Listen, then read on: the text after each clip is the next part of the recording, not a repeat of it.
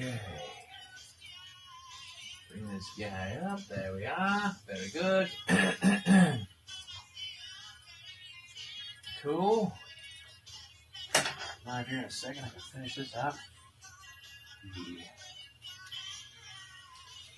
action news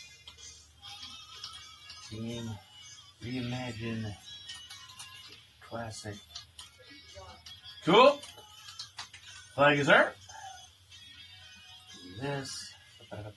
Pop culture, news, comedy, movies, puppets, entertainment, funny, dinosaurs. Dinosaur. Alright.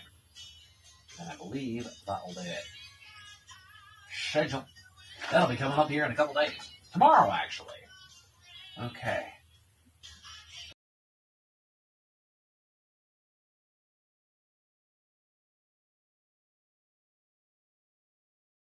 My account so that I can talk to you fine people.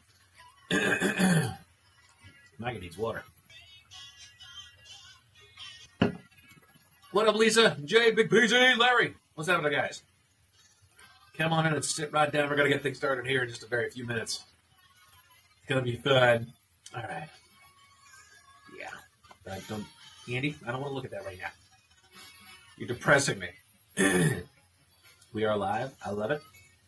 I love it. I love it. I love it. Where are you at? Come on. Where are you at? I'm going to do this. Can I just go? Yes, I can. Very good. I'm going to do this. I'm going to do that. I'm going to do that. And now we're live. Unanimous. All righty. We got Tim in the house. What up, the Craig? Dennis? Okay. Email's written. Stream is live. Hi, everybody. Welcome to the program. Come on in and sit right down. We're going to get things started here in just a couple minutes before we land this plane. We got a little Guns N' Roses over there on the red jet that we're going to get through before we land this plane. But for right now, how about a little bit of good news for you and yours? Some good news. The Sacramento Zoo is welcoming 3 hero rats who are giant African pouched rats that were trained to detect things like tuberculosis, landmines, and trafficked wildlife. Those are 3 incredibly different things. Hey, this is my hero rat. He can tell if you have tuberculosis. You can track trafficked wildlife or landmines. That's what he does. Visitors can see the rats in a new interactive habitat, and the zoo plans to feature them in daily demonstrations that showcase their scent detection skills. Not gonna lie, I kind of want to see a rat be like, careful over here, guys, there's a landmine. By the way, you got TB. What up, Albert? National Hot and Spicy Food Day. I like it. What up, Tommy? All righty. What up, Derby? All right. All right. Yoink. Okay. Some more good news for you. Over here, I got to take care of that guy. Oh, yeah, some good news. A Massachusetts rescue has dedicated itself entirely to guinea pigs and is caring for nearly 400 of them at its sanctuary in Salisbury, about 40 miles north of Boston. Apparently, there's a lot of squeaking. The owner says the nonprofit regularly takes in abandoned pets from across the country. Volunteers help feed, clean, and care for the guinea pigs, which often need to be adopted in pairs because they're such social animals. Guinea pigs getting some help. It's always some good news. Maybe they can detect landmines and tuberculosis and trafficked wildlife. What up, Tommy? Matthew, what's happening, bud? Happy Hump Day to you. National Lisa Day. Oh, no. They did spell it wrong, Lisa. Sad, sad day. UW-C. I dig it. Okay, last bit of good news, guys. 30 seconds. Olympic gymnast Jordan Child just surprised her favorite high school teacher during a reunion at her former school right here in Vancouver, Washington. Jordan credits Mrs. Gaines with helping her through a difficult moment when she was questioning whether to continue pursuing gymnastics. Jordan said that the teacher's advice to follow her heart stayed throughout her career. The reunion was part of a campaign by Upworthy and Donors Choose, celebrating teachers who make a lasting impact on their students. So there you go, guys. A little bit of good news as we drop right into the show, which we're about to take off here. 3. Bam. Good. We're going. We're live. Wait for the screaming. No screaming. All right, we're good. 97. Yoink! 97. Okay. Have you guys ever encountered a bad driver on the road? Have you encountered multiple bad drivers on the road? Have you noticed a pattern with the style of car that these folks are driving? More accurately, the make of the car. Is it a Chevy? Is it a Subaru? Is it a Toyota? Or is it a BMW? BMW. It says if you spend enough time on the road, you probably had some opinions about drivers based solely on what they're driving. A new report analyzed actual data from insurance companies and accident reports to come up with a definitive list of the best and worst drivers by vehicle brand. And here are the results.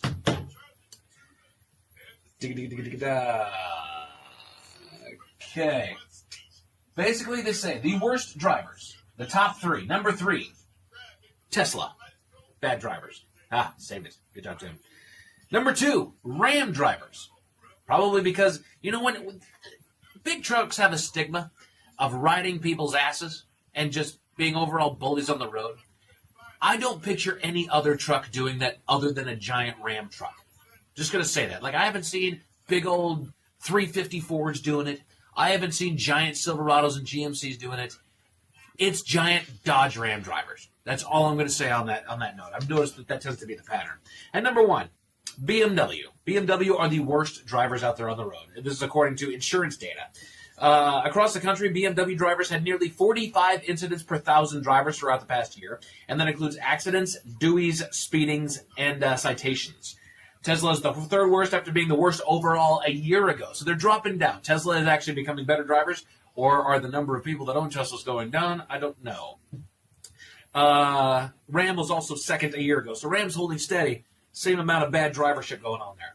Now, on the flip side, we have the best drivers. As far as what you guys think you see in accidents the least amount of DUIs, the last amount of straight-up citations. The top 3. Number 3 being Mercury. That's just because there's not a whole lot of them on the road, and if there are, they tend to be like early old people.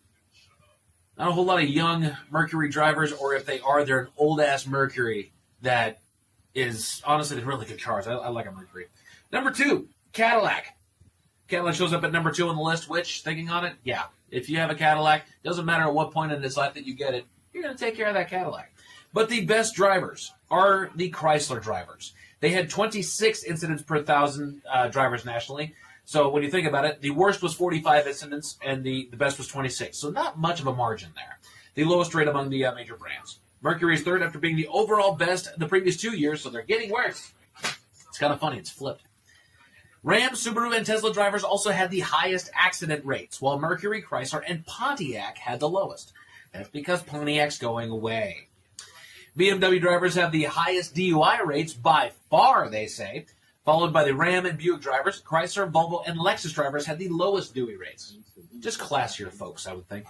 Where's Kia sit on the list? I'm not sure. I don't have the entire list here. But it does say Infiniti is the brand with the highest speeding rates. Infinitis, which makes sense. They're zippy little cars. Followed by Volkswagen and Mercury. Volkswagen, I think that's going to be the Golf drivers. There's some sneaky race car drivers in the Volkswagen world, so that doesn't shock me. And then Mercury shows up. I'm not going to speak to that because I just talked about how great Mercuries are. Lexus, Cadillac, and Chrysler had the lowest amount of speeding cars. It's because Lexus surprised me a little bit because you can get some straight up rockets with a Lexus, but Cadillac and Chrysler, you're not going to get up to speed with those. Overall, they considered 30 car makes, including all the major brands like Honda, Toyota, Jeep, Kia, Nissan, Ford, Chevy, Land Rover, and Dodge. And now, with 4.5 minutes left, people online are sharing which films have helped revive an actor's career. Just quick offhand there, Steve. Any particular careers that you feel have been revived by a single movie? Easy one. John Travolta, Pulp Fiction. John Travolta, Pulp Fiction. Don't see it on here. Really? Oh, there it is. Sorry, yeah, number 2. So he was a laughing stock for a while. Was Pulp Fiction after Carrie? By probably 15 years. Which he kind of played a douche in that. Grease, I'm sure, did plenty of damage for him. By Tyler. Saturday Night Fever. Yeah. And then that was kind of like the last big thing he did. Yeah. And because of the way disco was treated. When you brought up disco, John Travolta was the face of it. Sure. So he didn't really do anything wrong. He was just kind of the punchline of jokes. Gotcha. Then Pulp Fiction came out. Everyone's like, Okay. And then he did Battlefield Earth and went back, And went right back. Number 10, they go with The Wrestler with Mickey Rourke.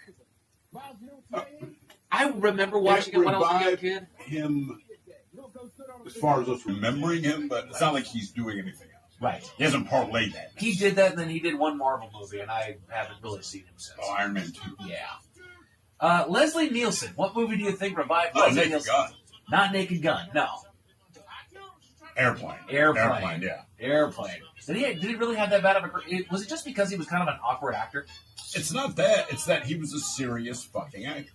Gotcha. So if you had seen him in anything up to Naked Gun, he was Anthony fucking Hopkins, right? Sure. And so he didn't want to do Naked Gun, but they said the reason you're going to be funny is because you don't change your character. So the fact that you say this inane shit in the character that everyone kind of knows you, then you realize you had great comedic chops. Talking about movies that single-handedly revived an actor's career there, Ted.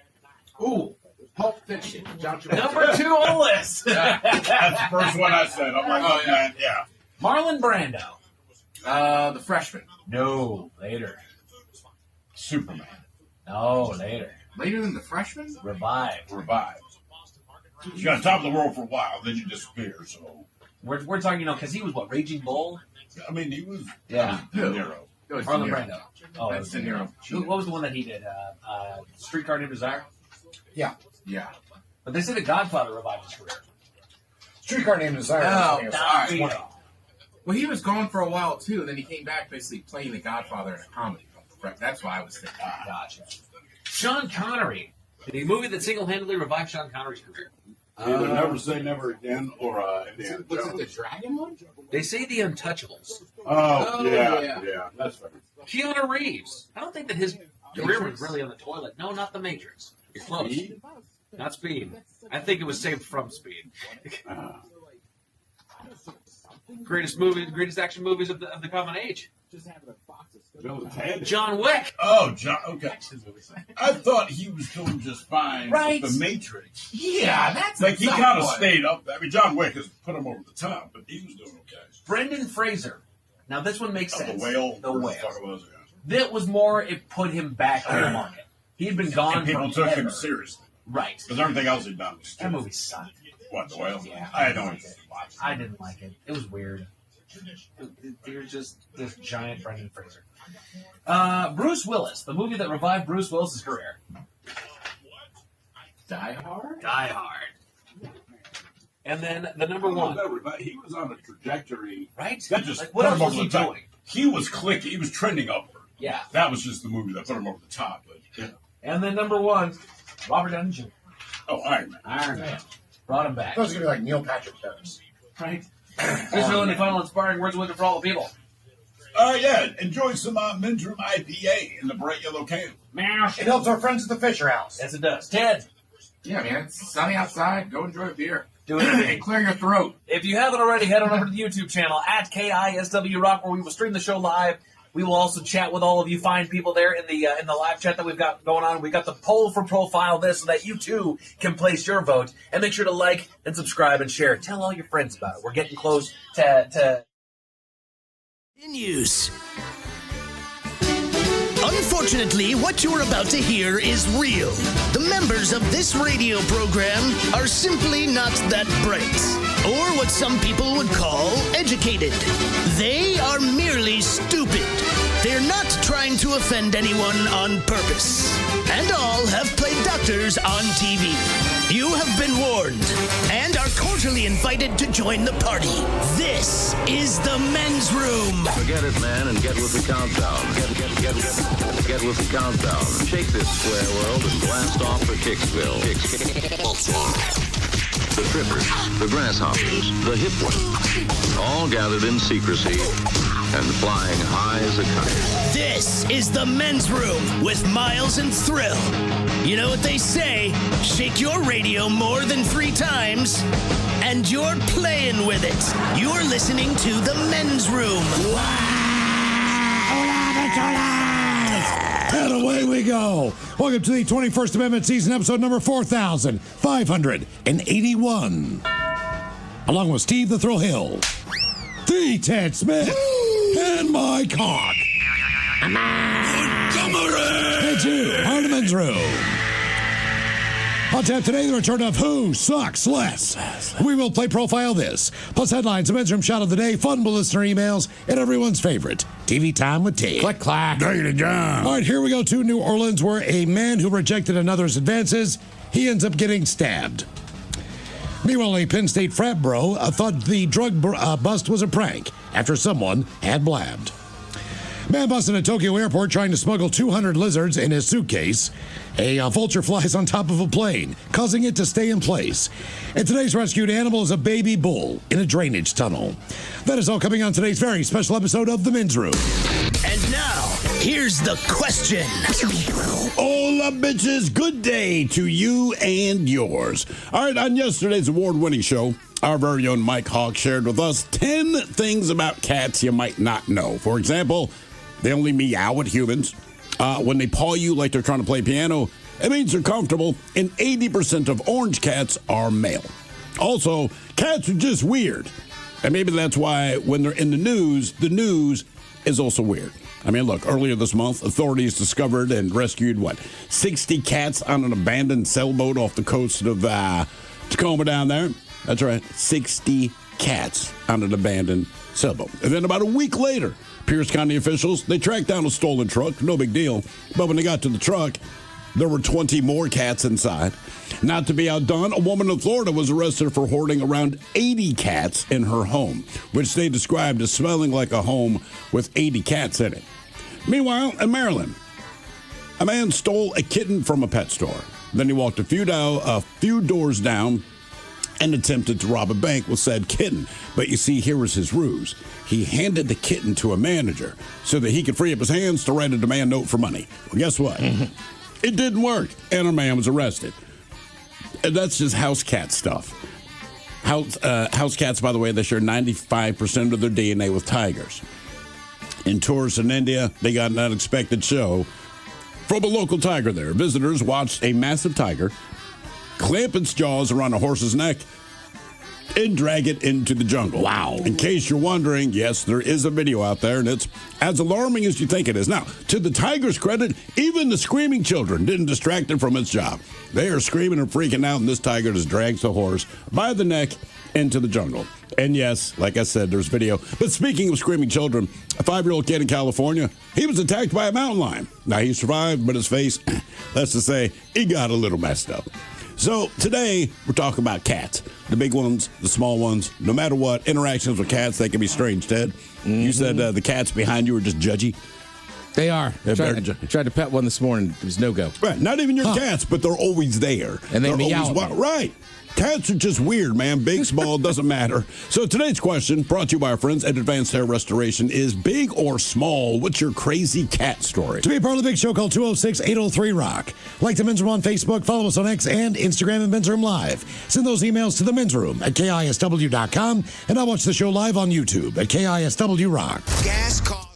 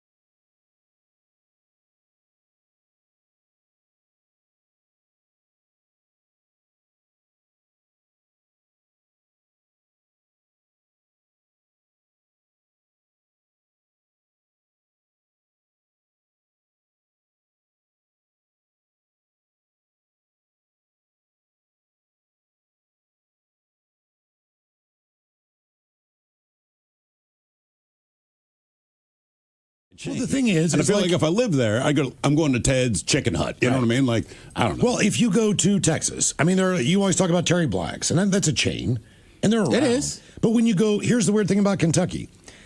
They really don't have a lot of individual fried chicken places. Really? Yes. I mean, they really don't. You can go to a Bob Evans and get fried chicken. Well, sure. You can go to a Cracker Barrel and get fried chicken, or a Popeyes, or a KFC. But they don't have, like, a place where you go. Like Ezel's or something like that. Exactly. Like a Ben's Chili Bowl in D.C., where you know what you're getting when you go there. Yeah. You know? They don't have fried chicken like that. They do barbecue in Owensboro. Sure. But trust me, my mom lives across the river. I love fried chicken. If there were fried chicken places in Pikeville, Lexington, Louisville, we would go. I mean, when you're there, you got to go. Do they have an inordinate number of KFCs, though? They do have KFCs. Yeah, I mean, it reps the name. But no more than they have Hardee's, which is a Carl's Jr. out here. Yeah, yeah. Or they have, the Wendy's or Burger King or any of that Sometimes stuff. you just want that KFC. You do. It just seemed ironic that the people in Kentucky went to Kentucky Fried Chicken. But I do like they left out a bucket of chicken and sweet tea. Mm-hmm. Yeah. That's very on brand. It really, really is. Well, they say black bear is the only species that can be found in Kentucky, can smell a potential food source from close to 20 miles away, and their ability to detect scents is 7 times more impressive than a bloodhound, 2,000 times higher than that of a human being. Now, they say their penchant for sniffing on a meal was highlighted by what transpired at a home in Harlan County on August 13th, which was the site of the bear break-in, linked to some leftover KFC. Now, according to WLKY, Kendra North and her husband decided to open the front door of their house on Wednesday evening to get some fresh air due to lack of air conditioning. They forgot to close it before going to bed for the night. Now, they also...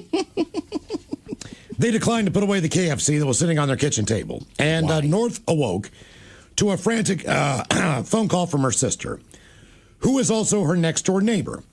Now, she called to say she saw a bear she estimated weighed about 700 pounds. Jesus. Emerging from their home in the morning. Her sister also said she was woken by the sound of shattering glass, which turned out to be the kitchen table that broke after the bear presumably climbed on it to snag the fried chicken that lured it inside in the first place. Keep in mind, this is her sister's house next door. Her sister and husband did not hear glass breaking in the kitchen. Right. They didn't hear any of this. Her neighbor's sister did and called her. Now, that story is that story. Here's where the story takes a weird turn. What this woman told Fox 56 News is she's a little sad, not over the broken table, not over the bear breaking into her home. She's sad over the KFC and warned people not to make the same mistake she did. Damn it. They planned on eating the food the next morning. Also, that was not the only bear they encountered that week. As they spotted a cub, she guessed tipped the scales around 300 pounds on her porch because she was making sloppy joes on a Friday night. I like where her head is at as far as food goes. Do they live just in the middle of nowhere? I like the fact. I'm guessing. That seems like a lot of bear activity. By the way, aren't black bears like the small bear? Mm-hmm. Correct. I did not know they 700 could get up pounds. to 700 pounds. Well, the ones down there do. Well, they're a little healthier in the They're Northwest. the same bears. They're the same You're bears right. that are found in parts of Tennessee, West Virginia, Kentucky, and No, I also, get it. I also didn't in know they got Maryland. that heavy. Virginia That's as all. well. Yeah, they're pretty big. The one I saw that the 18-wheeler hit, I mean, it had to be, I can't judge because the damn thing was in the grill. Right. Probably at least 500 pounds, 600 pounds. It was a big one. But I like the woman. She makes sloppy joes on Friday That's night. what I'm saying, dude. I like where the appetite If your woman called you and says, tonight's sloppy Joe night, you're like, oh, haven't had that in a while. That sounds pretty good. But the idea of leaving the chicken out, of leaving the mashed potatoes out, maybe it's, I don't know, their macaroni and cheese, could be their coleslaw, could be their baked beans, whatever it is, the idea is saying, hey, that will be there tomorrow, and we are going to eat that tomorrow, is the part of the story where I went, what in the hell's happening here? The flip side of that is they open the front door because they don't have air conditioning because it's hot. Yes. All right? So it's already unusually hot in your house, and you're still leaving your leftovers out intentionally. Sure. Saying we're going to eat it for breakfast. Like everything about that says maybe don't eat that chicken when you get up in the morning. So here's what we got. Fried chicken can sit safely at room temperature for no more than 2 hours. If the room or outdoor temperature is above 90 degrees Fahrenheit, that safety window drops to just 1 hour. So in other words, back to my picnicking idea, taking fried chicken, going someplace, this is a bad idea. Yeah. Because even if you get to where you're going in an hour, you sit down, you set everything up. By the time you get ready to go, you're close to an hour and a half, maybe 2 hours. That fried chicken's been in the car, whatever the deal is, that's danger zone. I mean, I've clearly eaten fried chicken from a bucket that's been out for longer than 2 hours. We all have. Just because it's like sitting out and you're just like, It's called tailgate. I'll go get, right. I wasn't even thinking about that. I was just thinking about watching a game at my house, but you're right. It's called going fishing. It's called taking that on a boat. Yeah. I mean, all the things where you think, like, okay, fried chicken to go. But I've never you're not taking it to your home. Left it out overnight with the idea that I'm going to eat it. I mean, at the point I'm going to bed, if there's leftovers, they go in the fridge. Right. And I promise you, it's been out longer than 2 hours, right? The danger zone, by the way, is 40 degrees and above. So unless you're in the middle of winter in a very cold environment. Put it outside. Even if it's 43 degrees in Seattle and you go someplace with a bucket of chicken, you got 2 hours. So keep that in mind. They say salmonella. If you're like me, you won't. I'm still going to give it the 4-hour window. However, again, I'm not going to go to bed on it, get up and eat it. Yeah. They say that. Even if you fell asleep, because maybe you had some adult beverages very quickly. Like, I think when you wake up and you go out, you put the chicken away. Or I get mad, like, damn it, right? They say as far as salmonella, it will double in number. As far as the bacteria, okay? Every 20 minutes in that range. So the bacteria for salmonella doubles every 20 minutes from that point on. How does bacteria procreate? I mean, is it like a sexual thing or is it just cells dividing? It's growing. It's actually growing. Like you could see it in a petri dish and it would be just 20% more. They say the bacteria can grow to unsafe levels even if the chicken looks, smells, and tastes just fine. Here's what they say. Discard any fried chicken left out no longer than 2 hours or 1 hour on high heat. Throw away chicken left out overnight, which obviously maybe the bears saved them from being sick for a week. Or the bear's out there puking his guts out. By the way, you might think you can reheat that chicken in an air fryer. That is not going to destroy the toxins produced by the bacteria that have multiplied at room temperature. So there you go, okay? Yeah. So it's not the fact that the bear broke into someone's home. Well, if you leave your door open with a bucket of fried chicken in a place that has bears, I would fully expect the bear to walk in. I know they meant to close the door and forgive it. But again, your plan was, hey, Ernest, leave it on the table. Sure. That way it's ready to go when we get up. Look, I love, I'm an apologist for fast food. I like McDonald's. When you walk into McDonald's, there is a McDonald's smell, all right? Yeah. I can't identify what food item that is coming from. All of it. I It think just all collectively. kind of has that McDonald's smell to it. Yeah. Whether it's the fries, the burgers, whatever it is. You walk into a Subway, if they're making bread, you smell the bread. If you walk into a Kentucky Fried Chicken, you're smelling the fried chicken. Without a doubt. I mean, that is the smell, man. So I understand. Like, I've come back to my grandparents' home and they've got a bucket of chicken. You walk in, you're like, oh, man, game on. Yeah. You can smell it as soon as you open the door. So I get why the bear would be like, ooh, Kentucky Fried Chicken is probably the best meal. That bear has never eaten that well in its life. Yeah. The herbs, the spices at 11. 11, yeah. 11 herbs and spices. Fried chicken's also one of the worst foods to kind of reheat. It never comes unless back you have an the air same. fryer. Yeah, but even with that, I don't know. Like the crust of it when it's fried is just different. Especially with Kentucky Fried Chicken because it's so greasy. It's just, it gets so heavy and so laden with that even when you reheat it, and God knows I've tried it many, many times, I'm not saying I don't eat it, but it's not, I'm not as happy the second time. Here's not what the same. Here's what my uncle lies. He'll buy fried chicken, eat a piece, but he'll buy like 3 or 4. He likes his fried chicken cold and in the morning. I don't mind that either. Out of the refrigerator. He doesn't even heat it Seems up. crazy. Really? That's how he likes it. Yeah. You don't do that? No. Look, man, I eat it hot when we get it, and I eat it cold the next morning. I don't warm I don't it back even up. think about reheating it after that. No, I'm going to warm it back up. I'm just Okay. not going to be as happy with it. All right. I'll eat that. I'm happy eating that cold chicken. Like I said, looking at your air fryer going, damn it, man. Well, like, you know, some grocery stores, if you buy like baked chicken pieces, Yeah. like I feel like cooking those, reheating those in the air fryer is great because it almost Baked. gives them a crisp. But fried chicken, I just feel like that batter, you got to eat that when it comes out. Well, you had, probably a month ago, you had some of the condiments that go bad first on Ted's Meat and Potatoes. Oh, yeah. So even if you looked into your refrigerator right now, and some of those were things that you don't really think about as far as how often you use them. Like, for an example, soy sauce. It goes bad in just a few months. Which is crazy. I'm pretty sure I've had my bottle of soy sauce, which is probably one of my only glass bottles other than a couple bottles of hot sauce, at least 6 months. Oh, yeah, guaranteed. Man. Longer than that.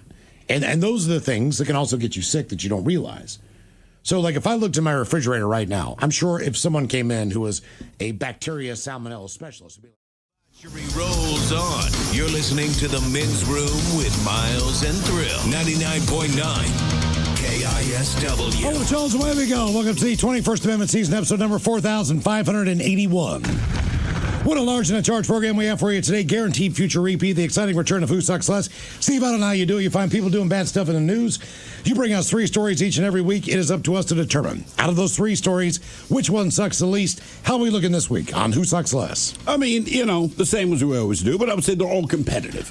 Okay. I don't think there's a clear-cut winner. Is there a theme? Yeah, I guess unnecessary violence, maybe. Ooh, okay. Unprovoked and unnecessary violence. Okay. That's probably the best way to put it. Random? One of them is definitely random. One, I understand what provoked them. It just should not be something to provoke you. And the one of them, you just say, what are you doing? You just suck as a human being. Okay. Who Sucks Less is coming up at 4:30 on the program. Also, for you today, we have a chance for you to win a $500 gas card. And that comes courtesy of our friends at River Rock Tobacco and Fuel, and thanks to Angel of the Woods Casino Resort. So here is the deal. We're going to give you the, quote, secret word at 3:20. You text that to 20357 for your chance to win $500 in absolutely free gas. And now's a great time to hopefully win that prize.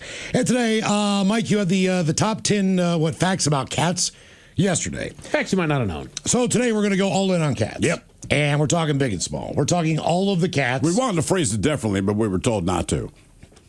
Well, I mean, all about the kitty. Yeah. And that's what we're talking about today. I don't think we've ever done a show about cats. No. This is our first cat show. It's a cat spectacular. Yes, cat We were predicting a higher number of female callers.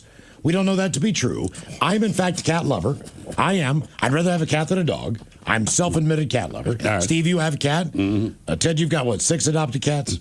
I have the neighbor's cats like my patio, or my little patio thing. They like to watch you. I guess. That's what cats do. And if I cook, the one cat's always there. Well, have you made friends with one? I tried this morning. The cat does not seem to want to engage me, but again, will sit outside my screen door and meow at me if I'm not looking. Are all of the cats from the same owner? Yeah, there's just 2 of them, correct. Just 2. But they're breaking in this new one, so I think eventually me and Daisy will get along. All right. Mike, how many you got? 3? I got 2. You got 2. Down to 2. What are your cats' names? I got Lucy, who's my oldest cat. She's 9. And then I got Dominic, who we grabbed 2 years ago. How many cats have you had in your lifetime? Ooh, okay. We had 3 at one point, 2 beyond that, so 5. 5 cats. How do you know the age of your cat so quick? I was thinking out Rainbow Janet. I'm like, I don't know.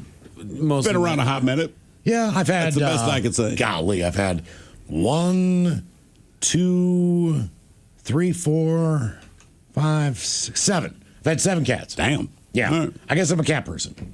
I guess. 1, 2, 3, 4. 4 total. Does that include the 2 flea-ridden cats in your apartment in Baltimore? Yes. Okay. That includes that. And were they strays that came your way, or did you go and adopt the cat?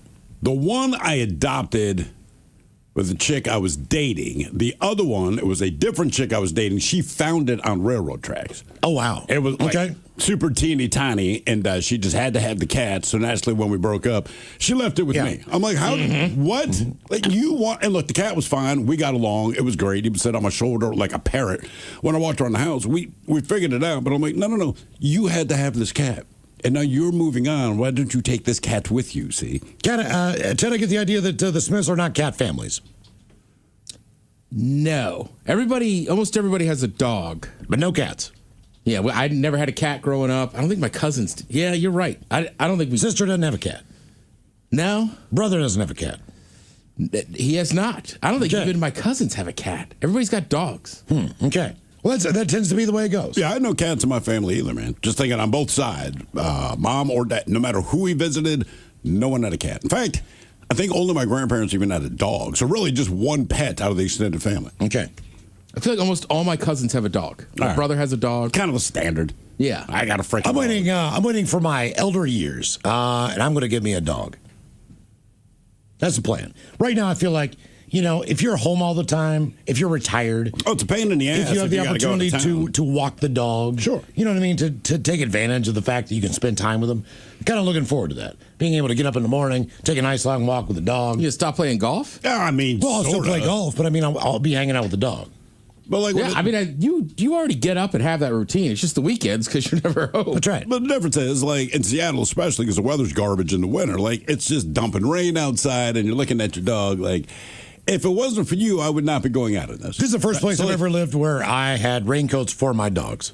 Yeah, I won't do that. But still, I do. I know. I did. I get it. Some people do. Well, they wouldn't go out unless they had the raincoat on. I swear to you. No, I believe it. Yeah. I believe it. But my dog, I'm like, hey, man, if you poop in the house, we have a problem. So I don't care if you get wet. You're the one who needs to do this, not me. And I'm out here with you. So you get to suffer with someone. And in the end, I'm the one picking up a pile of S. Right. Not you. Yeah. I've been on. Yeah. It sucks for me. I would I love to have. think that girl that had the tiny little papillon, I got into putting jackets and stuff on him. It was kind of fun. Yeah. But he was so Did you do a little dress up? Yeah, I got him Maryland stuff. Okay. He was geared out. Yeah. I would like to, the first time, some of the freakiest stuff I've seen is when I moved to Seattle that I never thought I'd see.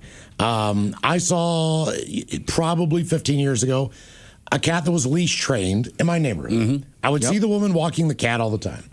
And I'd never seen that. No, because most people don't do that. And I cannot believe that a cat could be leash trained. I think if you do it from a kitten, if you can get the cat when it's a kitten, you can pretty much get your cat to do what you want. If you get a cat that's like 2 years old from a shelter, it might be friendly and all that, but I don't think there's a whole lot of new tricks that's going to try to learn to impress you. Yeah. I did, when I was training for Rainier, here's another bizarre one. Training for Rainier, I'm up there, Mount Washington, pretty big mountain. Yeah. So that's why I was doing it as a training hike. And I'm coming down the mountain. I'm absolutely wiped out. Coming down the mountain. When I come. Here we come in. Down the mountain. When I come. But so I'm walking down the mountain, kind of dazed out of it. Had a little snack at the top. I'm like, I just need to get back to the parking lot. Walking down the trail, and here comes this cat. All by himself. And I look at him and he meows at me, and I'm like, hey, buddy. What, like, and I'm up pretty high. I'm like, what are you doing up here? He's like, meow. He walks right between my legs, does the quick, I'm going to brush my body up against yours. Hey, you're going to smell like me, bro. Get the quick rub in. And then he just takes off and starts going up the trail behind me. And I'm like, wow, that's kind of weird. Or maybe he's got a routine, man. Well, the cat had a little bell on it, all the stuff. It had a collar on. He wants to hike. Right. Like, ooh, yes. I'm summoning this one. I go, so I think dude stared at me. I think I'll walk for like another 10 minutes down the trail. Yeah. 15 minutes down the trail. I pass this couple. Dude stops me and he goes, hey, do you see a cat? And I was like, yeah, actually I saw him way up near the top. He's like, yeah, man, he can't wait. He's impatient. He'll be up there sitting waiting for me. Nice. And I'm like, the cat knows the trail. He's like, yeah, we do this quite a bit. And I'm like, so what does he do up there? He's like, I don't know. I don't think he can wait for us. So He just likes going up. He like takes off and just goes up to the top of the mountain. And I was like, huh. I could just never imagine. If I had a cat in the woods, I would never find a cat again. No, it'd be the gone. cat would be gone.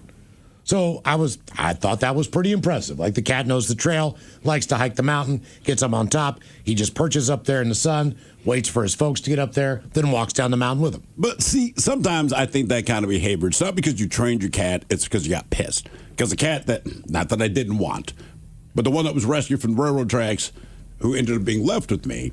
So based on my radio schedule, I get home at night and I feed the cat and do all the rest of this, but I was on the bottom floor. So the sliding glass door was open.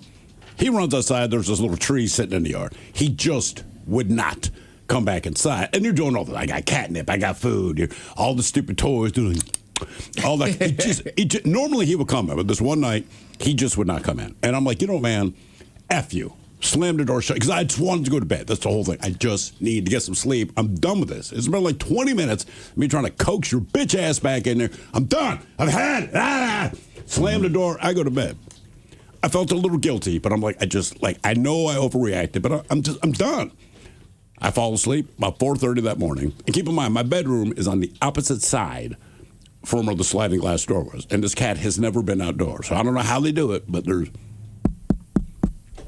And I opened up my curtain. There's my cat. Meow. I'm like, all right, man. So I open the window. He jumps into bed with me, goes to sleep. I'm like, okay, cool. I'm glad you're back. Sorry I blew up. Whatever. Next night I get home. We go through the same routine again. I'm like, come on, man. Just get back in the house. He won't do it. Slam the door again, go to bed.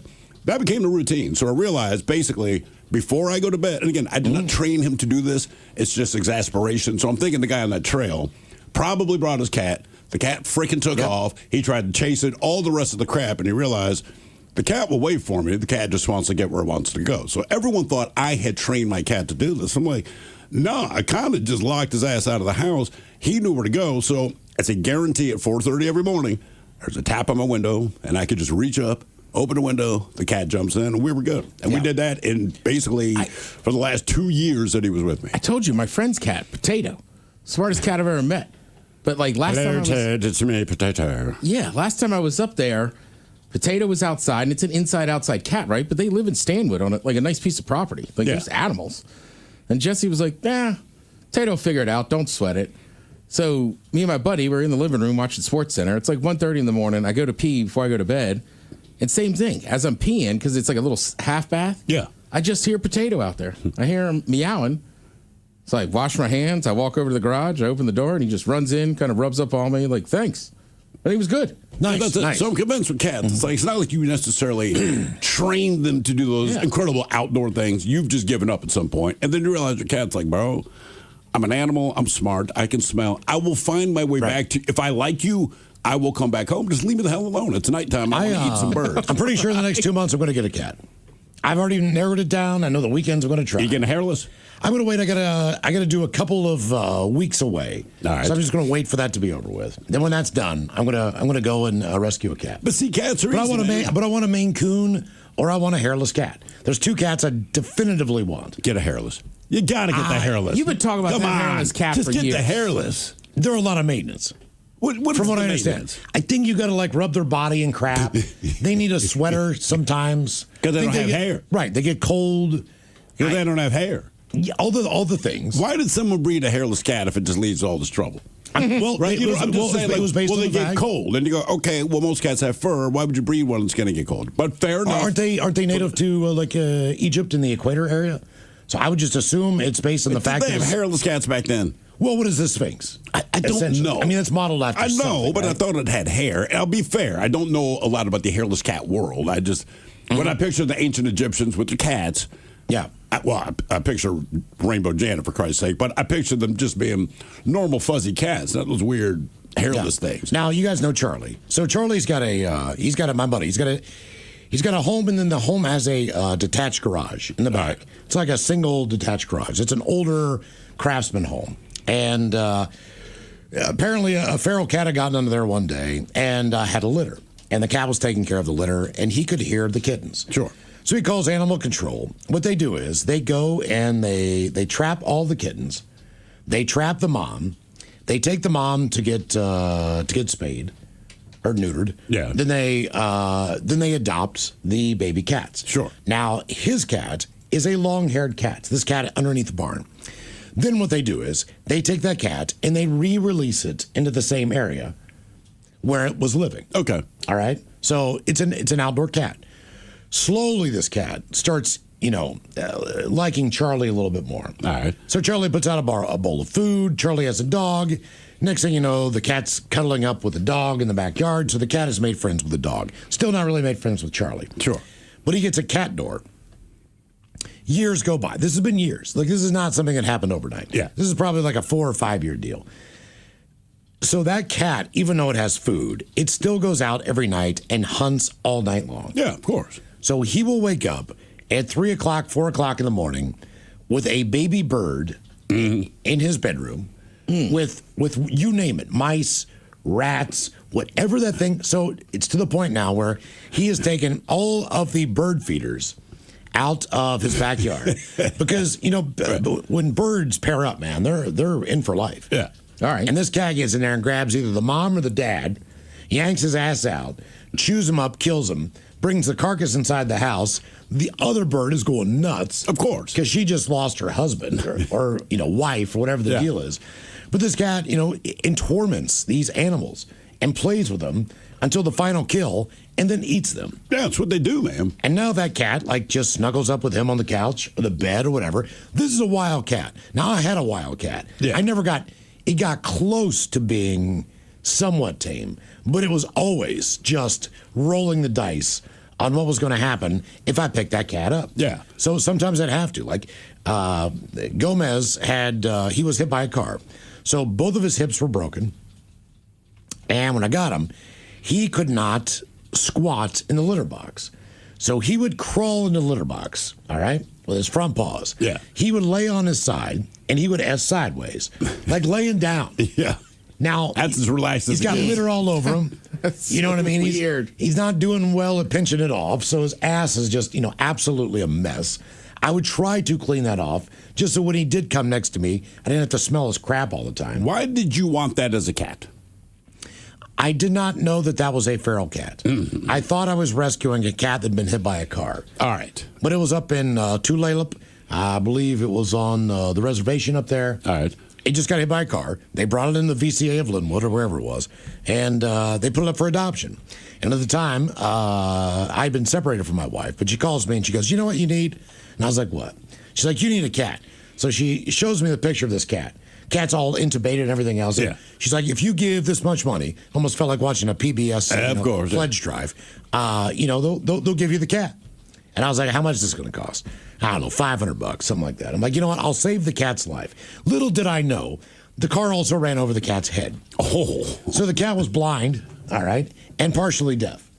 So now I got a blind, partially deaf, razor blade attack machine. Right. Scared of everything, living in my home.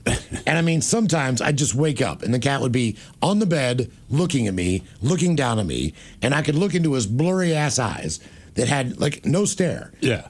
I mean, you couldn't see anything. It was just like looking into an abyss. And he'd be up there and like, "What, Gomez? What are you doing?" He'd go, "Meow." And I was like, it was demonic. And I was like, "What, dude? What?" I'm like, "I know you have food. I know you have water. What is it?" And I want to kill you. And he would just sit up there and go, "Meow." And I don't know, it was weird. So whatever happened to his throat and his vocal cords, he was not meow, meow. He was meow. And I'm like, it was just like, anytime he meowed in front of somebody who had never heard him meow before or didn't know that cat, they're like, "Jesus, man, what is that?" I was Sounds like, evil. That's the demon seed that lives with me. Yeah. Like this thing, got a hold of my face, bit into my nose, just absolutely destroyed me. I mean, I got bitten so many times by that cat. That is not good to be bit by a cat, by the way. No. Like as far as diseases and everything else. Yeah, we know. That thing would just tear me to shreds. That's why a cat would not be in my home.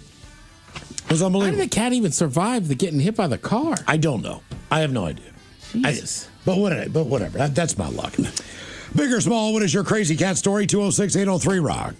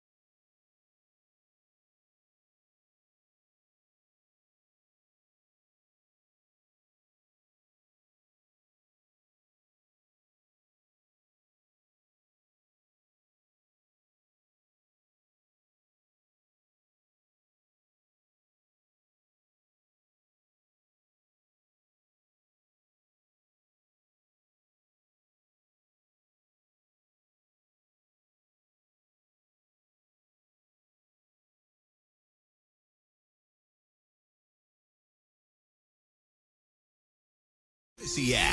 From the Pinkies Plumbing Studio, you're in the men's room. Text the guys at 206-803-ROCK. Our question, what did you know damn well that you shouldn't have eaten? 206-803-ROCK. We talk about now the outbreak of salmonella that's expanding in the U.S.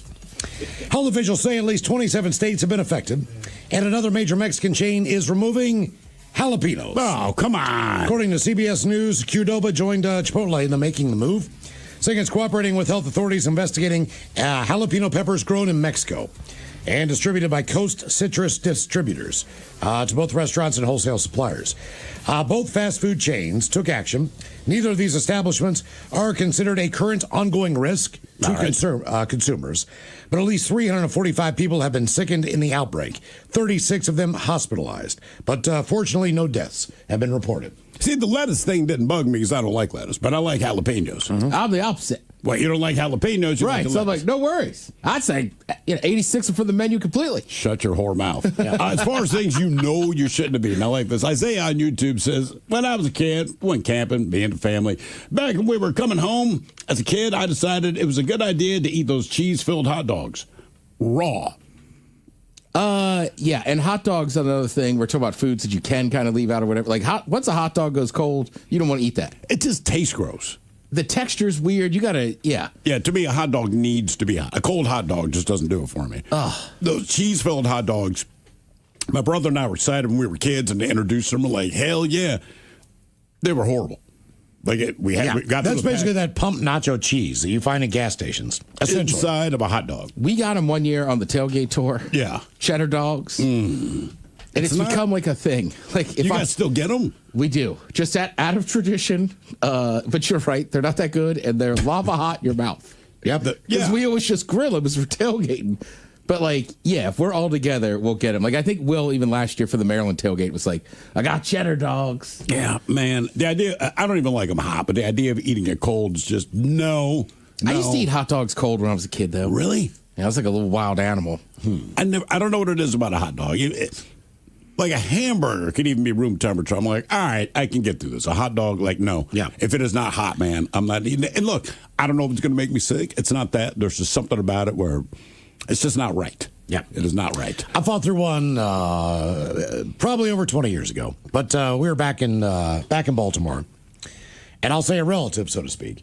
Now, the person who normally made Thanksgiving dinner, they were sick, I mean, like for days. Something was wrong. So everything got shifted to a different relative's home.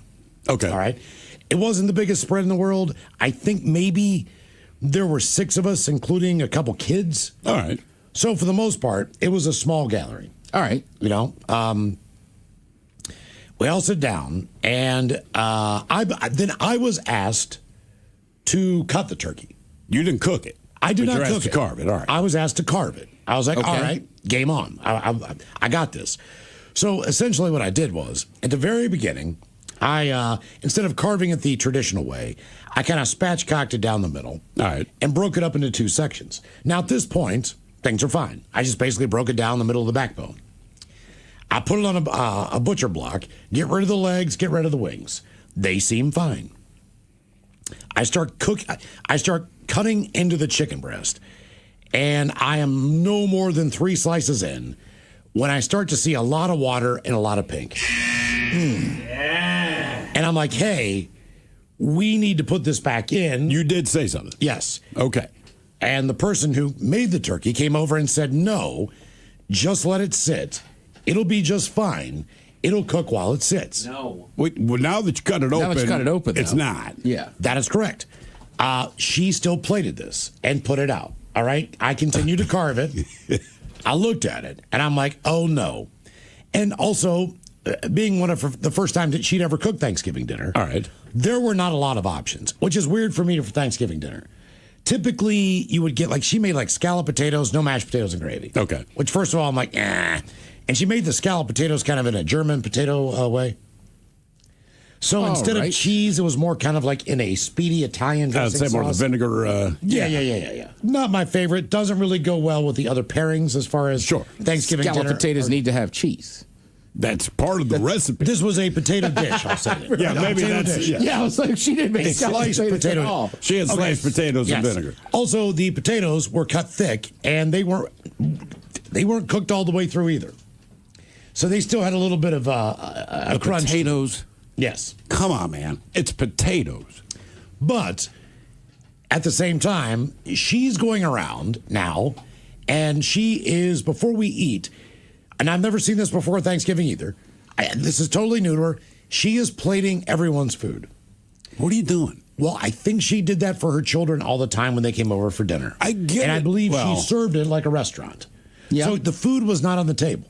The food was not on the counter for you to go and get. She plated everything and put it back in the oven or whatever, which was different for me. But you did not have a call. Like if you like dark meat, white meat, didn't matter. Doesn't got what you got. Yeah, you which is weird. Okay, that for that meal it is. Yes, if you were not a child like under the age of 10, I don't understand that. Right. Right, it's usually buffet style or you hand stuff around to each other. And the reason you do it for your children is because you know what they will and won't eat, and to avoid it, you just give them the 2 freaking things they're going to eat on Now, Thanksgiving. not only do they have those potatoes, they also had sauerkraut. Sauerkraut's fine. Yeah. I don't mind it. Some people have it for Thanksgiving. It's not my traditional go-to side dish, right? That was also a part of the meal. Cranberry sauce and something else. Basically, the turkey was the main event. Yes. Where the turkey is not necessarily the main event for Thanksgiving dinner.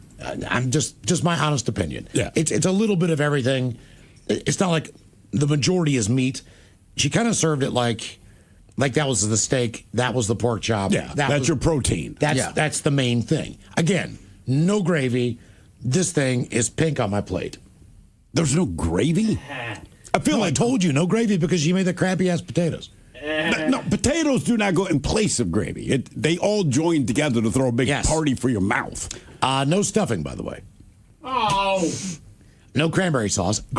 Look, I don't get excited about cranberry sauce, but I will always take a quote dollop or a scoopful. Right. Yeah. Just to have on the side of my plate. So this is what I'm looking at. Oh, and steamed broccoli. So this to me is not Thanksgiving dinner. There are guys in prison that had a better Thanksgiving dinner than Yeah. I'm not even kidding. Right. And I'm looking at my wife, and I'm like, I'm looking down, and she was plated a piece of turkey that was on the outside of the breast. So hers is white.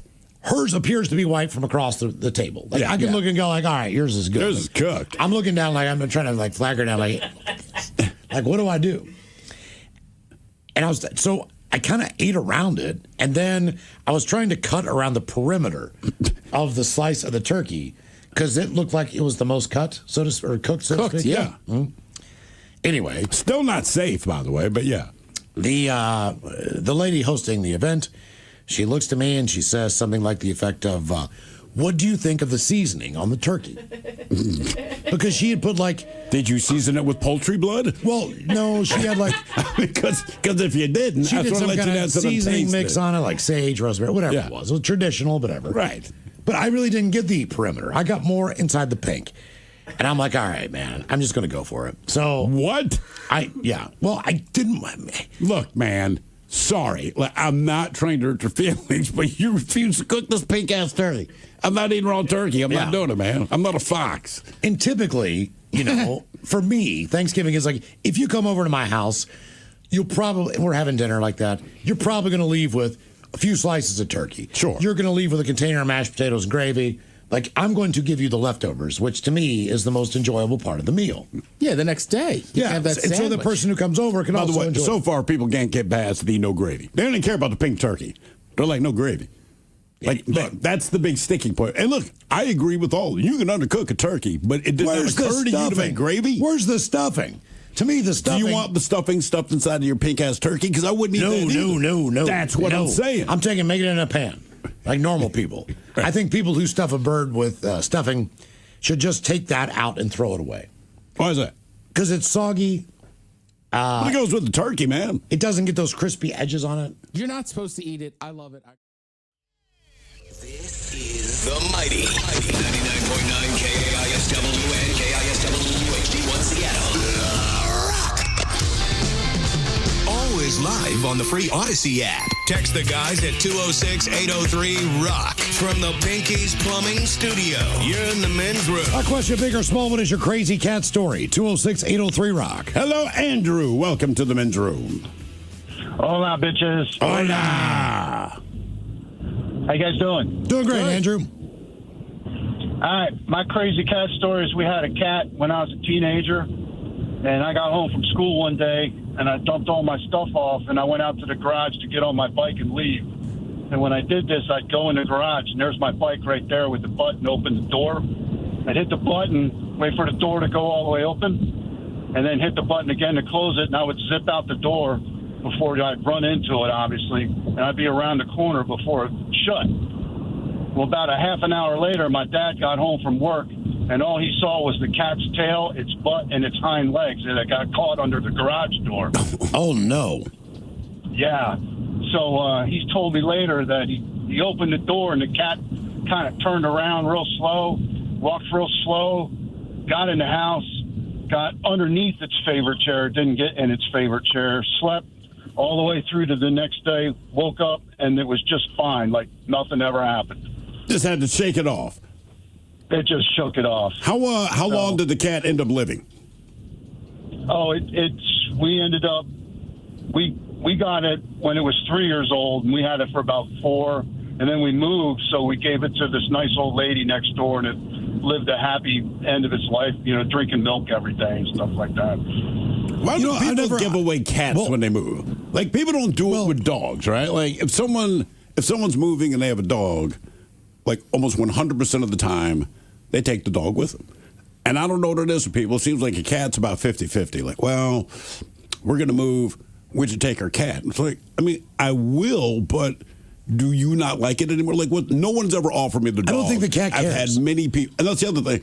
Cat, like, your dog's going to freak out in a new place, right? They got to go through all their stress management or whatever. But, like, this cat doesn't care to take the cat with me. Like, said the girl I dated. Had that been a dog instead of a cat, we probably would have had to fight about who got the dog because there's just something about it, right? There would have been no question. Or she would have just taken off with it because that's how things work. The cat, she's like, no, you can have it. I'm like, okay, listen, you rescued this thing and brought it home. You love this thing. As you say, this is your little guy. He's your little fella. You can't wait to see him when you're at work. As soon as you get home, you want to scratch him. And then as soon as you're going to move, like, yeah, I don't need that. Right. I don't know what it is with cats, man. I'm with Miles. I feel like cats just better. Whereas the dog, I feel like the dog would just sit at the door whining and would never. Well, the dog feels like a part of the family. I don't know if the cat does. Or are we just putting it on them? Well, I think the cat feels like it's part of your family. As expressive as a dog. They're not, but then when you move, the cat's like, oh, I guess I wasn't part of the family. Because, I mean, no one's ever just said, hey, man, we're moving. Can you watch my kids? Like, no. Man, I know Bernie stole my cat and gave it to his daughter. Yeah. The guy who smoked crack below me in the apartment in Baltimore. Oh, yeah. The cat jumped off the balcony. There's no way that cat, there's one of three things could have happened. Either I got hit by a car on the interstate, which I don't believe. This was my cat, Big Kitty. Yeah. I'm pretty sure he took that cat, number two. Or there's a chance that an animal could have gotten to him. Because I'm pretty sure my daughter's cat, Cola, succumbed to a coyote in Edmonds. I can believe that, yeah. But the weird thing is, you watch videos, cat will attack a bear or go after it if it comes in the backyard. I don't know how the hell the coyote has the power. Because it's no more than a dog. Or the swiftness. You know what I'm saying? To take the cat and kill it. I don't know. Maybe it's a bitch-ass cat. 'Cause I'm telling you, man, my neighbor's cat, they got that big outdoor cat. He doesn't do much. But he just has a look on his face that honestly, the vibe of this cat, when it's looking at you, it's just like, I wish a bitch would. Now, keep in mind, there's coyotes in the neighborhood. And I know they've snagged a couple people's pets. This cat is always outside. I don't know how it's still here. Or even when it looks at the coyote, like, do your thing, brother. See how that plays. Game on. Big or small, what is your crazy cat story? 206-803-ROCK. Hello, McKenna. Welcome to the men's room. Hola, bichola. Hola. So my husband and I have had a cat since for about 10 years now. And he was probably about 3 or 4 when he started to kind of act up, and we were kind of not certain what was going on. We decided to take him into the vet and make sure everything was okay. What do you mean act up? Like, what was he doing? He was, have you ever heard a cat, like, cough up a fur ball? Sure, yeah. So he started to kind of sound like that. And so nothing ever came up. And we're like, okay, why is he still kind of hacking up? Like, nothing's coming up. He's not throwing up, no fur ball, no nothing. So we said, all right, let's just take him in, make sure he's okay. So doctor was like, well, we have this cream that you can kind of rub on his mouth that will eventually get into his system and he will throw it up. Did that, didn't do anything. We took him back in. They said, all right, let's do some further testing. Let's check his lungs and see if there's any fluid on them or anything. We want to rule out some other things. So they did an x-ray. Lungs were completely clear. Everything was fine. And for some reason, the vet decided to diagnose him with walking pneumonia. Okay. I had never heard of that. That was kind of weird. And so I said, well, what are we supposed to do with this? He says, we'll give him a shot. We'll give him a couple meds for him to take home. He should be good in the next few days. Sounds great. A few weeks later, same thing happens. He starts hucking up again. Nothing comes up. He's normal. He's eating. He's drinking, playing. Take him in. They said, all right, well, let's do another x-ray, see if there's fluid. Nothing. Again, how much does this cost you so far, by the way, for you to keep going in for the doctor to say nothing wrong with this cat? Quite a bit. We were very, very poor. We were newlyweds at the time. We kind of had to ask my parents for some help because, you know, we didn't insure him at all or anything. And it was getting kind of scary. And so our parents were awesome and helped us financially, thank goodness. That was also another concern. He was the runt of his litter. So we kind of figured maybe there's something going on because of that. Eventually, we did have to take him to an emergency vet in the middle of the night because he was hardly breathing. And they were like, okay, we're going to keep him overnight, do some studies with him, get him on oxygen. His oxygen is scary low. You know, at the time, we're panicked, and thousands of dollars are already racking up. And later that day, they finally called us the next day. And they said, okay, we find out what's finally wrong with him. He has something that's called feline asthma, which is asthma to any human. So we said, okay, well, what is that? Never heard of an animal having asthma. And they said it's very common, especially with him being a runt. His lungs are just a little bit smaller. Did you say if it's very common, why did it take you this many visits to figure this out, man? It's cost me thousands of dollars for you to tell me, oh, it's super common. Hey, he's got asthma. That's exactly what we thought. Well, that's why we thought our other vet we had taken him to previously just kind of didn't know what he was really doing. Okay. That's why we ended up in the emergency room with him, because we're like, maybe we can actually get some answers. Well, what do you do when you find out that your cat has, I mean, do they have an inhaler or something? Yes, he has an inhaler. I was like joking. A normal human one. Okay. No, I'm dead serious. How do you get a cat to use an inhaler? Dude, cats don't like you trying to do anything to them. I can't imagine trying to take an inhaler to You know Rainbow what? Janet. We thought the same thing. We said, well, good luck with that. He's going to pass away because he'll fight us with this. What it is, they recommended is getting what's called a child spacer for kids that won't inhaler. All right. It goes over their nose and their mouth. And then the other end of it, you stick the inhaler in, and you just press it a couple times. And he just sits there, and he just slowly breathes it in. Huh. He is so good with it and does not fight us because he knows it helps. Okay. And I'm just thinking that, look, there's, on several different occasions, we've had to give our different pets pills. And with the dog, it's as easy as rabbit and some turkey. The pill's gone, right? There's just no question about the cat. It's like, it becomes a thing. You know, at some point, my wife's screaming for me because her wrist is bleeding, and then we got to find the cat and pull it from behind. And I'm like, look, we're trying to help you, and it does get to the point, because I'm quick to be like, well, then you're going to die. Okay. Right? If I'm fighting you this much to give you Medicaid, you're going to die. I will say, much like your cat, I had pneumonia when I was like 14 and had one of those inhalers. Oh, yeah? Oh, yeah. Oh, wow. Sure, yeah. Okay. So how old's your cat Was it now? hard for them to get you to use it? Well, no, I was 14. Okay, I didn't all right. use it. And you said your cat's still alive? Yep, he's still good. He just turned 10 the other day. He's doing great. And, Could you trim his nails? Yes, he sits in my lap, and my husband cuts his nails because it scares me, and he's good. You have to feed him treats. I had 3 cats. I could cut their nails. Really? Just press on their paws, cut them. They'd be like, no big deal. No, I get it. My cat's like, try it again. I will kill you. I will kill you. Or at least I will try it. And look. That Maine Coon I had would just lay on his back and be like, cut me. Really? Yeah. Brush me. Do anything you want. I don't care. It's like a big rag doll. Rainbow Janet's pretty good with most things. Like, I can grab her by the belly and do the rub down and all. She trusts me. But if you try to clip her nails, she's like, we're going to fight. And I'm convinced she has a gun somewhere hidden in the house. I mean, the look she gives, she's like, no, I will shoot you. Big or small, what is your crazy cat story? 206-803-ROCK. Hello, Susan. Welcome to the men's room. Hi, hola. Hola. My cat, it was a rescue cat, a rescue kitten. I rescued her. He was in the bottom of a van that was buried in a friend's backyard. And the mama kitty had abandoned him because the raccoons were eating him. Oh, they were killing him. And I rescued her from the van, and he almost died. It took 4 days to get her to finally eat something, and that I had to go to the girl across the hall from me who was breastfeeding, and I got breast milk from her, and that's how I kept her alive. Did you pump it by hand? No, but she did. I would have. What is that? Was it a weird ask when you're like, hey, man, I know you got some of that mama juice flowing through you. Could you hook up my cat? Or was she just sure? It was a little odd because, she was pumping for her baby, and I was like, well, you're stealing the milk. Can I get just a little bottle of that? Do you know what? She was pumping so she could have like a vodka later. Yeah, exactly. Not for your cat. Yes, exactly. How long was your cat drinking her breast milk? Actually, just the one jar got her started eating, and from then on, she was okay. She would take formula. Is she okay now? But, she's passed away a long time ago. Okay. She was killed by a wolf. By a wolf? Where do you live? Yeah, Yes, I up on Index Mountain. I was at a friend's house, and I had her on leash. I kept her on leash all her life, and she had to go to the bathroom. She was full-term pregnant, and he needed to get out to go, and I let her out to go, and he had a wolf. Who had a wolf?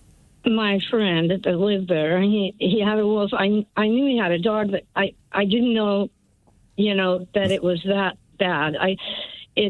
She got out to go to the bathroom. She went underneath the truck, and I hadn't paid any attention. And when I went to get her to come back to me, she wouldn't come. And I pulled the leash, and when I realized that I couldn't pull the leash, I got down on my butt, and the wolf had her underneath the truck. And I started kicking him in the head, and his owner got a stick, and my husband grabbed him by the tail, and we got him out from under there, but we couldn't get her out of his mouth in time, and she passed on the way to the vet. So you're tugging on the leash, and when you're tugging on the leash, that dead weight on the other side is the wolf's jaws clamped onto your cat. Yes. Jesus. Yeah. And the neighbor just had a wolf as a pet. Yes. What happens at Index? Like a wolf dog? Because I know wolf? for a fact that wolves have been introduced in Washington. But that's been within the last 10 years. Yeah, but this is a pet, so that is one has nothing to do with the other. Yeah. Yeah. Yeah. I will say I have rented an A-frame on that mountain. There's wolves out there, Ted. It is strange. And you also mentioned that Mama Cat initially abandoned Boob Milk Cat because the raccoons were eating the babies. How many babies did the raccoons eat? There were 5 originally, and when I got there, he said there was only one left in there, and I went and dug it out. It was feral. It was really tough to get her out of there. I named her Gizmo, and she was just an awesome cat, though, and I kept her with me all the time. I had to prompt her to get her to go to the bathroom because she didn't. That's what mamas do, I had to put her in the sink under warm water, so she went to the bathroom with me all the time. Whenever I went, she went into the bathroom with me. Everywhere I went, Did she go to the bathroom in the sink while you're using the toilet? Well, no, actually, she would sit on this little table I had in the bathroom, and she would groom my hair while I was going to the bathroom. She would look in the mirror, and she would groom my hair. And if I tried to pull away, she'd pull my head back over there, and she'd groom my hair. Well, one day she was doing that. I got up to wash my hands, and I'm washing my hands, and I turned the water off, and water was still running. And I'm like, what is going on? I turned around, and she was using the toilet. Huh. She actually started using the toilet. My son said I was crazy until I was at his house one day, and he heard something in his bathroom. He thought I left the water on, and he went in there, and she was using his toilet. He went, Mom, I thought you were nuts. I thought you were a crazy cat lady. That is awesome. I mean, think about how much money you save. Isn't that a your time? I mean, I can use my cat's litter box. No one gets excited when I do that. Was your cat Mr. Jinx? Who's Mr. Jinx? Well, no. Remember Meet the Parents? That cat used the toilet. Yeah. She was a lot like that, though. They called her, my neighbors called her Satan's daughter, because he used to go out to work on his car in the parking lot, and he would wait until he was underneath it, and then she'd get on top of the motor and start kicking grease off in his face. Or she'd wait until he was working on the top end of the motor, and she'd jump on the hood and smack him in the back of the head. All right. Okay. I'm kind of liking this cat more and more. I did not expect that it would die by wolf. Wow. That's do you think her ringtone is What is a wolf? Is there a wolf dog? There's a wolf dog. Right. But it is pretty close, and they are massive. So I'm guessing huge. it had to be a wolf dog. Either way, your cat stands no wolf chance. dog. Yeah. There you go. Wow. Yeah. No thanks. I want to say Clint Dempsey had him. Did he? It was like a big thing when he moved here. Like, he had a wolf dog. He seems like a guy that would have a wolf dog. Yeah. Yeah. The more money you have, the weirder your pets are. Yeah. He's also from a tough part of, like, South Texas.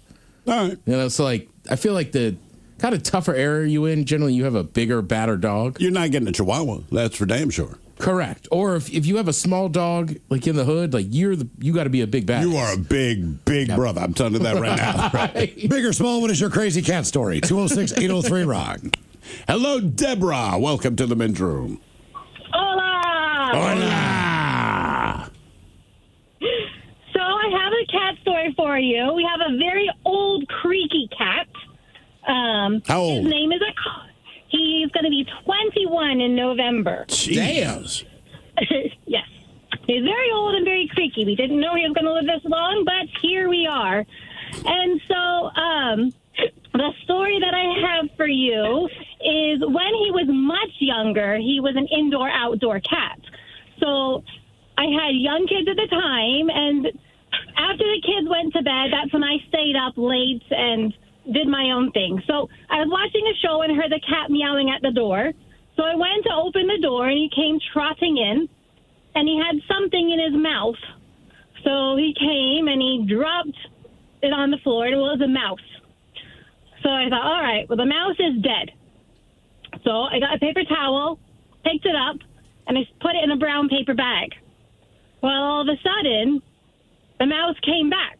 So the mouse then is running around the bag, leaps up out of the bag onto my arm, crawls up my arm, jumps off my head, and then the cat has to go catch the mouse again and throw them both outside, and that's the end of that.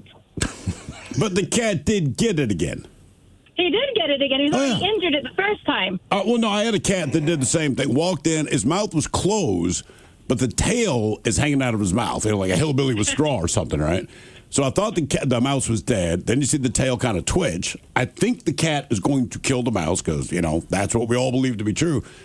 And the cat dumps the mouse off on my floor. The mouse obviously is terrified and skittering around. And then the cat ignored it. I'm like, come on. Yeah, he dropped it on the floor, went away, and went to sleep. And I'm like, are you kidding me? Now there's a freaking mouse in my house. Big or small, what is your crazy cat story? 206-803-ROCK. You guys.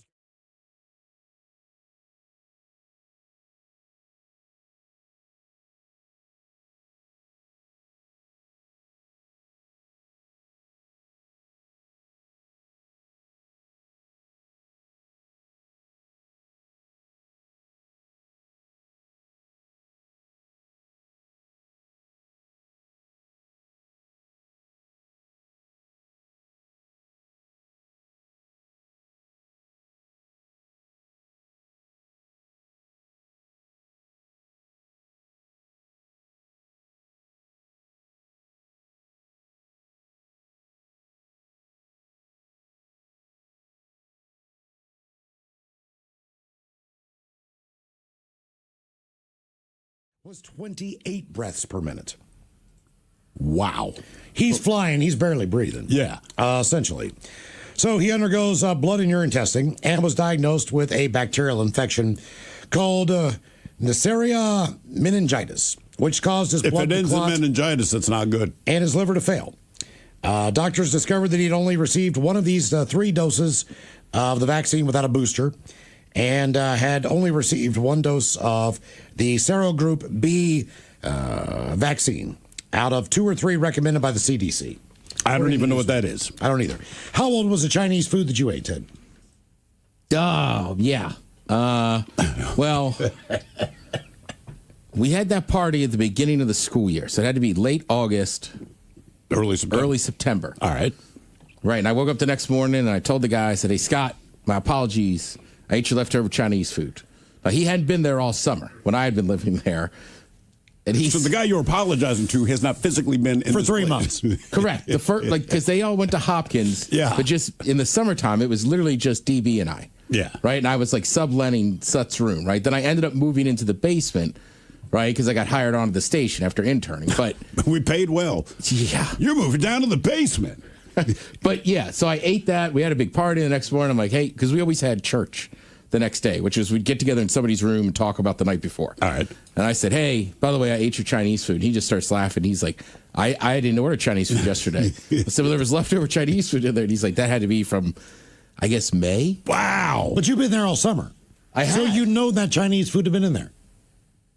No, not necessarily. Really. We didn't, I mean. If it's in the back and you're in your early 20s and most of the time you open the fridge, you're drunk, you might not notice for 3 months. We didn't have a lot of food in there. Right? I mean, I was interning. I wasn't making money. I was just spending the money I had saved up, which was a few $1,000s, and then I was going home probably twice a week to raid my mom's fridge. Okay. So it never dawned on me that it could have been in there. I just assumed it was. It's amazing to me that we have a story of a guy that ate 5-day-old spaghetti. He died. He left it out. This was in a fridge. 3 months, man. Yeah. And you survived. I think the worst I've felt eating, and there was nothing wrong with any of these foods.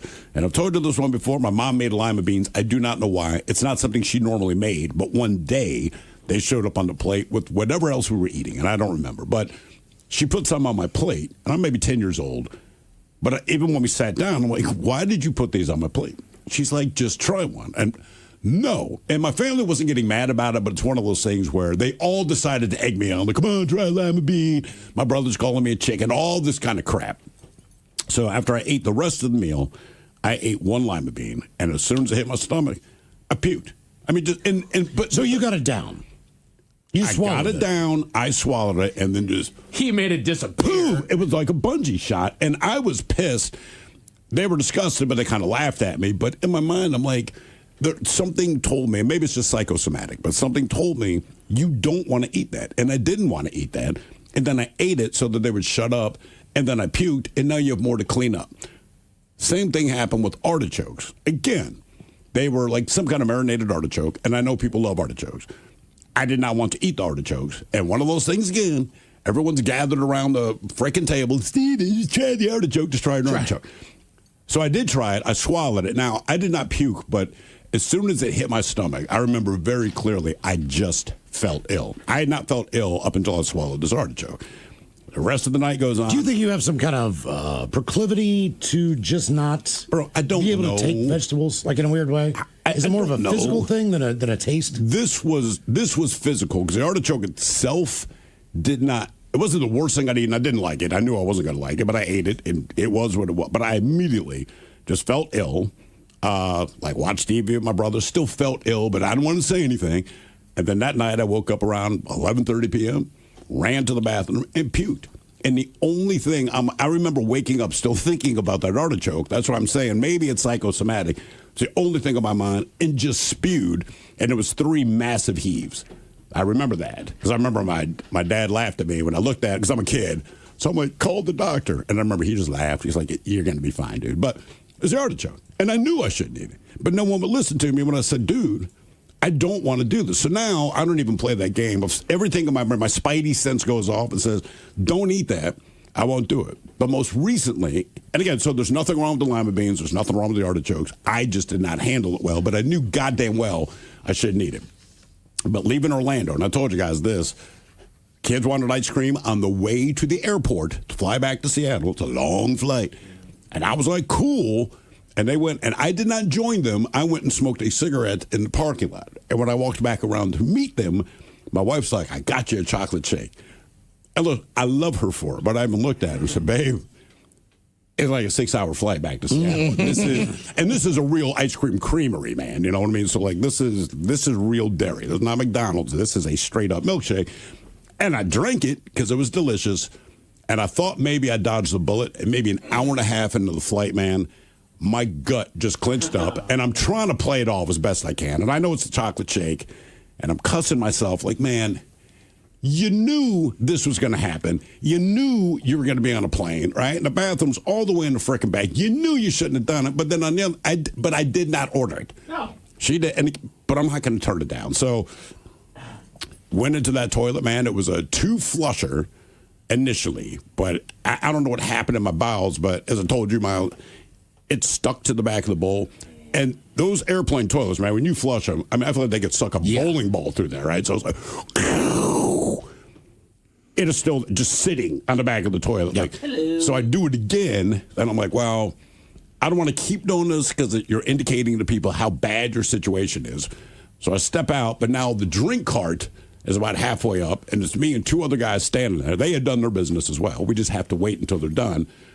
So I'm like, I'm going to act like I got to pee, go back in there, try to flush this thing. It wasn't going anywhere. And I'm like, this is the result of a chocolate shake. All of that said, my stomach felt so much better when I blew that thing out of there. But I'm like, I knew I shouldn't have drank it. I should not have. Worst airplane experience I've ever had in my life was with you. What happened with me? We were down in New Orleans for Hair Club's birthday. Yeah. Okay. The New Orleans airport, if you've ever flown into New Orleans, it's almost like a third world country. And I'm not saying that There's no air conditioning. No, it is brutal. It's hot in New Orleans. I mean, it is an old aircraft hangar, essentially. Montego Bay in Jamaica has a nicer airport than New Orleans. They don't really have a lot of food options. We've been going at it probably 3 days in a row. Going at it hard.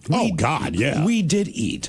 The night before we ate, we kind of had a really good dinner. One of the best dinners I've ever had in my life. That 10-course thing? Yeah. Yeah. It was not a lot of food. It was a very good dinner, though. Super good. Wake up in the morning, I'm starving. If you know anything about the New Orleans airport, zero, and I mean zero food options. Yes, they have a coffee stand with some crap, but other than that, like I don't like prepackaged coffee shop foods. Yeah. If that makes sense. Yeah, the egg sandwich. I was going to say, Will and I specifically got those prepackaged turkey sandwiches because it felt like we had only eaten fried food for 3 days. Right. That's fair. And trust me, New Orleans does no favors. Okay. So I see this guy, and he's opening up his hot dog cart. Yeah. So again, it's a hot dog cart like you would see on the street inside of the airport. This is the food options. It's not great, but I love hot dogs. Here we go. So I go up and and a hair club goes, "You are not going to get 2 hot dogs." And I'm like, now game on. It was chili dogs. Chili dogs. By the way.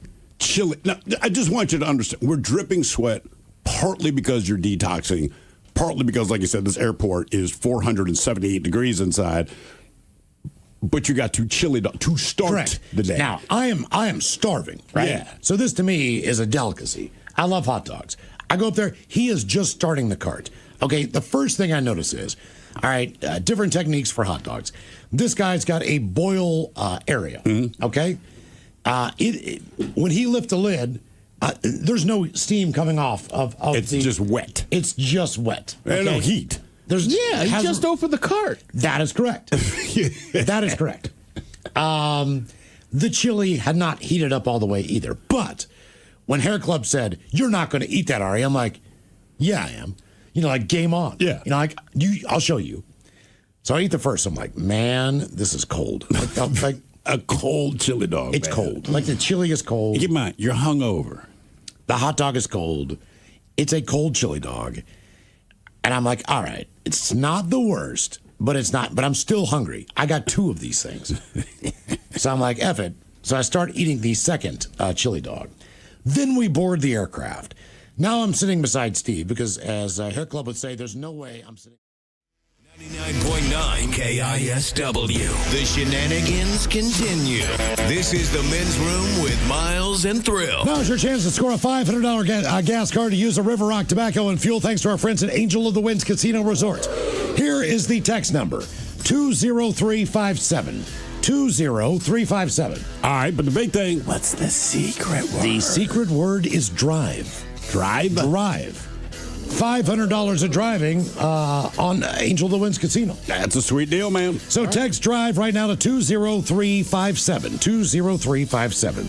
All right, our question, big or small, what is your crazy cat story? 206-803-ROCK. Hello, Ramon. Welcome to the Men's Room. Oh, it's going to take him a while. He's listening. Yeah. We'll get back to him. Hello, Brennan. Welcome to the Men's Room. Hey, guys, liquor and whores. Liquor and whores. All right, so one morning I was at work and I got a call from my wife bawling hysterically because she opened up the dryer and our cat had snuck into the dryer. And, when she opened up the door, the cat fell out and was dead. Oh, damn. Have you told us that, or has that just happened before? I had a friend. All right, maybe cat, that's why I know it. Her cat, and look, I'm going to guess the washer is not as bad as the dryer because her cat survived. But they had just gotten the cat, and she was doing laundry, did not realize the cat was in the washer. And as the cat was in the washer, because they have 2 little kids at that time. So the kids are a bit hysterical. She's hysterical, trying to find the new cat. They also have a dog, so they did not know if the dog had done something to the cat, but the dog just acted normal. So they had no idea where the cat was. And then I want to say before the cycle ended, it was one of those, maybe we should check the washer kind of things. And she opened up the washer, and there was the cat. And then immediately she called her husband, who was just like, yeah, what do you want me to do? Man, you put it in the washer, I don't know what to tell you. So I guess they took it to the vet. It cost however much it cost. I know the husband of the story is less impressed with the story than the wife. Because for him, he's like, it costs a lot of money. The cat was a little different after the fact, I guess, but it survived. But it was clean. It was clean, but yeah, the wash cycle, man. And the thing is, I believe they have a front loader, which is better because when you have a front loader, you don't have an agitator. That Yeah, might but make still, the difference, man. you can't really get above the water line. So with a top you loader, keep spinning. It's like you're calling up for a breath. Hey, Miles, the cat survived. All right, like I said, it was a little different. They use less water. They do. That helps, and the spin. So even if it had to go under a couple times, it's also when they were closed. But every once in a while, it got tossed back into a place it could get air. But yeah, it went through a wash cycle. I know for a fact that typically dog owners and cat owners, if it's $2,000, say it's $2,000, all right, dog owner will bite the bullet. And just spend $2,000. Yeah. Cat owner, it just depends on the cat. I think it depends, too, on the age of said animal. Like, if you have a dog that's already kind of... Up there, right? Like, you'll pay for stuff, but I think there is a line of, like, can I afford this? Is it worth it to... But I think that's where the line switches, too. When dogs and cats, like I said, if people move, you can take the cat. They're never going to offer you their dog, all right? So, to your point, Miles...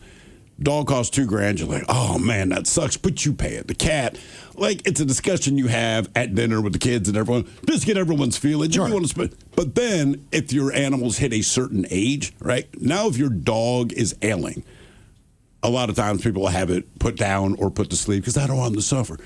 The cat that's 28 years old. They're like, no, I will do anything I can to keep it around. So we not really my friend. It is a friend of my wife's. I know her. You guys have met her. Crazy cat lady, truly a crazy cat lady. She's a vet tech and all this kind of thing, but they've got to be dead by now. They have to be dead by now. It was like 5 years ago this was going down. So her one cat was 23 years old or something like this. Her other cat was 18, and then she had one that was like 9. So the 23-year-old, basically this chick would boo-hoo and sob and call my wife and a couple other friends, just talk about the state of the cat. But she kept taking it to the vet to keep it alive. And finally, my wife was just like, look, man, you need to put this thing, the cat's not happy. Is every 3 months you keep going back to the vet, the situation, you're just prolonging its life, right? I mean, that's it. Well, but she wouldn't let it go. And then people that have old dogs are kind of like, man, it's planned like, we're going to the vet on Friday. We got, because Buster's old and he's suffering. So if your cat's old and suffering, it seems like you're content with that and you do what you can to keep the cat around forever. Well, the move is, from what I remember, so let's just say that the woman brings the cat in. The vet tech comes out and says it's going to be $2,000 to take care of the problem. I have to have a conversation. Well, yeah, she says I got to talk to my husband. Mm-hmm. I'm going to step outside for a minute and make a phone call, and she never comes back in that door. Correct. That's normally the way it goes.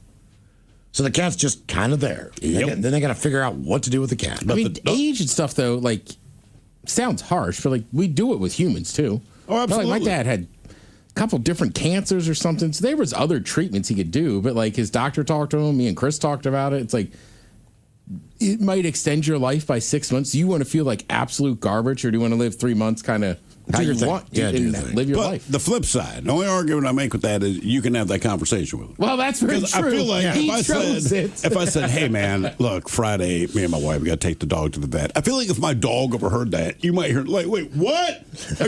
Dude. Whatever it costs. Save my ass. Spend the money. Big or small, what is your crazy cat story? 206-803-ROCK. You're right. He was in full mind about it. He could be like, he was like, yeah, it's not going to be worth it. And I was like, yeah, it's you, but yeah. Because her last dog, we had to put her down. She was up there and going through the stuff. But I do feel like if we could have the conversation, like, hey, this is that's what we've been kicking around. This is what we're thinking. I think the dog may have been like, let's hold out a little while. Let's try a couple more treatments, I guess we didn't really ask Tigger. He just left one day. Right. I'm just saying, it'd be different if they could have a conversation. And, that's part of what we do with Pet Solutions. We just calm the animals down. We ask nothing. We tell nothing. We ask nothing. We simply ask for the fee. Hello, John. Welcome to the men's room. Hello, hola, bicholas. Hola. Right on, man. Hey, I got one. This happened a few years ago when I was married to my last wife, and we were at the owner of the company's grandson's house, who was kind of a animal nut. He had spiders and snakes, and his alligators got too big, and the city made him give them to the zoo. And so we're over at this guy's house, and we're partying hard, and he has got a cougar. And this thing is longer. It wasn't full grown. It was longer than my leg, though. And we're not paying, hey, cool, you got a cat, cougar. Yeah, we feed him raw chicken, blah, blah, blah. I mean, was it in a cage or is this a free roam cougar? Oh, he's just roaming around the house, yeah. I mean, you didn't think nothing of it. You just I would have. You don't. I would have. How drunk were you?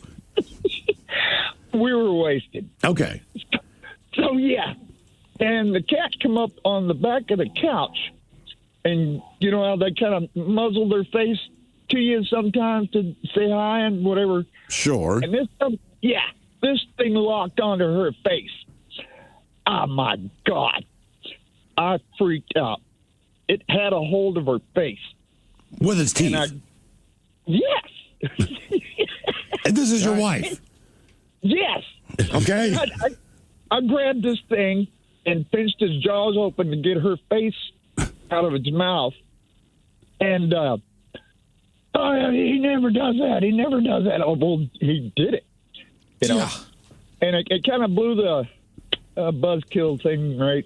So we left and went, and it didn't hurt her. It pierced her cheek and the two canines. Yeah, because it's a mountain lion. Feels like that could have hurt her. What? I mean, you don't go to the doctor and get like a tetanus shot or anything? No. Hell, we were wasted. It didn't matter. And, we were out in the country, too, so that had a lot to do with it. Okay. Yeah, man. All right. How well did you know this friend that had the cougar? I worked for his grandpa for a couple of years. Yeah, he had a lot of money. And how did he procure this cougar, like through legal means, or was it just wandering on his property? He kicked the door open and said, have fun. No. He bought it. Yeah, he had it declawed, thank God. And, man, it just wandered around the house and did cat stuff, and it just all of a sudden snapped on my old lady, and bam. Yeah, I would try not to hang out with people that have cougars. I feel like no matter how drunk I was getting, I'd be like, can you put the cougar away? I'd be very aware of a cougar. I really would. Yeah. No matter how drunk I am. I would not stay. Like, it's a cougar. What was the movie? I believe it was made in the 70s. It was all about lions. Do you remember this? So it's like a B movie. I want to say they actually filmed it like in Africa. With lions. With real lions. And so the little bits of the movies that they make available, like on YouTube or whatever, you see that, I guess the idea is you're trying to escape these lions or whatever the case is. But they show the actors not really interacting with the lions, but we're talking like 15 full-grown lions. And there's 2 or 3 actors. And again, these are not actors you've heard of. And the lions are kind of ignoring them, maybe pawing them a little bit. But anyway, you come to find out they never actually trained the lions. But they got them from zoos or they got them from a circus or whatever it was. So they didn't really just pull them out of the wild, but they weren't really like trained lions. So they filmed this movie about these people trying to escape the lions. And I believe it was 22 untrained lions. I don't know if the actors knew that at the time or what the deal was, but they were like, this could never happen today. Didn't like Melanie Griffin or something like that grow She up grew with up a with lion? a lion, yeah. Like, because of the lions in the pool. She grew up rich. She's swimming with a lion. Yeah. She's like, I never gave it a thought. I'm like, well, you didn't give it a thought because you're a child. But this is like a male lion with a mane. Yes. I mean, this is like the... Is it a lion or a tiger? I believe it was a lion. It was a lion. Yeah. Because they have pictures like, they're swimming in the pool, lions hanging out on the couch. And that means the lion had not been castrated. Full-grown lion. Yeah. And if it had the mane, it had not been castrated, because that's right. That's a direct reflection of what that is. So it's like, okay, so I don't know, man. I know rich people can be weird sometimes, but you would still think that you'd want to protect your child, perhaps, from a lion. Jesus, yeah. I just pulled up that picture. That is alarming.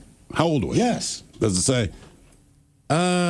There's just a photo. I mean, I'm guessing she's probably like a teenager.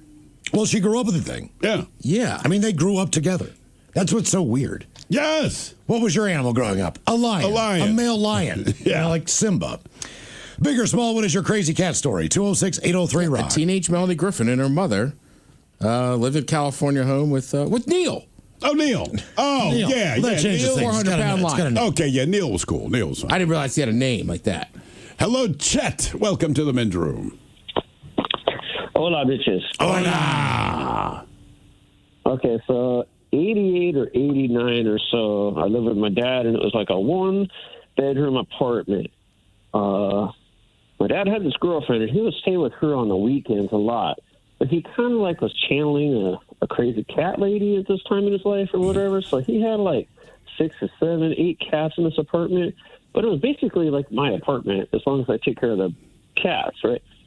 So we would kind of blow smoke in their face sometimes and everything to get them feeling good. And I don't know if you guys have ever seen an electric bong, but it's kind of a fish pump driven bong. Sure. All you have to do is just get it started, and then and it does all the work for you. Okay, so as this is a pretty small apartment with no storage, there was things in the front room, and one of these things was a cooler, a large cooler. So one day we took one of the cats and put it in the cooler, and started the bong and plugged the tube right into the ice drain hole, and pumped it full of smoke. We opened the lid, and that cat was just floored in there, just looked up, and it's like, wow, that was crazy. Like, wow, maybe we shouldn't have did that. Yeah, probably not. No. We did that time, but we would leave. That cooler was always in the front room, and that cat, ever since that day, would jump up on top of that cooler and just, meow, meow. I want to get high again. Yeah, my dog did that. Yeah. It was letting us know, hey, I had a good time with that. Let's try it again. Didn't they say cats are like 50-50 on getting high? Because my old cat in Baltimore, you get catnip, and this cat would lose its mind, and it was weird. It would sit like on its hind 2 legs with its front paws up, almost like the waving cat that you find at like the Chinese shop or whatever, and just stare out the window. And if I just moved the lid on the catnip, this cat was instantly beside me. Then I've had other cats give a catnip like 0 interest, which is weird to me. Big or small, what is your crazy cat story? 206-803-ROCK. Yeah, going back to that cat I know, Potato. We've given him some nip. Oh, yeah? Late at night. How does he like it? Honestly, like, we were smoking a bowl, and I just looked down, and I said, I wish I was as high as Potato is. Oh, he's that high? He's just, like, blissed out, just like, loving life. Look, the cats are like catnip. I mean, they get so, like, almost the vibe they give is the opposite of cat. Same with the lion. Same with the tiger. I've heard Catnip does the same thing. Oh, yeah. Cats are cats. In the end, cats are cats. Hello, Greg. Welcome to the men's room. Howdy. Hola, bicholas. Hola. I wanted to bring something positive because I heard you say that cats don't do what you want them to do. But I have mine as a certified hospice volunteer. Oh. What does your cat do that separates it from other cats with regard to that quote-unquote duty? Well, she's about 5 or 6 years old. I can carry her anywhere on my shoulders. I got her certified through petpartners.org. But I can take her, I can hand her to you without even knowing her, upside down. And she's cool with that? She's cool with that. So she sees about 2 to 3 patients a week. Shout out to my wife. She's an executive director of Bethany Home Health and Hospice up here in Everett. Was it her idea to try to get the cat certified to be what it is? Well, I had the cat before I met my wife. Okay. So for about 2 or 3 years, where I was living, I just take her to the beach. I can put her up on driftwood, take pictures of her. Take her out in public. People would just lose their F's. And I've been wanting to do something like that for a while. But once she launched her hospice program and her volunteer program, I went through the certification process with petpartners.org, and it cost me about, I don't know, $100 or so. So what does the cat do when it interacts with patients? Or is it just they're just happy to have a cat that isn't trying to rip their face off? Just sits there and chills. All right. Okay. Yeah, that's pretty much it. For 1 to 2 hours, the cat would just sit there, purr, doesn't do anything, doesn't fight. It's wild. Huh. That's cool. All right. That'd be a Good fun for you, cat though, to man. hang out with. I would think so. I do like cats to get a little ornery. Rainbow's pretty chill, but she can get a little ornery sometimes. She like a laser pointer cat or more of a toy cat? She does not care. Really? She's all about she loves me. She loves my daughters. I hang up the wife because the wife does a lot of work down there. But as my wife says, my wife's at a sewing machine, and she's like, my back is killing me. I'm like, we'll get a different chair. She's like, it's not that. It's that when I sit down in that chair, Rainbow will always sit behind her. Right? So she's like, I can't lean back because the cat will let you know it's there by placing its claws in your back. So she's, you accommodate them and lean forward, but the cat doesn't sit in her lap. It just sits behind her. If I go down there, no matter what I'm doing, the cat gets in my lap. And that's okay. What annoys me, though, sometimes I'll go down there to get away from everyone else to try to read. And it's not. Can't do it. Well, the paw comes up and keeps pushing the book down. Right? I'm like, all right, I'll scratch her head for a minute. And, of course, she maintains eye contact. And then I'll put the book up. I can't get more than half of one page. But, like, you can't outlast her on it. It's every time. And finally you get frustrated. I'm like, Jesus Christ. Forget it. I give up. Forget it. Either I'm just going to pet you or I'll go upstairs and read. Period. Big or small, what is your crazy cat story? 206-803-ROCK. I will have a nice laugh this weekend thinking about you trying to read a book and that Paul just pushing the book down. Dude, I cannot read a book down. So you can't look at a magazine. You can't read a book. You can't go on the laptop. You can't do anything. You can watch TV because you can still kind of look down at her and keep petting her. But if you put anything between your face and her when she's on your lap, you just see the paw come up. And I mean, full body weight, just slam. I was like, dude, I'm still petting you. You know what I mean? Like, with my free hand, I'm petting you. It's like, but we must have eye contact. This is what's important to you. I know it's cute, blah, blah, blah. It's really freaking annoying. It is seriously annoying, man. I don't know why that's just so funny. Like, it's nope. Yeah, every time. They're like, no. Yeah, it's like, God damn it. Hello, Jennifer. Welcome to the men's room. Hola. Hola. How's it going? Doing great. Good. Yeah, I just pulled in my driveway. I was driving home, and I heard you wanted a cat story, and I got a cat story for you. Perfect. My roommates and I and this is like when I was 19, and I'm 50 now, so this is a long time ago. But we made mushroom tea, and everybody but one of my roommates drank their cup of tea, right? And so we just put his cup of tea in the kitchen, and then we're going doing our thing, and letting stuff kick in and whatever.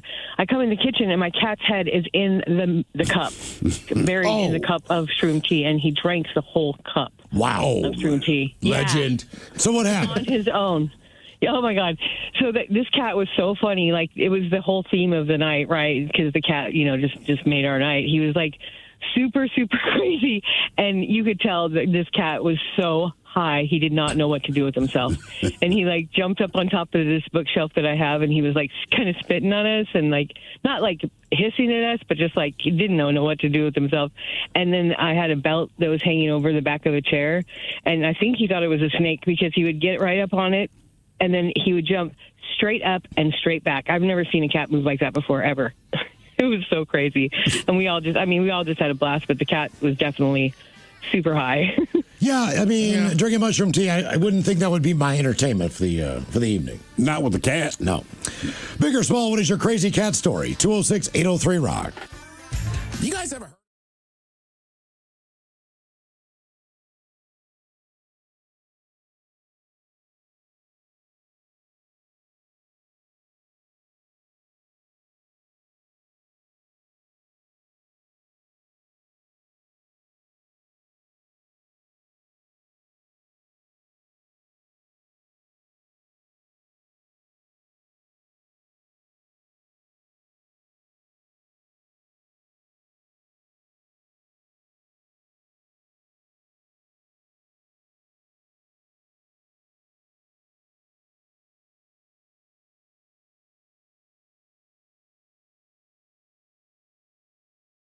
For your chance to win $500 in gas. Jesus, man. That gives you what? 1-2 Phillips?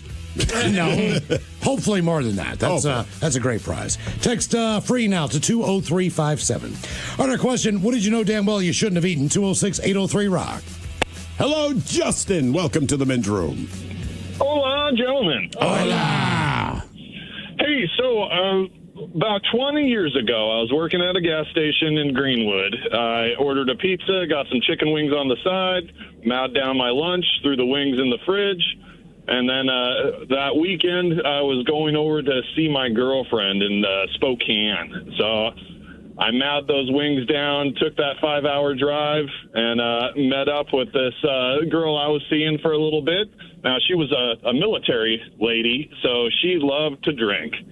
So we were out drinking a bit, and then we would go back to her place, mix it up a bit, get busy, right? So tail of the end of the night, we're getting busy, and this thing just hits like a bomb, and I ended up losing my lunch all over the backside of her naked body. Oh, no. Did it still smell like wings? Oh, God! That was the first and last time I ever ate chicken wings right out of the fridge without no proper heating element afterwards. And how long had they been in the fridge? Was this just overnight? It was probably a good amount of hours. So it was like I ordered them during lunch. They were probably in there for 3 or 4 hours till the end of my shift, and then I mowed them down and bounced out, you know? Man, see, I would have thought I'm safe, too. I would not have worried about that.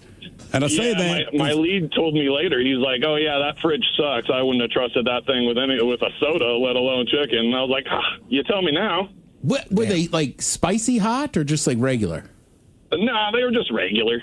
All right, that can't be a good thing to puke up. I feel like that would hurt my esophagus. Yeah, if it's spicy, yeah. Oh, because I did that the other night, man. I bumped into you Sunday.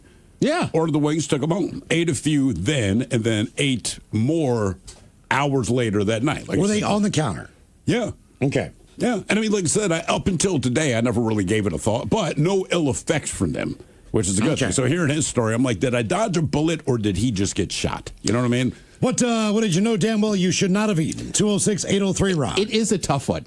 Because I never gave it a thought, man. Like I saw you, what was it, like 2 in the afternoon, maybe? Yeah, it was like 1:32. All right, so yeah, I ordered them, and when I got my order, I went home. I ate a few, and then the next time I ate wings was probably 9 o'clock that night. They'd just been sitting there. Strangely enough, the only meal that has not given me food poisoning, because I've got a lunch, dinner's breakfast. I've never gotten sick from breakfast. I don't think I have either. For whatever reason. And you think bacon, exactly. never gotten, it's pork, all this stuff. Never. You're right, man. Eggs, bacon. I've never eaten and then come to work and like, I got to go home. Yeah. It's normally like, I go home and I call in the morning and go, I'm not sure if I can come in.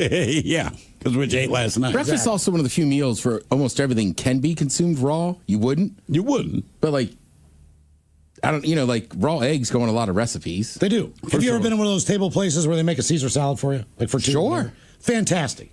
And it's raw eggs. But when you watch that raw egg go and you're like, ooh, ooh. Yeah, if it's real Caesar, like, that's raw as and the anchovies go and you're like, ooh, these combinations right now should lean themselves to maybe being potentially harmful. You know, oddly enough, I don't like Caesar salads, but the dressing to me is the best part. But raw eggs and anchovies. I don't know who came up with that. I'm just assuming it's a stoner or someone who was broke. Guy in Mexico. But they nailed it. Yeah, guy in Mexico. Some raw eggs. Throw some anchovies on there, my man. Quintessential Italian salads. Yeah. It's from Mexico. He was Italian. Oh, that's but he right, was he was in Mexico. Right, but he had moved his restaurant down there during Prohibition, so they could still serve. But that's where he invented. His last name was Caesar. You just got to wonder, like, man, whip some raw eggs, throw some Parmesan in there. Well, it used to be a little more. I don't think we cared as much about recipes. No, if it was good, good enough, man. Yep. Hello, boy, Fester. Welcome to the men's room. Hey, hola. Hola. So, I work in landscaping and was drinking a lot. I mean, a lot. I roll home. I crawl into the house. I go in the kitchen, and I'm hungry. So I don't turn on any lights. I don't make any noise. I don't want to wake anybody up. I don't want to hear about it. Me drinking again till old dark 30. I don't want to hear nothing. So I ate half a pie. It's got a nice meringue on it. It's nice and fluffy. Just tasted delicious. I went off to bed. Didn't think nothing of it. The next morning, the girl at the time that I was with starts screaming my name, saying, "You better get in here." I went running into the kitchen thinking something drastic was wrong. She showed me the pie. The pie was half moldy. Oh no. Did you get sick? I got such a diarrhea attack at that moment. My stomach flopped and flipped so bad, I ended up in the hospital with penicillin overdose. Okay, well, why was a moldy pie sitting on the counter? It just seems to me if she knew. It was sitting there, it had not molded like the day before, but because it had been sitting out all day and all night, it molded overnight. And I'd been drinking all night long, so it just freshly molded over. Okay. All right. Yeah, that's, judging from the sound of that caller, might not have been the pie. Fester, you did what? I'm just saying. He sounded like he'd already had a couple. Yeah, listening to that, like, are you sure it was the pie? I will say also, like he's talking about eating mold, and I was telling that story about eating that old Chinese food. Yeah. I'm sure there was mold in there, but the amount of hot sauce and soy sauce You I put think on it killed it? I think the hot sauce killed everything. Okay. Everyone's had this moment, and it just sucks. Like you're already, and usually it's bread. You've already eaten some of it. Then you notice it. Then you notice the mold. Same thing with cheese. I feel like cheddar gets me more than any other cheese. I don't know what it is. Like I've grated some up. I've already thrown it into whatever it is I'm going to eat. I've taken a few bites. Then as I'm putting the block away, I'm like, there's mold all over this. And then you just sit there for a couple hours just thinking, am I going to die? I'm just going to sit there and wait. Look, I've made a grilled cheese before where I looked at the cheese and the cheese was green. I looked at the outside of my bread. I don't know if I just grilled the cheese was green. The middle, so the mold was on the inside of the bread. Oh, it could have been a little bit on the outside, but I didn't see it. No. So how I put this thing together was moldy, real moldy in the middle, like it got moist in between because basically I only had like 2 or 3 slices of bread left with the heels. It had been in there. How many bites of your sandwich had you taken? I was halfway in. I'm like, you've got it. And I opened it. I was like, oh my God. That is my God. I mean, Throw, you brought it up, but you're right. That's the issue with the moldy bread. Yeah. Is it? Rarely do I feel like I notice it. It's until you've made the entire sandwich, cut it triangularly, like, can't wait for the sandwich. Yeah. And you're like, God damn it, there's mold on it. Yeah, you got to be kidding me. You've got to be kidding me. God, And look, it's happened to everybody. No one I know has actually gotten sick as a direct result of it, but you stop eating and you give yourself like an hour and a half. Like, something weird's going to happen to me. I'm going to go blind in my right eye, have a stroke. I don't know. And you got to spit out the bite that's in your mouth. Go. Oh God! And it seems like I don't know what it is. I think it's too late. You know, a lot of times, like little kids, a lot, right? They will do some damage to themselves, and it draws blood, but they're not crying. And then when they see that there's blood, they start crying. Correct. I feel like it's that with like the moldy stuff. Like you did not notice. You've actively had 2 or 3 bites of whatever you're eating, and then when you see the mold, suddenly you taste it in your mouth. Mm-hmm. I don't know why that is, but like, hey, brain, do me a solid. Let me know before I see it. If you're not going to take the time to see it, can you let me at least taste it? Come on, brain. Come on, brain. Work with me. Hello, Jake. Welcome to the men's room. What's up? How you guys doing today? Doing well. Man, I'm so excited to be on the line with you guys right now. Awesome. To talk about that horrible meal I ate. Excellent. Oh, brother, dude, I came back from Puerto Vallarta, Mexico one day, and we were still craving Mexican, so we went to Taco Time. Okay. And let me tell you, I got the worst food poisoning I have ever had in my life. I was pooping and throwing up every other minute, about 20 minutes after I ate this food. Now, what do you think the ingredient was, right? Because a lot of restaurants will get blamed. It could be onions. But it's like, right. I mean, it was probably the chicken. Honestly, man, it had to have been the chicken. You thought, look, that's always everyone's first go-to, and a lot of times that's a safe bet. But in recent months, we've discovered 90% of the times it's going to be your lettuce or the beans or the onions. And right now, jalapeno, like the chicken's probably like, hey, look, I'm not responsible for this. It's that lettuce that looks harmless. But you blame it. Yeah, I mean, I'm blaming the chicken, man. I ate 3 of these rolled chicken tacos, man. It was bad news. How long did it? I mean, I'm pooping and I'm throwing up in the shower at the same time. You got to remember, how long did it take to hit you after you ate it? Seriously, half hour, 40 minutes. Damn. Okay. See, you can't ruin me on Taco Time. I'm still going. I mean, certain things. I'm sorry that happened to you, but you're not going to ruin Taco Time. How many times have you been back since? Oh, many times. Exactly. It didn't ruin it at all, man. Okay. It didn't ruin it at all. Why is it that, and I think this is true for us too, right? It could be Taco Time, McDonald's, Chipotle, all these places, and you go like, oh my God, this place got me violently ill. I was sick for 3 days. I had to call out of work. Did you go back? Absolutely. But if you go somewhere nice. 99.9 KISW and KISW HD1 Seattle. Always live on the free Odyssey app.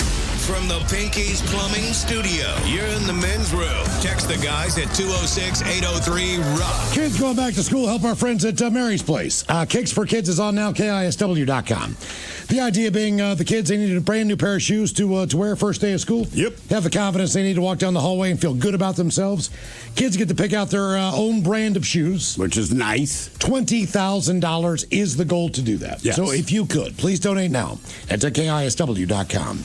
Our question, big or small, what is your crazy cat story? 206-803-ROCK. Hello, John. Welcome to the men's room. Hola. Hola. So my cat story. So one night, up late, and we start hearing my cat meowing for help. And we are looking around, and we've been looking for like 20, 25 minutes, and we cannot figure out where my cat is meowing from. And we're like, is it under the house? It's not under the house. Is it coming from in the wall? Where is the cat meowing from? And I'm in the bathroom, and I look down, and I see its poor little face meowing at me from the furnace grate. Oh, wow. How do you get it? So you just had to take the grate off? Well, I ran and grabbed the screwdriver and took the grate off, but he couldn't get out because there was like a nail, and it was like facing down, so he couldn't just climb out. So we had to like take apart like the whole like vent, furnace, like tube and everything to get him out of there. How did he get in there? To this day, we still don't know how he got in there. But he was a white cat when he went in, and he was a gray cat coming out. Okay. How long was he in there total, awesome. do you think? Or at least from the time you guys finally spotted him? Oh, he must have been in there about like 45 minutes. Jesus. And thankfully it wasn't on. Yeah, I was going to say, I'm assuming this was summertime when this happened? Yeah, I think so. It was a little while ago. Yeah, cats are made. We have a drop ceiling in the basement, right? And we have replaced it. But we got rid of those big, ugly, like styrofoam-looking kind of drop ceiling that most people have. Yeah. Got rid of that. They have some cool-looking drop ceiling things. So we had replaced it. We are very happy about this, like adults do. You stand there with your arms folded, self-congratulating yourself on a job well done. So this took us basically 4 days to get the whole basement done. It's a big-ass basement, right? Took about 4 days to get this whole thing done. We're like, man, this is cool. It looks a lot better down there. Well, my wife's workroom is behind a wall in the basement. But if you get on top of that wall, you could, in theory, get up in the drop ceiling.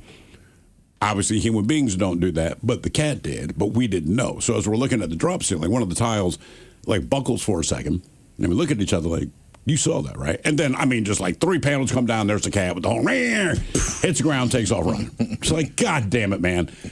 So we kind of plugged up that little area where she could do that, because I'm like, this cat, she's dumb enough, she will do it again. And I'm just going to get pissed watching the ceiling keep coming down. So, yeah, we blocked it off. She can't do it. But, yeah, we had no idea she was up there, just falling from the sky. It's weird, man, if you don't. Actually, that happened in high school. It wasn't a cat, it was rats. But they had the typical drop ceiling you see. And I remember the final period of the day, it was geometry, I believe. And you could hear them scratching around for weeks. But this is Baltimore City, so if you don't hear rats, there's something wrong with the place, right? So everyone kind of ignored it. And this one day, they're like right above us. Then the ceiling tile cracked. And I remember the teacher, Miss Jessup, said, everybody just relax. And as she's saying that, the whole tile came down. And these 3 big-ass rats and all the dirt and weird stuff that's up there with them. I don't know how to explain it, but it looked like a prison riot at that point. The whole class is up. Yeah, she lost control. Everyone's out, and basically we just went home early. But yeah, so cool. Yeah, animals falling through drop ceilings. It's a good time. It is. Hello. Sounds like it is, man. It really is. Hello, Justin. Welcome to the men's room. Hola. Hola. All right, so this one kind of started back in, I think it was 07, 08, something like that. A dear friend of mine had just graduated law school, and in 07, 08, everything was kind of economically crumbling at that stage, and she didn't have an opportunity to go back to work, so ended up going to Europe to do some other practice, education, and so on. Anyway, she had put up on Facebook or MySpace, whatever it was, back at that time that her 2 cats, who I had known, she was going to put them up for adoption. I said, well, that's not going to happen. And so she's like, well, give it 2 weeks, and if it doesn't happen, then sure, you can take them. Great. 2 weeks passed. No biters. And so I ended up with these two cats, Butters and Frodo. Great names, right?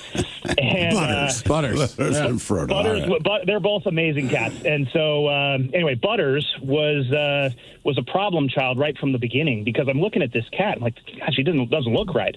And, this is when I'm in my 20s at that point, and we were out in Seattle, and we'd go to, Dick's Burgers or wherever we would go to go get food on a Friday or Saturday night and bring food back.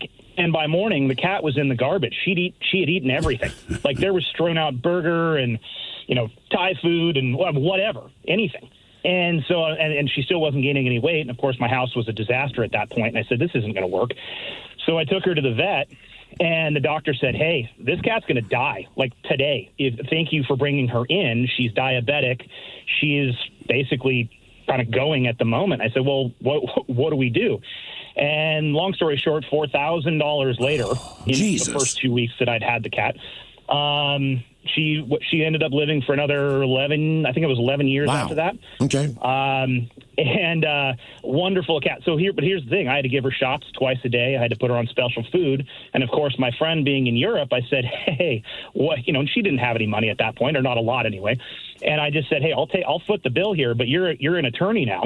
I'm going to go ahead and hold this over you later for some legal services, which she absolutely made payable later on in life. The other cat, the funny part of this was Frodo, which eventually I couldn't call him Frodo at the time. I ended up calling him Ninja because he would kind of jump all over the house. The first 2 weeks couple weeks, he wouldn't even engage with me. He'd hide and whatever else. And eventually he wanted to sleep in bed with me. And I want to say 2 or 3 months into this engagement, he would start pawing at the door. And I had a friend over for other midnight activities, if you will. And he managed to get the door open. And I kind of envisioned this thing of like the Florida Panthers hockey team, their cat that's kind of leaping at you with claws open. Oh, yeah. This basically happened to my backside in the middle of the night, in the middle of certain things. Yeah. And I still have the scars to prove it. Oh, my God. So the cat latched onto you. Oh, yeah. I don't necessarily think, why would he know what I was doing? But there were things going on at that particular moment. They know what you're doing. Look, one thing about mammals, we all, roughly speaking, have sex the same way. You put things where they go. Yeah. Right? That cat knew. Yep. So that was an interesting, laughable, kind of less enjoyable moment at that point in the evening. Did that end the festivities? Did the festivities stop? Yeah, they stopped. I was not comfortable for quite a while. Yeah. How bad was the scarring? You can see it on kind of my lower back on one side. But for a while there, they were noticeable and questionable. How long was the cat strapped to your ass at this point? I think after I screamed, and probably something the neighbors heard. I don't know. Not very long. I didn't seem like very long. And then she probably thought she was taking you to new heights. Yeah. Somebody was. Yeah. Jesus. Yeah. Animals have a way of ruining that. I believe it's their sense of smell. Oh, they know what you're doing. So, they know exactly what you're doing, man. Big or small, what is your crazy cat story? 206-803-ROCK. The fact that they always want to engage just tells me that they're freaks. Hello, Drew. Welcome to the men's room. Hola, bicholas. Hola. First of all, very long-time listener, first-time caller. Well, thank you. Welcome to the show, man. Cats, huh? Awesome. Yeah, cats. So I'm going to try to keep this short so you don't send a monster at me, but this was like a 3-day ordeal. My buddies and I were having smoking some really good stuff, and my friend decided to play the Hall of the Mountain King song, so we all entered the zone. All right. If you know what I'm talking about. Well, when we came back from that zone, we decided, hey, we should smoke some more. My buddy who has the stuff is looking around, wondering where it's all at, and we hear a little bit of ruffishing underneath the bench where we're sitting, and sure enough, my friend's cat has consumed 3 grams. Oh. Yeah. So this cat's eyes has never left dilation. It was always wide, even during the day. And, well, that was the end of our session for that day. The next day, we put money towards another bit of a session. And all of a sudden, we're told by my friend, hey, it's gone. I'm like, what do you mean it's gone? I'm thinking to myself, he's being stingy. He's keeping it to himself and taking our money, right? Of course. Wasn't the case. I go to see him later that day. There is his cat with the bag, sticking his head out the screen window, and then run off to the woods. This cat developed an actual need for this stuff. And I hear obscenities going on inside before I even knock on the door. But my buddy comes out, and he's like, you're not going to believe this. I'm like, let me guess, Axel ran off with the weed. And he's like, yeah, how'd you know? I literally just caught him running off into the woods. And he had the bag of weed with him. With him, just in his mouth.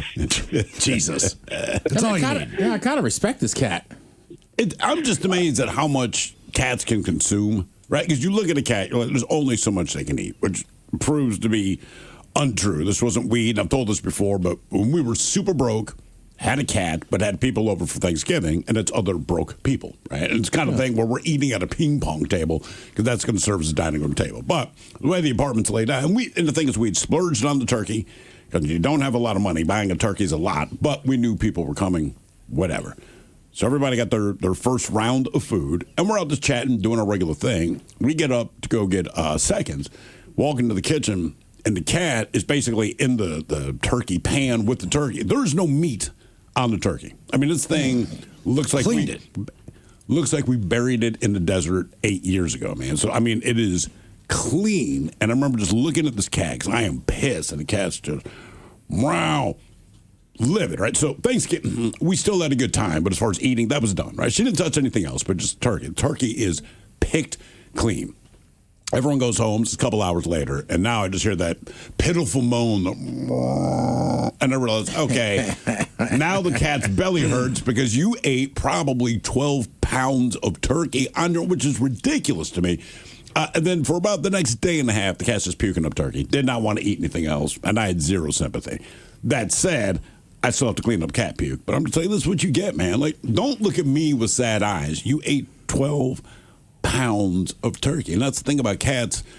They're so quiet. You know if your dog's eating something because you can hear dogs eat, right? Dogs are not subtle about anything they do. The cat, no idea, didn't give it a thought. And because it's a cat, not a dog, no one ever said, hey, where's your cat? If your dog's not around, you're eating, that's your first question. Where's the dog? Check the kitchen. You know he's in there doing something. Cat, didn't think about it. Walked in, I'm like, oh my God. I mean, it's just, there's just a turkey carcass. Well, and the dog, too, you know. Right? You know. Like, you know what you can leave, where, whatever, especially depending on the dog, right? Like, Miles, you had Beagle. You can't eat on a coffee table without that bastard coming over and try to steal it. No, you're going to take it. Yeah. Plus, dogs, they have a guilt face. Like, I'll come home from work and you look at the dog and you're like, man, now I have to look through the house to find what you did. Right? Because all you're doing is screaming guilt, you know what I mean, tail between the legs, and eventually you find what it is. Or they're hiding somewhere weird. Yeah. Cats, they could have killed a man. They will act exactly the same. Yeah, chill. Nothing changes. Big or small, what is your crazy cat story? 206-803-ROCK. Hello, Josh. Welcome to the men's room. Hola, gentlemen. What's happening? Hola. What's up, Ted? How you doing? You know, not bad, man. How you been? I've been chilling, Jim. Nice. Working hard. Oh, yeah. Sorry. When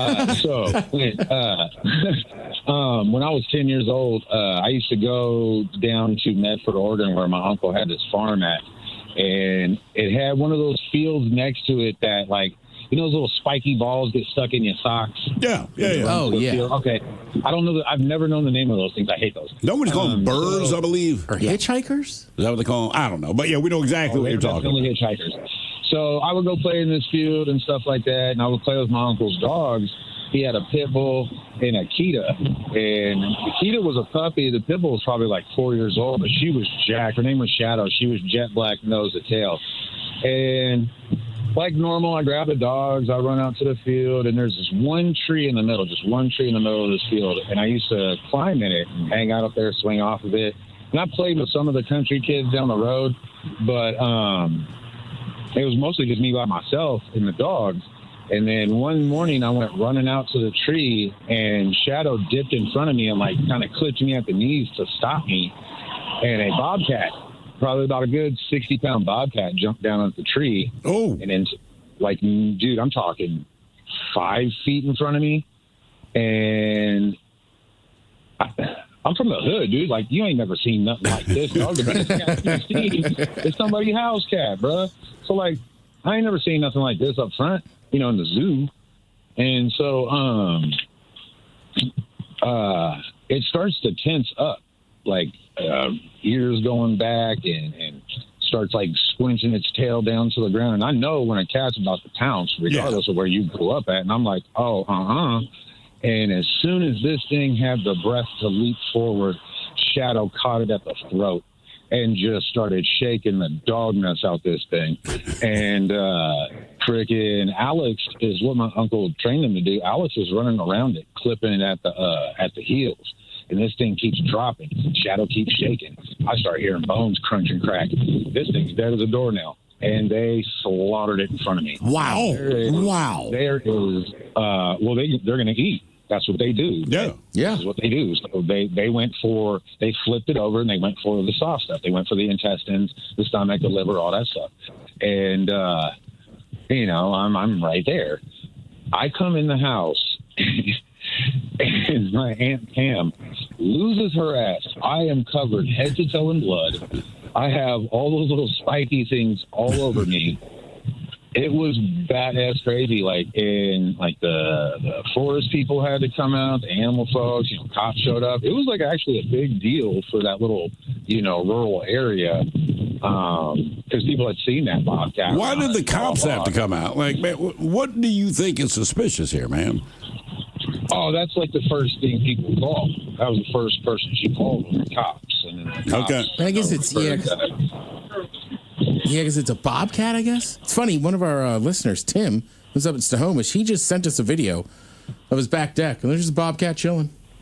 How close? Oh, let me see this real quick. It's a big cat. He's filming it from his deck. The cat, Do I got a split second to tell y'all about MC pooping on me?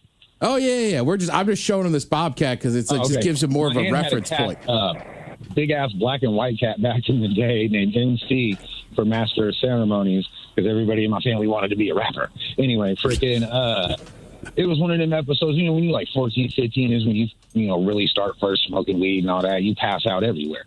So I'm on the couch. I got the hot dogs. I got the nachos and the chips, all this stuff. I'm eating all my auntie's food. And I passed out. Well, I thought that I had rolled over on the ketchup bottle.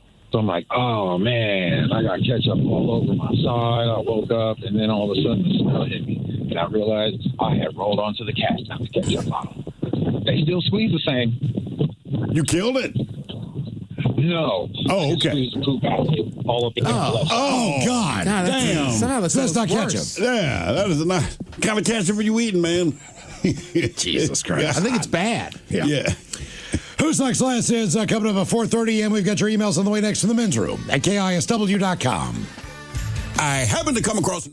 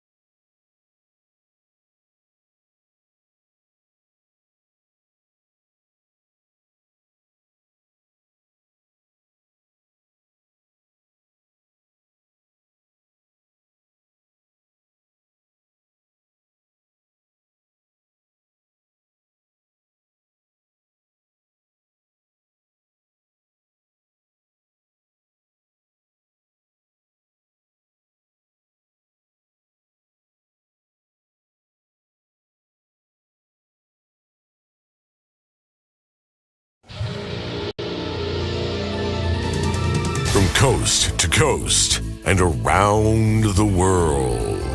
If it's not important, you'll hear it here, exclusively on In Action News.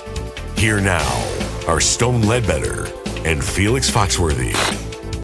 Good evening, ladies and gentlemen. Good news, the State Fair is coming to town. You going, man? Wouldn't miss it. My lovely wife and I have been going for the last 31 years. Actually, the first gift I ever gave my wife, then my girlfriend, was a stuffed blobfish that I won at the ring toss. A stuffed blobfish? Yes, Felix, a stuffed blobfish. You a true romantic, Playboy. I know that a blobfish doesn't scream romance, but I didn't get to pick the animal. And all the same, my wife was very touched. You say so, ma'am. It was a romantic moment. Surely you've done something romantic for one of your many partners. Nice dinner, flowers, chocolates. Well, yes, so, man, but never a stuffed animal. You've never gotten a stuffed animal for someone that you care about? Nope. Come on, Felix. Even my first boyfriend got me a stuffed animal when we were only 16. Was it a blobfish? Well, no, it was a stuffed bear. Ah, the old classic. Did he win it for you at the fair? No, he bought it for me. Saved his money and got the exact one that I wanted. Where did he buy it? The taxidermy shop. Wait. Your boyfriend bought you a taxidermied bear? An actual stuffed bear? Well, yeah. That's what a stuffed animal is. I don't think taxidermied animal is what people mean when they say a stuffed animal.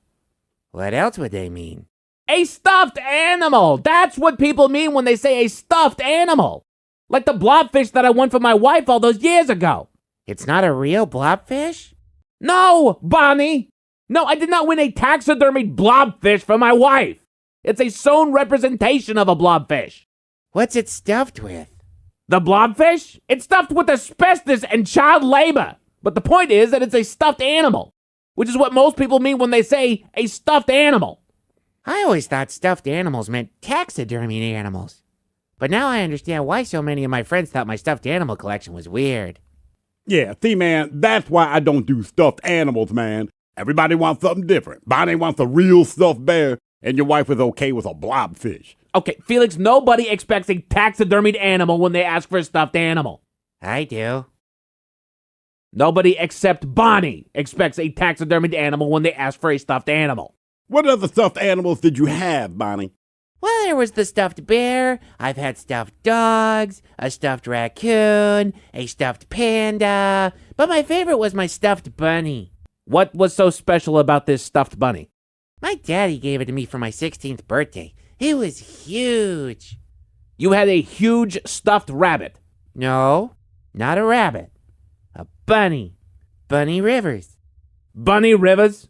Should I know that character? Was that a Saturday morning cartoon or something? Yeah, man. Bunny Rivers is the deceased porn star. I know! Her body's in my childhood bedroom. Cheese and rice, Bonnie! You have a taxidermied human being in your home? Yeah, Bunny Rivers. Her actual body. Because I have an imitation Bunny Rivers doll myself. It's stuffed with what I believe to be warming gel and then covered in latex for a realistic look and feel. Felix, do you just have a Bunny Rivers sex doll? It's only a sex doll if you have sex with it, Stone. What else do you do with your Bunny Rivers doll? Oh, me? I have sex with it, Playboy. Cheese and rice, you two. I'm sorry I brought up the stuffed blobfish altogether. Yeah, man, that stuffed blobfish is weird, Playboy. It really is. I'm the weird one. I mean, Bonnie thinks so, yeah. Fine. If you missed the news, the state fair is coming to town. In the meantime, we're going to break. We'll be back next hour. Thank you for watching. Please like and share this video. It helps us a lot. And be sure to subscribe to our YouTube channel and social media pages at Inaction News.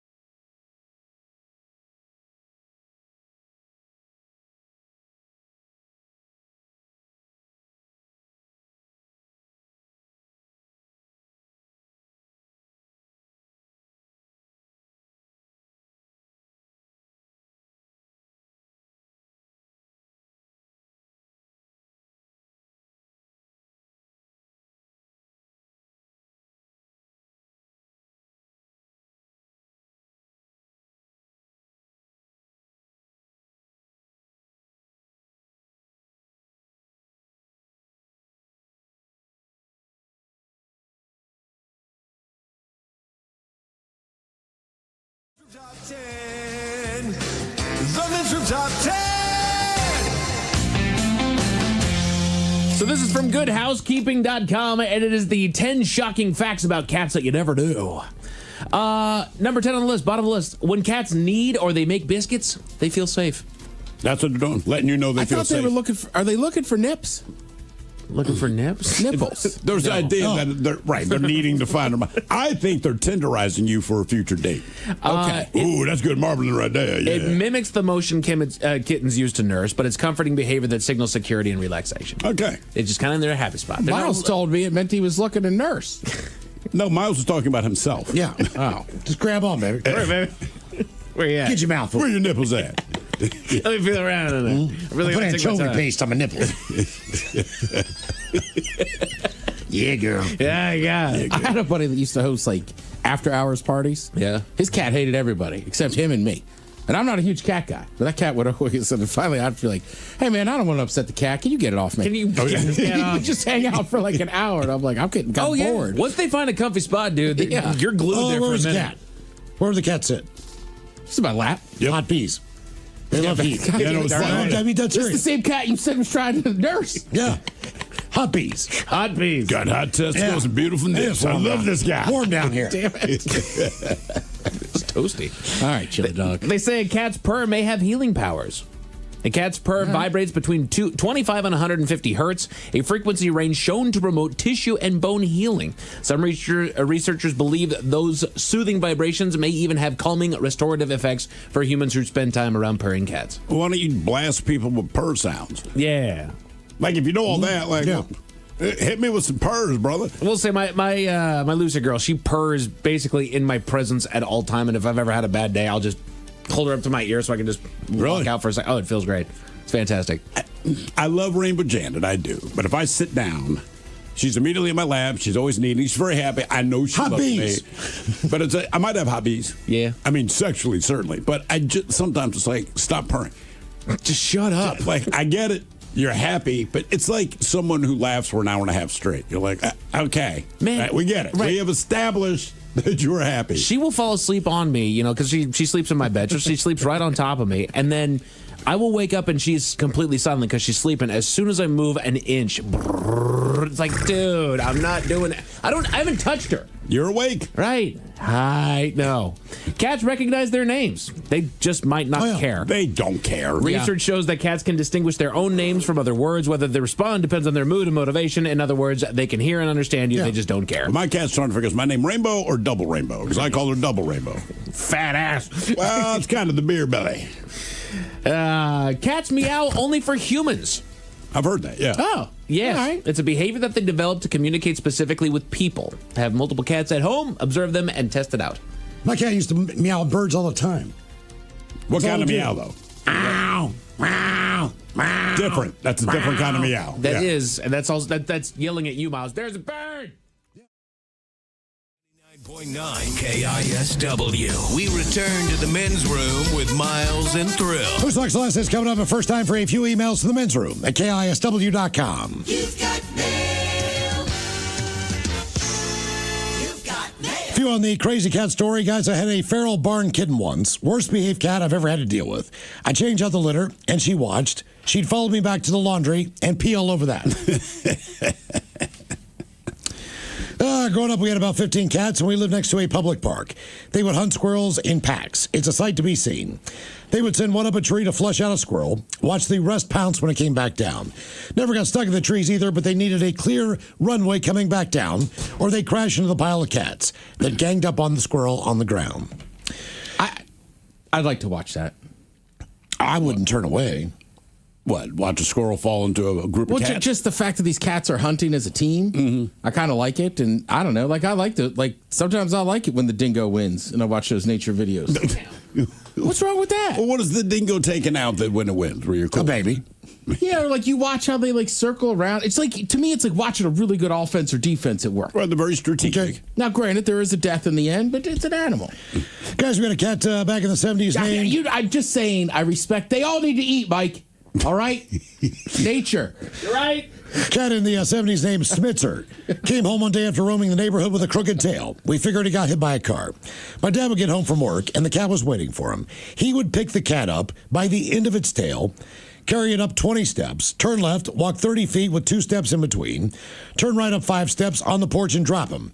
If he was laying on the carpet in the living room, you could grab his tail, and he would pull against you while purring the entire time. Rock on, guys.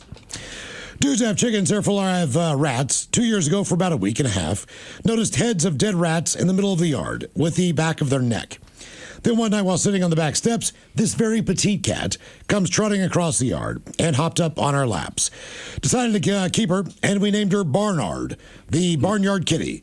We no longer have a rat problem. That from Rose in Tacoma. Isn't that how we quote-unquote domesticated cats in the first place? Pretty sure. Like basically, human beings started getting together. We started agriculture. We started storing grain. You store grain, you get rodents. And then the cats, who were not buddy-buddy with people at the time, were like, hey, there's good eating in these grain storage facilities. So basically, hang out where the people are, because the people lead to good eating. That's also how they got associated with witches. Because from what I heard, like the early witches, quote unquote, the early iteration, they were female, and the women were brewmasters. They were the original beer makers, and so while they were making beer, they had this big old cauldron that they were stirring up full of friggin' brew, witches brew. They had all their grains in the back, and they had black cats that were all around there eating all the mice that were inside the produce. Yeah, that's essentially what we domesticated. Like, people bring food. Guys, if you count a cougar as a cat, I watch a lot of women that domesticate men that way. Yeah, it works. Yeah, come on in. Guys, if you count a cougar as a cat, I watched one decimate a Doberman once. I was 12. Saw it trying to drag the dog over a 6-foot fence. Grandpa scared it off with a 12-gauge blast. That'll do it. I'm just saying, it seems like all animals tend to respect the gun, even if they're not familiar with what it is. Guys, that also happened to our house cat in the 80s. I was a teenager. Our cat crawled into the dryer to take a nap. And I turned on the dryer just to take the wrinkles out of the clothes before I wear them. When I opened it up, I reached in and felt fur. And my dad's cat was in there, dry to death. Oh, damn. Guys, back in April, I'm house sitting for my folks up on Orcas Island. And our cat, Steven, is an indoor-outdoor cat. Likes to run around on the property, occasionally leave a present or two on the deck. This time he caught a mole, and since I had a back door open, he brought it inside and left it on the floor. Cool. Thing still alive, barely hanging on.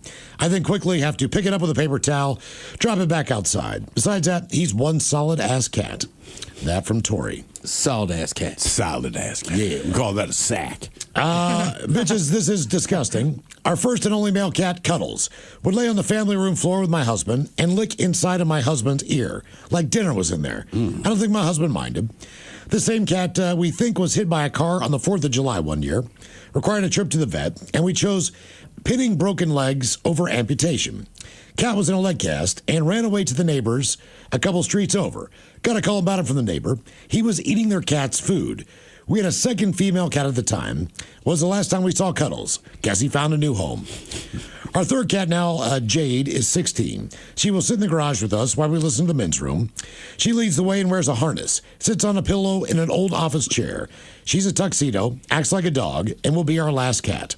That from Julie. Dude, my friends lost a cat that way in their neighborhood. Somebody, like, they knew it was going to, like, neighbors' houses. Yeah. But one woman, like, a few houses down, like, she started feeding it. And they're like, you have a cat? And she was like, no, I don't have a cat. It's like, did you feed it? She's like, yeah, but it's... So finally, I think he was just like, fine. Right. It's yours. Keep the cat. Yours. Guys, I worked at a vet clinic and someone hit a bobcat on the highway and brought it to our clinic in the back of his Jeep. Thankfully, he left it in the Jeep because we went out to see if he was telling the truth. It had woken up. Uh-oh. And was freaking out inside the Jeep. And finally, I found a kitten 70 feet up in a tree. Tried getting him down for 3 days. Finally, I found a dude on Facebook who volunteers to help get cats down from trees. All right. He pulled out gear that looked like it was for loggers, scaled the tree, got him down, and I ended up adopting the cat. Okay. There we go. Time for a couple birthday emails brought to you by Men's Room Roasted Red Salsa from San Juan Salsa Company. Dip responsibly. Guys, it's my dad's birthday today. Can I get a shout out with a montage of all the different sayings, especially from Thrill and the Captain? Of all the different what? Just whatever you got. Oh, okay. Doesn't say a name. Doesn't have any information. Are you me? Holy Jay. Ooh. Well, ahoy there, and happy birthday to this no-name anonymous person with no age attached. So I just try to be quick. I don't know what you do on your birthday, but for Tony Tiger's birthday, he got real drunk. And as friends do, we decided to shave his entire body, head to toe. That's when we discovered he had a lot of racist tattoos under that fur. So Aunt Jemima and Uncle Ben weren't too pleased with what they found, but Tony explained it away. Now it's just water under the bridge. Mostly crunch berries. Guys, greetings, you old leathery hags and Mike. Today I complete my 27th rotation around the big ball of a plasma. So could I get a drop the beat, a symphony of thoughts, ending with a Kevin Hart damn. Cheers, bitches. Have a fantastic rest of your day. That from your 10-year-long listener, Alex the Furry. Drop the beat.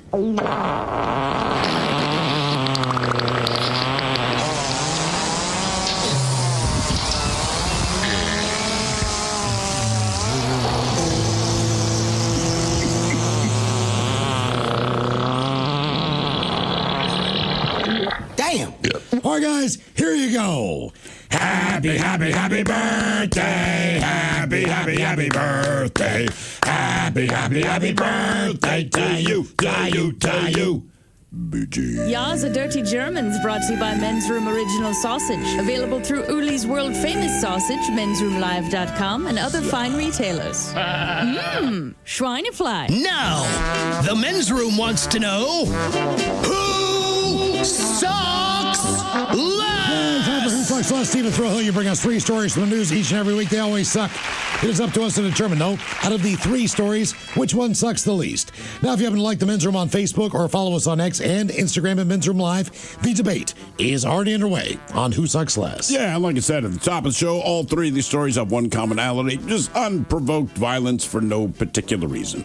2 of them take place in Southern California. Let us start in San Diego, where a man pleaded guilty to federal charges after he was caught on video kicking and chasing a sea lion at a local beach. So 18-year-old Tyler Mule, he's from La Jolla, he pleaded guilty to violating the Marine Mammal Protection Act when he repeatedly kicked the animal as it tried to get away. This was in July of this year. If you've ever been to La Jolla, these things are everywhere. They're sitting on the beach. So if you did have the proclivity to want to kick one, you could. Just most people don't. Anyway, the video, which of course went viral, shows this guy throwing kicks at the sea lion as it was sitting on the sea wall, while at least one other person can be heard laughing in the background. Well, then this guy follows the sea lion, throwing more kicks as it tries to scoot away, and then the video ends. Well, this kid Mule, he admitted that he kicked at the sea lion 4 times, landed at least 2 kicks on the animal. Now, as part of his plea agreement, he acknowledged that a video capturing the attack was a fair and accurate recording of what happened because it's on video and everyone watched. The National Oceanic and Atmospheric Administration's guidelines say people should stay at least 50 feet away from sea lions, seals, and other species that are protected. And then they add, quote, intentionally striking or kicking a marine mammal is not only illegal, it's dangerous for both the well-being of the animal and the human should the animal want to retaliate. In this case, it didn't. Like I said, we were there a couple years ago with the family. Sea lions are everywhere. And we stayed at least 50 feet away because, like, they're kind of cute, but I'm like, they're also wild animals. And they're big. And they're big, dude. They are big ass animals. So I don't know what got into this guy, but that's what he decided to do. Now we go up the road a little bit to Los Angeles, where a routine dog walk took a serious turn when a couple says a car jumped the curb and then tried to hit them and their dog after a verbal exchange. And the encounter, of course, caught on video. So a man was pulling his dachshund, Olive, out of the way while his fiancee ran for safety. Quote, that's when he turned his car on us and drove, accelerated up to the curb. I pulled Olive to my left and let the car just barely miss me.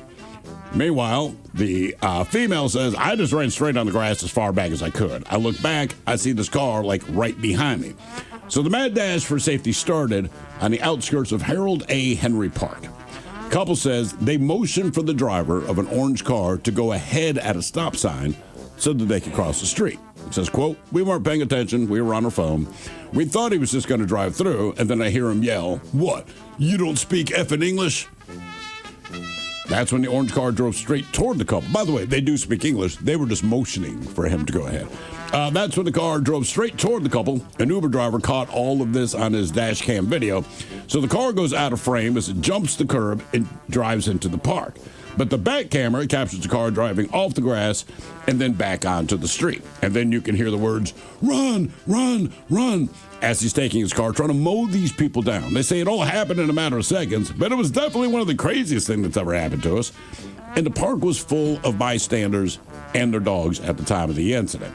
So basically, they had plenty of witness and everyone else scrambling out of the way with their dogs. So the couple reported the incident to the police and told Eyewitness News that it's scary. No, the driver's still out there. They haven't caught him. Wow. Yeah. That's crazy.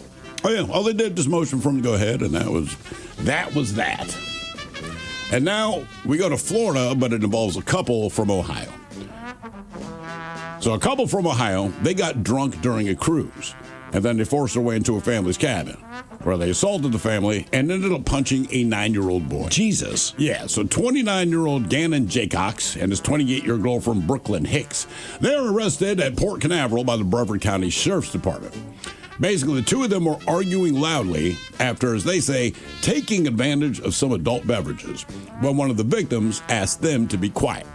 Well, naturally, these idiots became irate when they were asked to keep it quiet. That's when they pushed their way into the victim's room and began fighting with the two adults and, again, their 9-year-old child. So the boyfriend in this case, he swung on everyone in the room, including the kid, and as a fight ensued, he ends up hitting all three people, including the child, while his girlfriend was just swinging wildly, hoping one would land. She ended up not hitting anyone. Well, he was charged with burglary and battery, child abuse without great bodily harm. She was charged with burglary, battery, and a battery, quote-unquote, touch strike. Now, both are placed in custody in jail. His bond is set at $31,000. Her bond was set at $16,000. Okay. So, again, these are your three stories with the guy in San Diego who, it's not that he admitted to it, he was caught on video, then said, yeah, that's me, for repeatedly chasing and kicking a sea lion for no particular reason other than his buddy thought it was funny. This seems like a stupid move.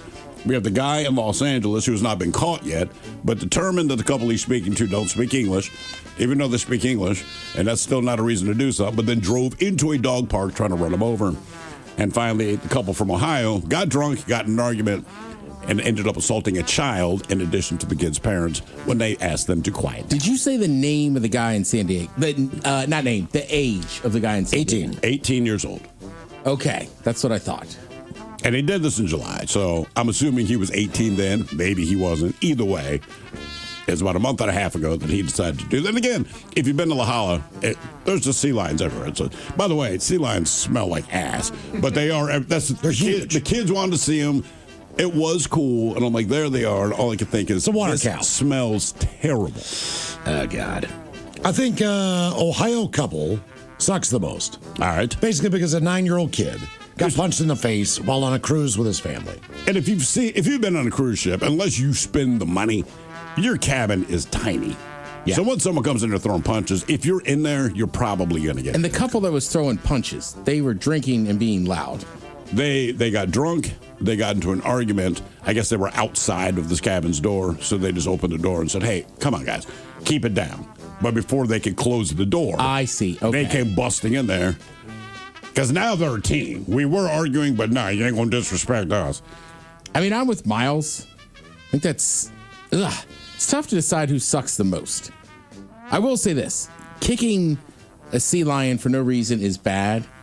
I will just cut him some slack because he's 18. And I think just being an idiot. But at least the sea lions also are big. But like the Ohio couple, like Miles is right. That guy punched a 9-year-old kid. Yes. And the parents. And simply asking them to move along. And then the driver in L.A., he tried to run him over. He tried to run him over, and then you were saying that the park was like crowded. Like it's a how dog did park. He not hit anybody. I guess everyone just scrambled. And my thing is, you don't speak English. One, if you've been to L.A., reasonable question, but I don't know why that would make you angry one way or another. Like when I was in Miami, I was kind of surprised how many people just spoke Spanish. Absolutely. So it's a little tough at a couple of the restaurants, but I don't know that it made me outwardly angry or homicidal. No. I was just like, I kind of wish I knew Spanish. Yeah, in this moment, which I knew. But she is very attractive, this waitress. and I have nothing to say to her. Yeah. And by the way, we're not to kick game. Yeah. And by the way, these people, they do speak English. Yeah. So I don't know the guy, Pete, but their only communication with this guy was to wave him through the intersection. Basically, let him go, then they're going to cross the street. That was their whole thing. Instead of making him wait for them to cross the street, it's kind of like, go ahead. Yeah. We'll cross it, which people do left and right. And somehow he interpreted that is, you don't speak English, which matters so much. And I'm going to run you over in a park. Ted, I think San Diego 18-year-old sucks the least. Right, that's what I'm going I think Ohio couple sucks the most. I know the guy stole the lamb in L.A. He did not hit anybody. But just based on, I know what his intent was. That's why I think he sucks the most. Like, drunk couple. All right. Just because, one, you're drunk, so you're not going to make good decisions. I understood they hit a 9-year-old kid, but also if that were my kid, the story would have a much different ending, right? So that's part of it. But again, drunk people don't make good decisions. I don't know if the guy driving in L.A. was drunk or not, but the fact that your decision-making says, I don't believe you speak English, and for that reason, I'm going to try to run you over in my vehicle. Because that just tells me, I go, look, the couple on the boat, I do not like them, but you were drunk. This guy, he already has it in his head that this is an issue, and he believes that the way to deal with that issue is to run people over. Correct. I mean, I'd venture to say the guy's just a psychopath. And I think that's fair. And again, I could be wrong, but I'm guessing an 18-year-old kid is an 18-year-old kid. And he's kicking a sea lion. Just the ones I've saw down there were just so massive. I'm like, I don't think a sea lion's going to have a kid. I don't know if it helps, but the kid is from La Jolla, so he has grown up very familiar, not with the sea lions themselves, but the idea that they're there. I just don't think that sea lion's going to be like, oh, man, I got internal bleeding. Like, they're massive. Yeah. Right? I mean, they have, a lot of fat and blood. Fat. Just say, man, they're fat. It's not my place to call them fat. Jesus. I'm just saying. Debate continues on Who Sucks Less. If you like the Men's Room on Facebook or follow us on X and Instagram at Men's Room Live. All right, coming up at 5:08, we'll drink and toast with a shot of the day. You are listening to the Men's Room.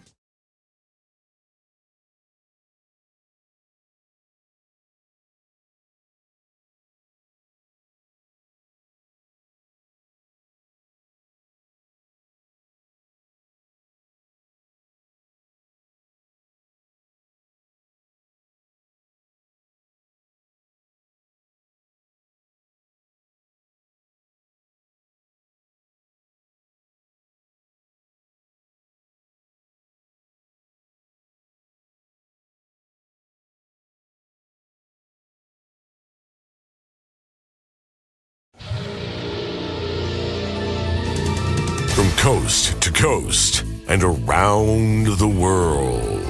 If it's not important, you'll hear it here, exclusively on In Action News. Here now are Stone Ledbetter and Felix Foxworthy.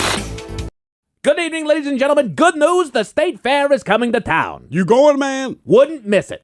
My lovely wife and I have been going for the last 31 years. Actually, the first gift I ever gave my wife, then my girlfriend, was a stuffed blobfish that I won at the ring toss. A stuffed blobfish? Yes, Felix, a stuffed blobfish. You a true romantic playboy. I know that a blobfish doesn't scream romance, but I didn't get to pick the animal. And all the same, my wife was very touched. You say so, ma'am. It was a romantic moment. Surely you've done something romantic for one of your many partners. Nice dinner, flowers, chocolates. Well, yes, so, man, but never a stuffed animal. You've never gotten a stuffed animal for someone that you care about? Nope. Come on, Felix. Even my first boyfriend got me a stuffed animal when we were only 16. Was it a blobfish?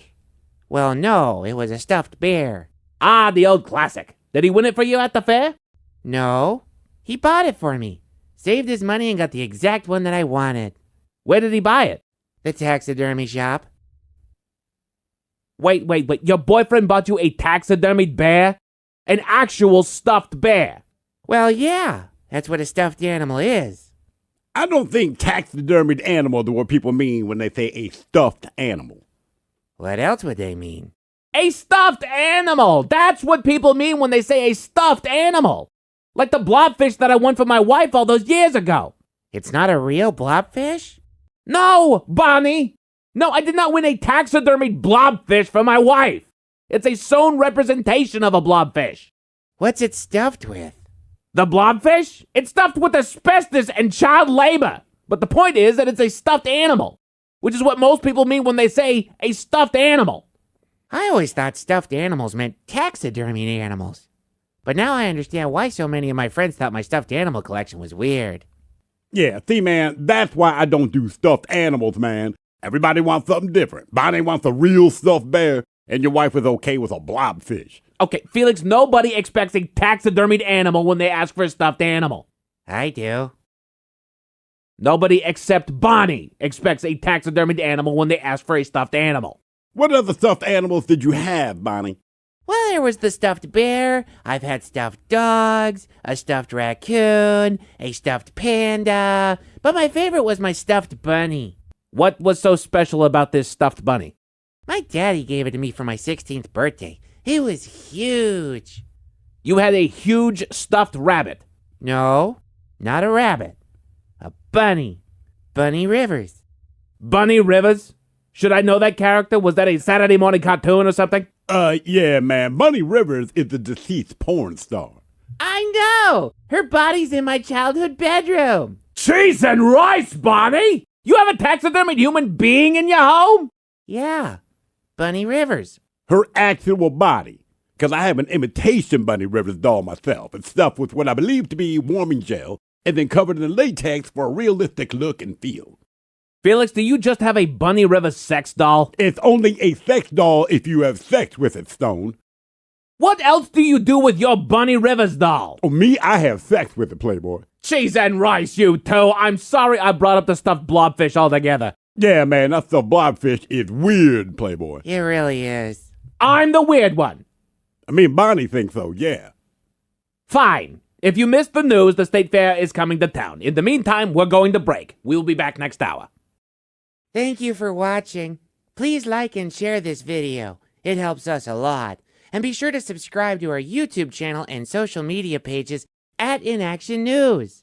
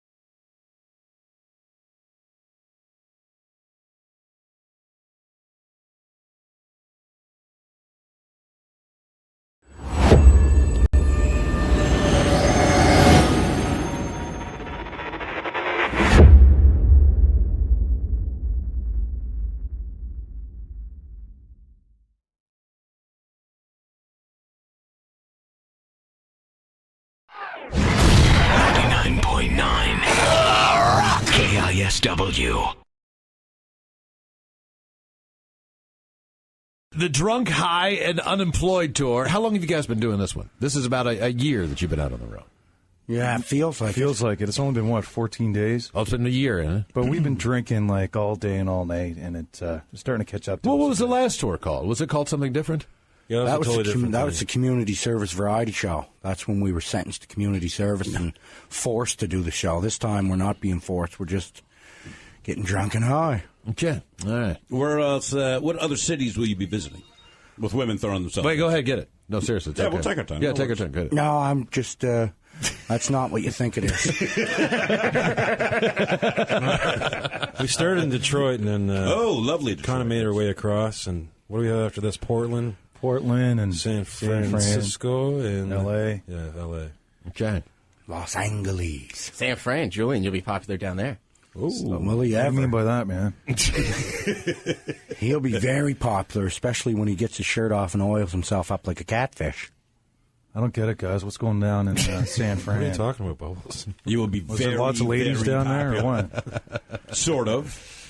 Good. In a I matter love of speaking. strippers, man. Hope there's lots of strippers. We have some questions from listeners. Did Corey and Trevor ever make it out of the mental hospital?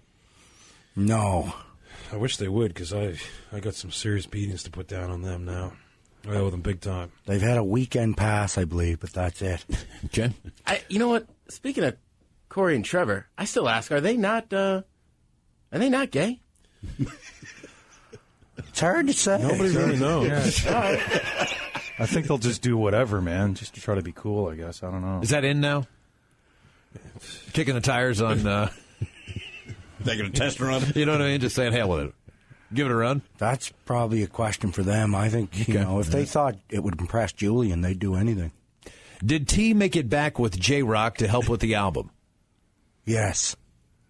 Yes, T and J-Rock are both on tour right now. Yeah, they are on tour, aren't they? They're just in a van following Eminem around trying to get on stage, but... They're covering Liquor and Horse. They better not be. Since Sunnyvale is destroyed by Mr. Leahy, are they living in Leahy Estates, or did they rebuild Sunnyvale? We rebuilt it. Yeah, we've got a lot of Sunnyvale open. I mean, we still... most of our business is in the other side of the park now, but yeah, Sunnyvale's starting to get back to normal. Okay. Ricky, question for you. Did Lucy ever forgive you? Well, she did, but now she's been caught doing a few things of her own, and I'm trying to decide whether or not I'm going to forgive her, because I'm getting really sick of her banging everything that moves. Especially your dad. That was pretty greasy. Didn't really want to talk about that, but thanks, Julian. Lucy Bang Ray. What happened to your guys' website? Another question. I didn't know we had a website. No, I didn't either. Well, there you go. When did Lucy hook up with Ray? I missed that one. So did I, apparently. A few times. You're kidding me. A few times, yeah. How do you know? By the smell? No, you can... First, it starts out with the sounds of Lucy. You know. Ray's pretty loud as well. I mean... I really didn't want to talk about this, dirty scene. Ray talks dirty. He talks trash while he's banging. What does he say? Is there anything that you can say on the air, Bubbles, that you Not heard really. to the walls? Not Just really. shocking? Anything? Yeah. Trucker talk. Was it in the wheelchair or just... Oh, his legs are working fine when he's banging Lucy. Yeah. He's just doing that for disability checks. Yeah, the legs, yeah, that's just all show. But when he does banging, his toes work well. Did Mr. Leahy ever come back from the Caribbean and get back together with Randy? Yes, he did. Came back. He was in big trouble when he came back. The He actually went to RCMP. jail. It was awesome. Yeah, he went to jail, and he had a bad sunburn, too. Horribly sunburned. Why'd he go to jail? What was the crime? Oh, well, all kinds of charges. Fleeing the scene of a accident, stolen money. High-speed piss chase. Yeah, high-speed piss chase didn't go over drunk. big. Mm-hmm. Another listener wants to know, are you guys going legit this time, or are they still doing crimes to make some income? I'm trying to stay out of jail right now, so I've got a few things lined up to make some money. That's legit. It sucks, but, you know. I'm 100% legit. Oh, me too. I mean, other than growing and selling dope, which is pretty much legit. How's that going? 99.9 KISW. The Men's Room returns with Miles and All right, Thrill. coming up at 5:08, we'll drink and toast with the shot of the day. And we do have your headlines on the way at 5:50. But first, quick check-in with Mike Hawk and some of the stories and headlines he is not working on. Well, thank you, Miles. L.A. is being overrun by a, quote, extremely clumsy beetles that are crashing into people. I saw that. How big are they? They're fat beetles, dude. They're big suckers, like that guy. Yeah, they're big green beetle. They're kind of like, remember cicadas when they came out? Yeah. They make a lot of noise, but the other thing, they're not gifted with flight. And they'd smack in your window, they smack in your car, right. They're just flying blind, apparently. Damn it. Oops. Not very good on the joystick. Yeah. I don't know what's happening. That's a lot of bug to move for not much wing, though. So I can kind of understand. But a lot of people just don't like bugs. Yeah. Yeah, so, like, for me, I don't want a bug landing on me. At least not that kind of bug. Well, it's not landing on you, it's landing in you. That's a good point. It's just bouncing off. You ever had a bee run into you? Oh, yeah. Like a little bumblebee. Damn it, Bumblebees come on, are kind of stupid, man. They are. Well, they're bumbling idiots. Yeah, I guess bumbled's part of it, right? Yeah, right. Sorry, I'm just out here flying. I'm just a bee. A quarter of the population lives in a big city, but the growth is slowing. All right. Well, working from home probably helps. Yeah. Yeah. The expense of living in a big city is probably helping. Yeah, and so many people can work from anywhere other than the office building. Go where you want. Exactly. Including the big city. Yeah, we know a lot of people that are like, we're headed to the middle of Washington State because I bought a lot more property, I save a ton of money, and essentially my job's all on computer anyway. Right. Like, yeah, it makes sense. Exactly. Yeah. Exactly. You know, these outskirt cities, they're doing a heck of a lot better. They're booming right now. Oh, yeah. Cheap land. There's an article on Vice detailing why, quote, I don't mind is one of the most passive-aggressive things that you can say to a partner, and it might be ruining your relationship.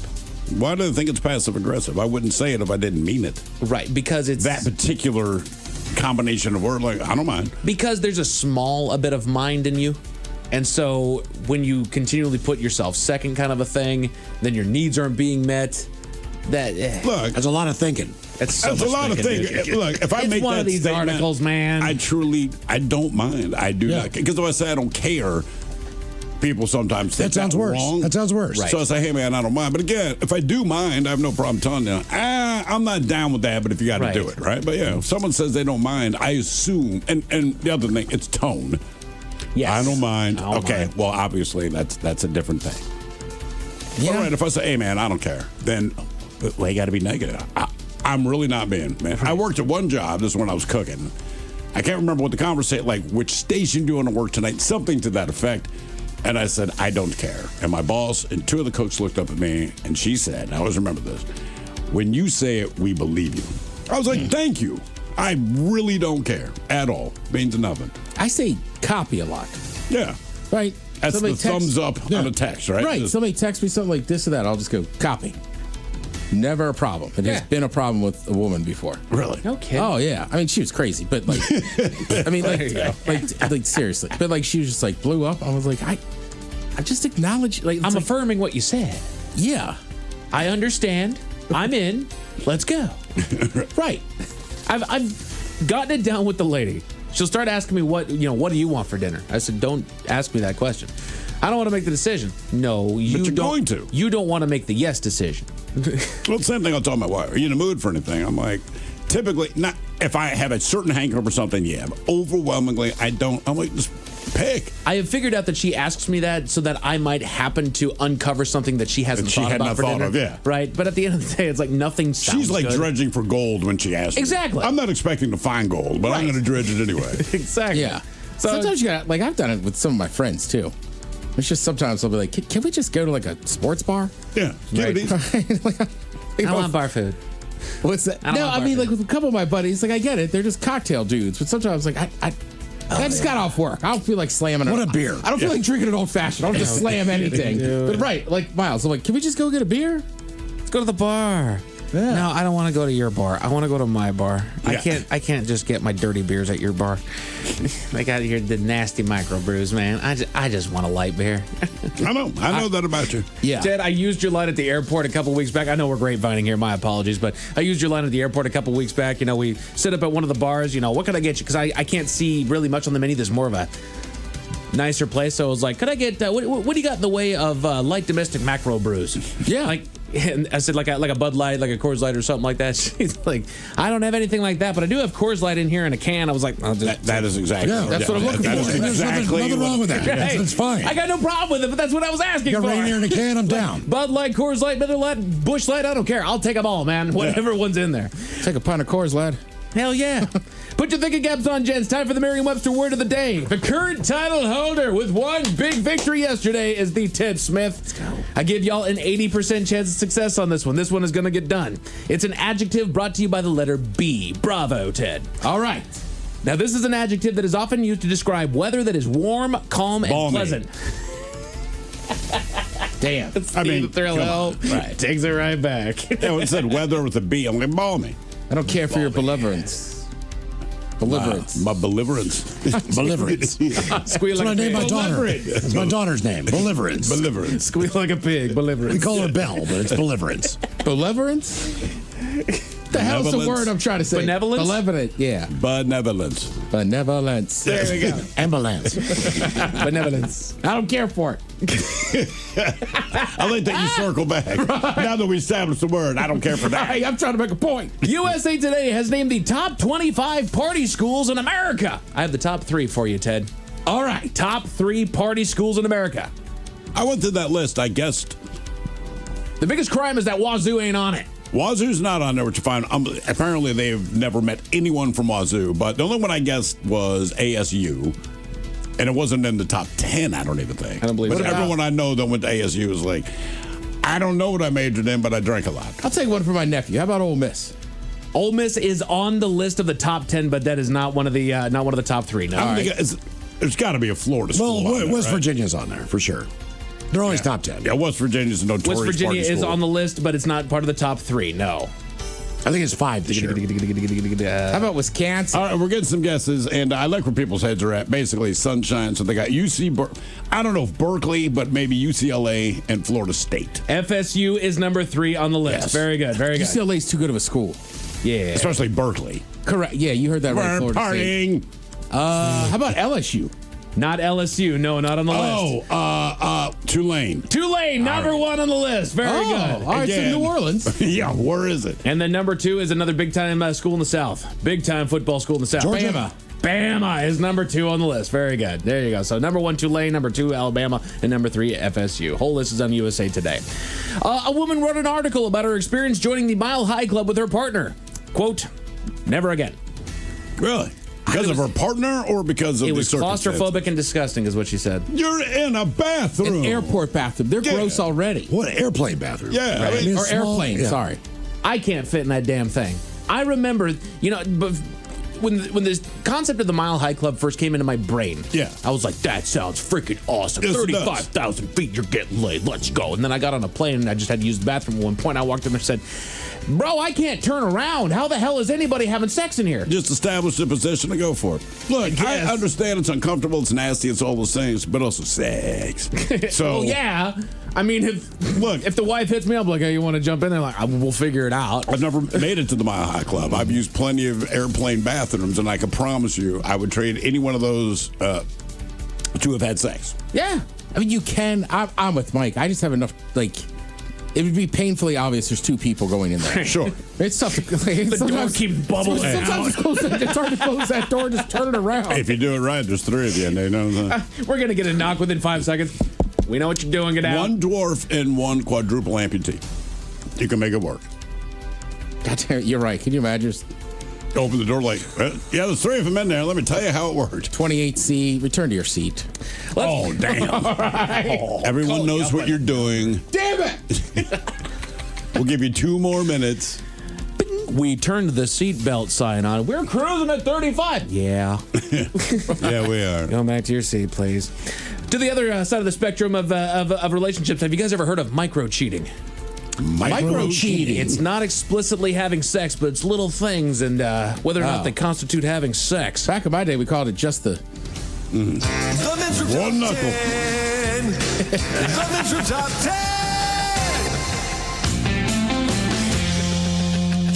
Just the Men's Room Top 10, it is. A new relationship survey has ranked the 10 acts that should count as cheating, at least according to most people. And they give the percentage of the amount of people that think that this counts as cheating, okay?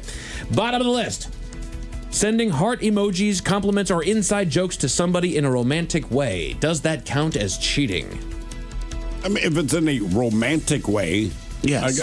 I love you, heart. Right. I mean, okay. Like, that's... Are people doing that? Because I'm not getting those texts. I'm just saying, let's... 33% of people say that counts as cheating. All right. Which... Well, I'll send, like, if someone sends me something that's funny or whatever, sometimes I'll just send back a heart. Or a thumbs up. Exactly. Like, I love it. It's great. Doesn't mean I love you. And romance is different than affection. Oh, yeah. There are women that I am affectionate towards I'm romantic with my wife. Correct. There's a line there. So yes, if you're sending it in a romantic way, I'd say that's cheating. That's a very, very harsh word to put on there. And responding with a heart or loving something somebody sent you, I think is different than they're saying. Yes, you're responding to the post. Right, yeah. It's almost like a romantic text. Right. I've done it with Taryn from time to time. Hey, Taryn, cheating. Could you help me with that? Just got it done. Heart. Thank you. Yeah. Love you. Appreciate you. Fantasy messaging. Saying stuff like, what if we were single with someone?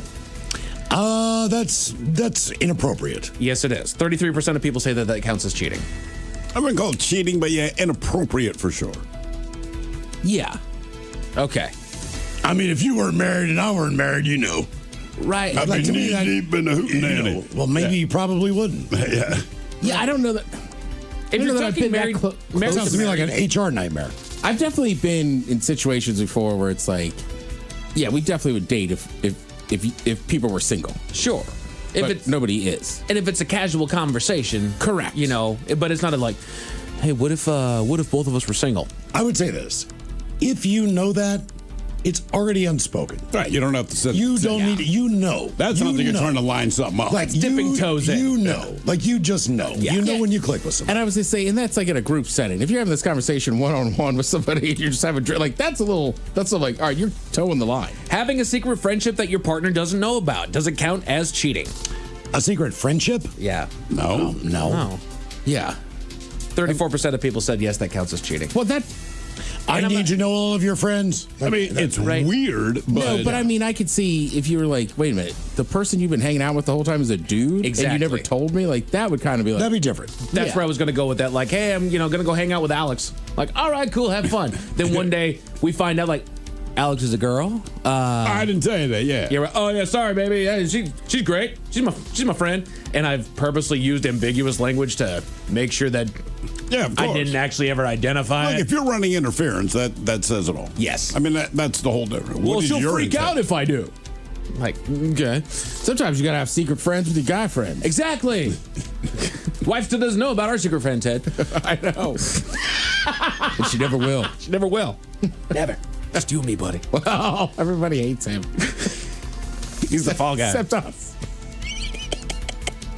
Secretly messaging someone one-on-one. Again, the secret is the hard part. That's a huge part of it. 36% of people say that that's cheating. I mean, again, to me, what is the context of your... Right. There's a lot of messages that my wife doesn't know about. That doesn't make them secret. You're not hiding them. There's of no interest in it. Right. Look, if my wife were texting 8 different dudes and I found the text and it's all about because they're watching Bridgerton, it does not bother me. Correct. I'm not a particularly jealous type anyway, but like, I don't... You know what? Good. Right. I would rather you talk to them. He's the star of the show. Yeah. Text him. I'd rather you talk to them than me. Right. Does it count as cheating? Keeping in touch with an ex without telling your partner. Yeah. Look, I mean... Okay, but are you cheating? No, you're an ex for a reason. Yeah. So, like, to me, it's like, you can be mature enough to be friends with people you've dated. Sure. You don't need... Like, if things end poorly, then I get it. You probably don't want to hang out with them. But it also would seem... I just feel like anytime I've had this... it's like, how do you know her? It's like, oh, well, we dated. She's an ex of mine. Yeah. Yeah, that's not a big deal. There's no problem with being a friend or keeping in touch with an ex, but if you are doing it without telling your partner, if you are doing it secretly, that I think is a problem. It could be a problem. There's two. Again, it depends on your intent. If it's because you're with someone who freaks out about everything, like, I get it. I wouldn't tell them either. If you're legitimately, like, look, man, they can't handle anything. Yeah. If you have no intent, I don't care. Right. My ex will, if she texts me, let's say I got a girlfriend. Yeah. I'm not going to go home and go, my ex-wife just texted me. Like, I'm not being secretive. Exactly. It's just like, grow up. Yeah. Grow up. Right. I mean, come on. Deleting messages so that your partner won't see them. Again, what are the messages? Right. You're deleting them because they're bad. I mean, or they would be incriminating. Yeah, if you got a boob shot, like, maybe that's one thing. But yeah. Exactly. There's a lot of boob shots that I've just had to delete. I've enjoyed them, ladies. But it's all been from guys. Then there's zero jealousy. No, Mike, keep those. My bad, Mike. Hey, you know what, man? They're the best I've seen. Yeah. Harry. Keeping somebody in your phone under a fake name. The only people on my phone under a fake name are no and absolutely not. And to be honest with you, I do not know who they are. Yeah. It's just that if they text or if my phone blows up with it, I just know, like, whoever this is, and it can be one of probably 15 people. I don't even answer the call. No, of course not. Actually, my wife's on my phone. That's not even a fake name. That's just protecting yourself. It is, but it's fake name. The only other fake name's for my wife, which is La Diabla, which means the devil. Right. that is it. I have a couple no's on my phone, but I don't think I have anybody secretly in there. No, there's no secret names. Domino's. And it's weird, man, because like you can scroll through my phone. There's maybe 20 numbers in there. If you scroll, like if she grab my phone and find so and so's number, and I know like the name starts with the letter M. Just scrolling to get to M, I'm like, do you know everyone on this planet? It is staggering to me how many people are on her phone. I mean, I still have. Right, like your wife's name, and it says Thrill's wife, which cracks me up. Like, who else? Well, you've known her for 25 years, I man. do know other women with that name, though. Here's the weird one. Yeah. I have my mom in as Mary Oliver. Really? Yeah. Mary Oliver. Not mom. Okay. Why? Why? I just put it in that way. Right. That's Mary So Oliver. proper. I know, that's what I'm saying. All Mary's called. Maintaining a dating app profile, quote, just to look or for validation. Well, yeah. I mean, come on. Hey, we're not doing anything. I just want to be validated that she wants to sleep with me. Exactly. Put Pop Rocks in I'm her not mouth. doing anything. Don't stop it. I didn't think she'd reply. It's a real line I heard from somebody once. It's never, Really? Yeah. It's never just one decision, man. It's a lot of bad decisions. Yeah, I was like, brother. Well, you're fishing. Yeah. What do you think's going to happen? Yeah, eventually, something's going to tug on the line. Talking with one person late into the night while hiding it from your partner. Again, what is your intent? What's the intent? Right. We're talking about the football game. I'm talking like, sorry, man. This conversation we're having. Here's your last chance, guys. Does this count as cheating? Keeping an ongoing flirtatious text conversation with somebody. It's pre-cheating. Right. I mean, to me, like, that's the pre-cheat. It's before. I turned on the oven because I want to cook the food, but it's not a temperature yet. But when that thing dings, right, it just tells me you're probably going to go ahead and try to cook that food. Exactly. Correct. And again, circumstance. It's different than like maybe somebody's flirting with you in a bar or something. It's just like, look, whatever. It just. But like, if I'm texting somebody specifically flirting, I'm with Thrill. It seems like I'm trying to set something up. Yes. Correct. Jesus. You see people flirt with everyone at the bar all the time. It's funny, 'cause my wife would talk to anyone, and I remember I come in from a smoke, and this guy's like, oh, man, I'm sorry. I'm like, bro, I do not care. No. Why would you? I'm not threatened by you. I don't. And in the end, if she wants to hook you up, nothing I can do, so I don't sweat I will it. say It's this to just the not a day I die. concern. If no one wants to talk, find your significant other attractive. Then you're with someone likes ugly. their personality. Then you are the one that has the problem. Ta-da! Yeah, you are Just with the ugly remember that.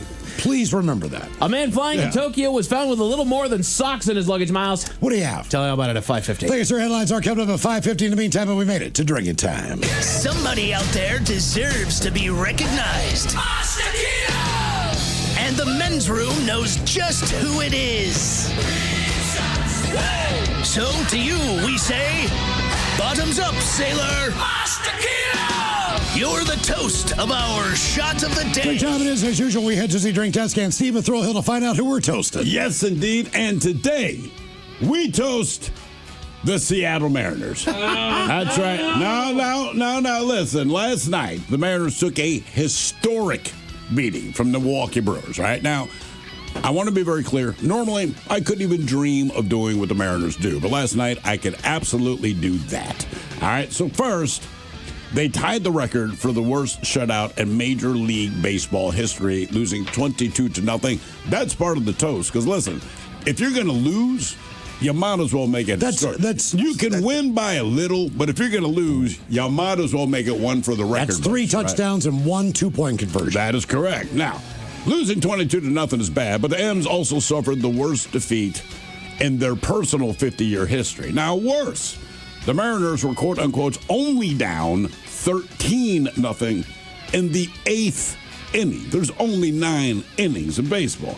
But that's when they did have third baseman Leo Rivas. He came on to pitch because at that point, why the hell not? You're going to blow up another pitcher's shoulder when you're down. So he gave up 9 runs in 1 inning of work. However, only 7 of those were earned. Because you see, outfielder Julio Rodriguez, he contributed what one sports writer called, quote, the most humiliating error possible in baseball. He caught a long fly ball for the second out of the inning. He tossed it into the stands, thinking it was the third out. It was not. And then the Brewers scored runs 20 and 21, and he could do nothing except stand there and watch these guys advance the bases. By the way, the score was 1-0 in the fifth inning. And I could go on, but I think you get the point. So, look, if you're going to lose, do it with style. The Mariners did that. It is historic. It actually made reading the sports kind of interesting today. Because, look, if your team just loses, it's just a loss. And everyone bitches and pisses and moans about what happened. When you lose like this, like, they actually do some extra work to dig up historical stuff. And I'm like, this is actually kind of fascinating. And I will say this, look, I'm an Orioles fan. They have taken a beating worse than that, but they put it in a run. So they lost 30-3 in 2007. Should they have a 20-run rule? No, just to save the pitchers? No, you're professional. Once you're professional, you got to deal with it. I believe you also missed one. They set a record for most pitches under 40 miles an hour. Is that because of, I'm guessing, the eighth inning forward? Yes. Because I want to say one of the guys from the Brewers hit a home run off of a 37-mile-an-hour ball. Well, that's all him. You're like at a batting cage at this point, right? I mean, just like, my God. So the Mariners, come on, man. Look, the good news is this. It won't be worse, right? You can only go up from here. The only way's up. Yeah, the only way is up, but that was staggering to the point that you couldn't stop watching it. So for that reason alone, I'm toasting the Mariners, guys. Remember that one. Remember that one and let it burn in your head. So we pour this booze, and we drink this booze because we think it's yummy. Yummy. So over the tongue and down the throat to party in our tummies. Down the hola bichola. All right, it's going to get tested online for Profile This, 206-803-ROCK. Profile This is next.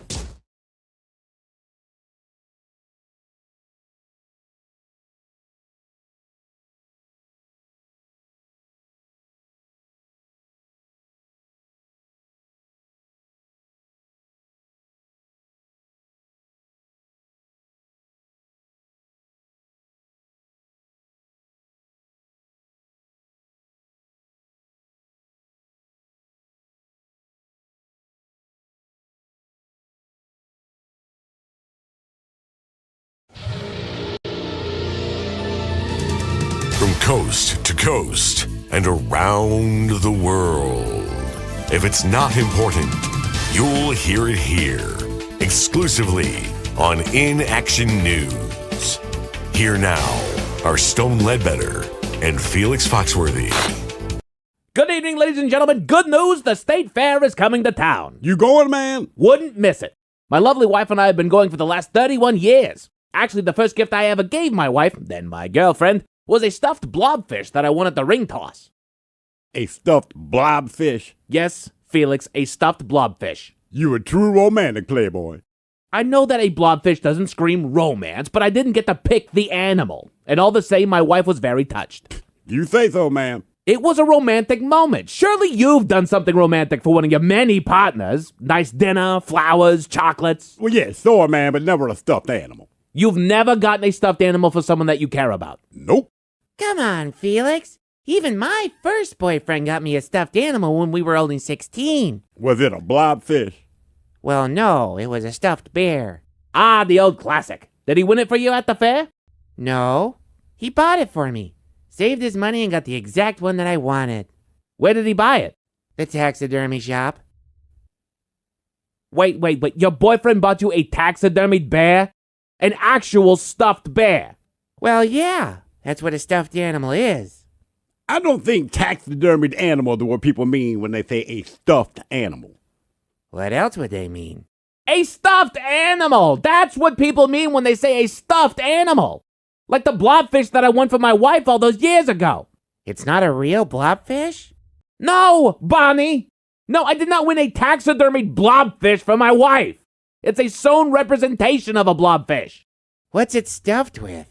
The blobfish? It's stuffed with asbestos and child labor. But the point is that it's a stuffed animal, which is what most people mean when they say a stuffed animal. I always thought stuffed animals meant taxidermied animals. But now I understand why so many of my friends thought my stuffed animal collection was weird.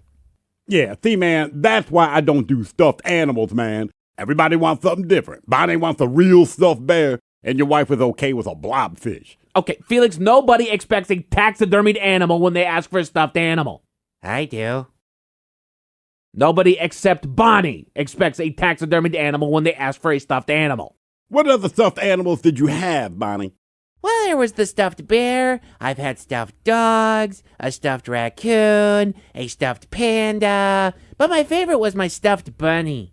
What was so special about this stuffed bunny? My daddy gave it to me for my 16th birthday. It was huge. You had a huge stuffed rabbit. No, not a rabbit. A bunny. Bunny Rivers. Bunny Rivers? Should I know that character? Was that a Saturday morning cartoon or something? Yeah, man. Bunny Rivers is the deceased porn star. I know! Her body's in my childhood bedroom. Cheese and rice, Bonnie! You have a taxidermied human being in your home? Yeah, Bunny Rivers. Her actual body. Because I have an imitation Bunny Rivers doll myself. It's stuffed with what I believe to be warming gel and then covered in latex for a realistic look and feel. Felix, do you just have a Bunny Rivers sex doll? It's only a sex doll if you have sex with it, Stone. What else do you do with your Bunny Rivers doll? Oh, me? I have sex with it, Playboy. Cheese and rice, you two. I'm sorry I brought up the stuffed blobfish altogether. Yeah, man, that stuffed blobfish is weird, Playboy. It really is. I'm the weird one. I mean, Bonnie thinks so, yeah. Fine. If you missed the news, the state fair is coming to town. In the meantime, we're going to break. We'll be back next hour. Thank you for watching. Please like and share this video. It helps us a lot. And be sure to subscribe to our YouTube channel and social media pages at InAction News.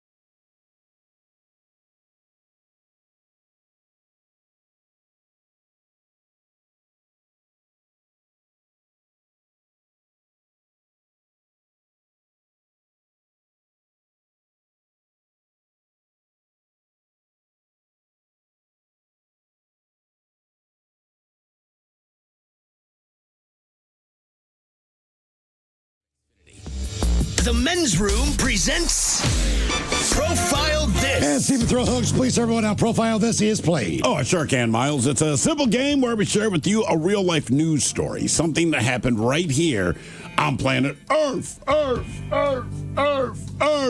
And as you listen to the story, based on the stereotypes you believe to be true of people and the decisions that people make, we'll ask you what it is you think makes the story a story. Hello, Roberto. Welcome to the Men's Room.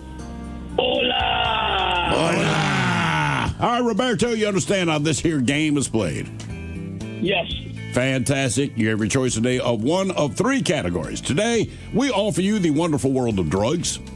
We have Hit Me With Your Best Shot, where you guess the unconventional object that someone chose to use as a weapon. And finally today, License to Spill, where you guess the substance responsible for creating the mess. I would like to go with Licensed to Spill.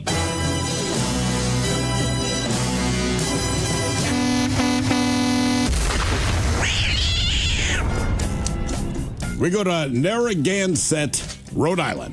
That's where a tractor-trailer crashed and caused significant traffic disruptions after it spilled its cargo onto the roadway. This happened last Sunday. According to police there, they said the truck was trying to turn from Galilee Escape Road onto Point Judith Road around 9:30 in the morning. However, the trailer dislodged from the cab and tipped over onto its side. And then the overturned trailer blocked all lanes of travel. No matter what direction you go on, it shut down. Now, police said the truck was taking the cargo to a facility out of town. So the east side of Galilee Escape Road was shut down for several hours while crews worked to clear the scene. The road reopened over 7 hours later at 5:15 p.m. So that is a massive backup. The good news is no one was hurt, but everyone was annoyed. The question is, what was the truck hauling before the trailer separated from the cab? Was it vegetable oil? Was it garbage? Was it concrete? Or was it squid? Vegetable oil, garbage, concrete, or squid? Wow. Okay. The first thing I was thinking was vegetable oil, because that would take a long time to clean up. But, yes, it would. What are you thinking, Ted? What are you thinking? I'm with you. Vegetable oil would take a long time to clean up. Garbage seems like you could just push it out of the way. It also seems weird that a tractor trailer would be hauling garbage. Fair. Right, so it got unattached from the tractor trailer trying to make a turn. Right. It turned over, blocked all lanes of traffic and the cargo pile. So I don't know if the cargo blocked all the traffic or if the way the trailer landed blocked all the traffic. Just given that area of the country and the seafood restaurants, I think this was calamari, a.k.a. squid. Okay. I just think that it's going to be something that's just out there, and I'm with you. I'm going squid. Yeah, all right. I'll join the squid train. Squid boys? What was spilled all over the road? Vegetable oil, garbage, concrete, or squid? We'll find out next. That was a tease. You are listening to The Men's Room.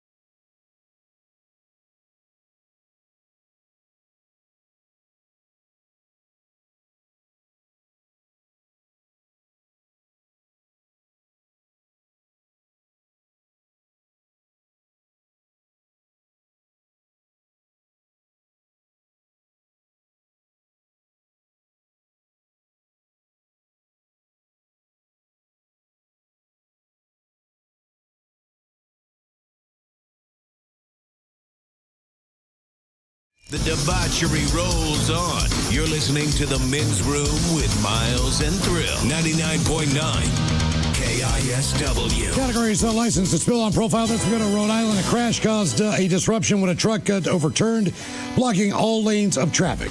And apparently quite the mess.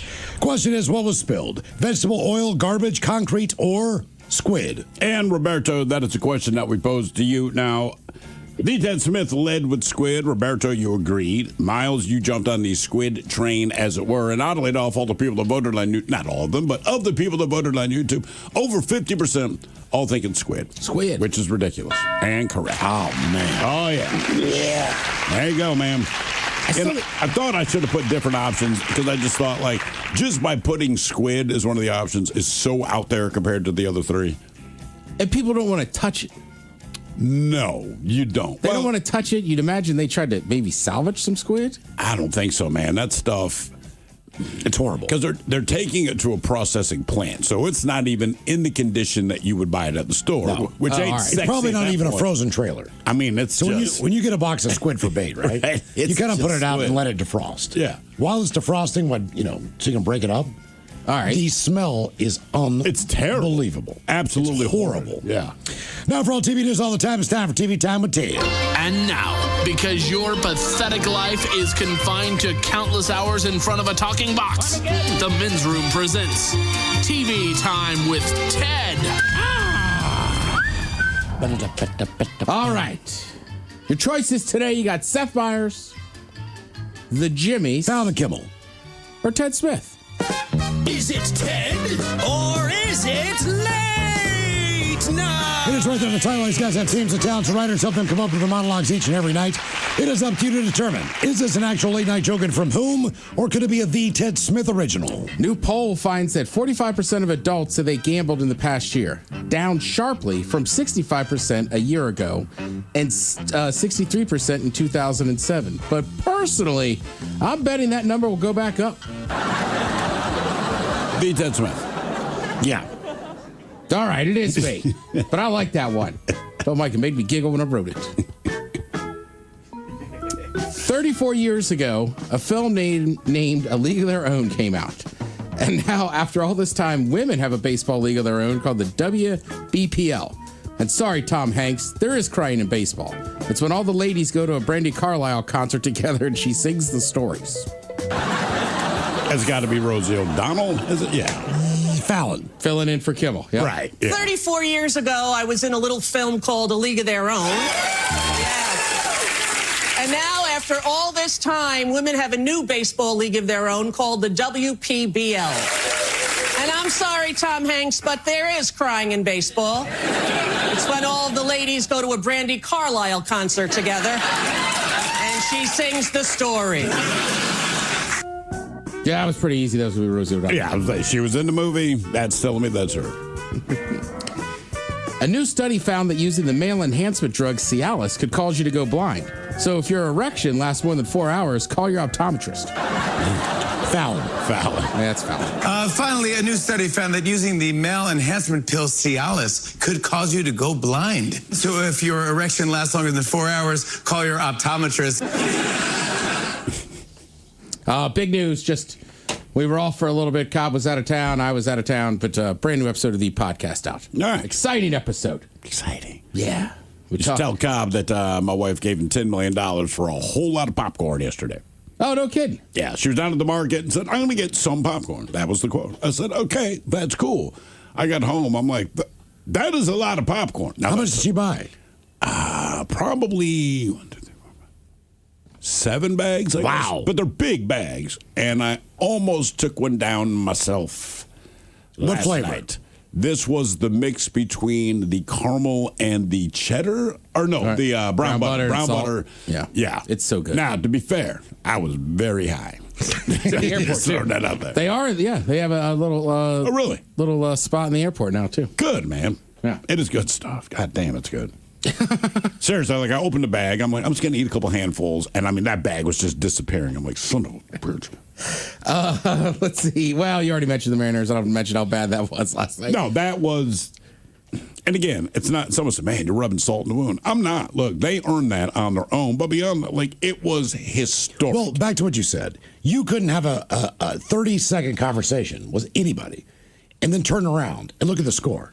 Like, what just happened? Yeah, literally, we walked into the bar after work, and my wife and I were getting our seats. And I look up at the screen, and they're getting their ass kicked at that moment. And I was like, wow.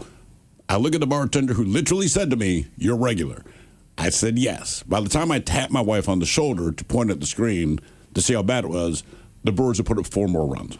This is like in 90 seconds. Yeah. So when she looked up and said, oh, my God, I said, babe, it wasn't even that bad when I was trying to get your attention.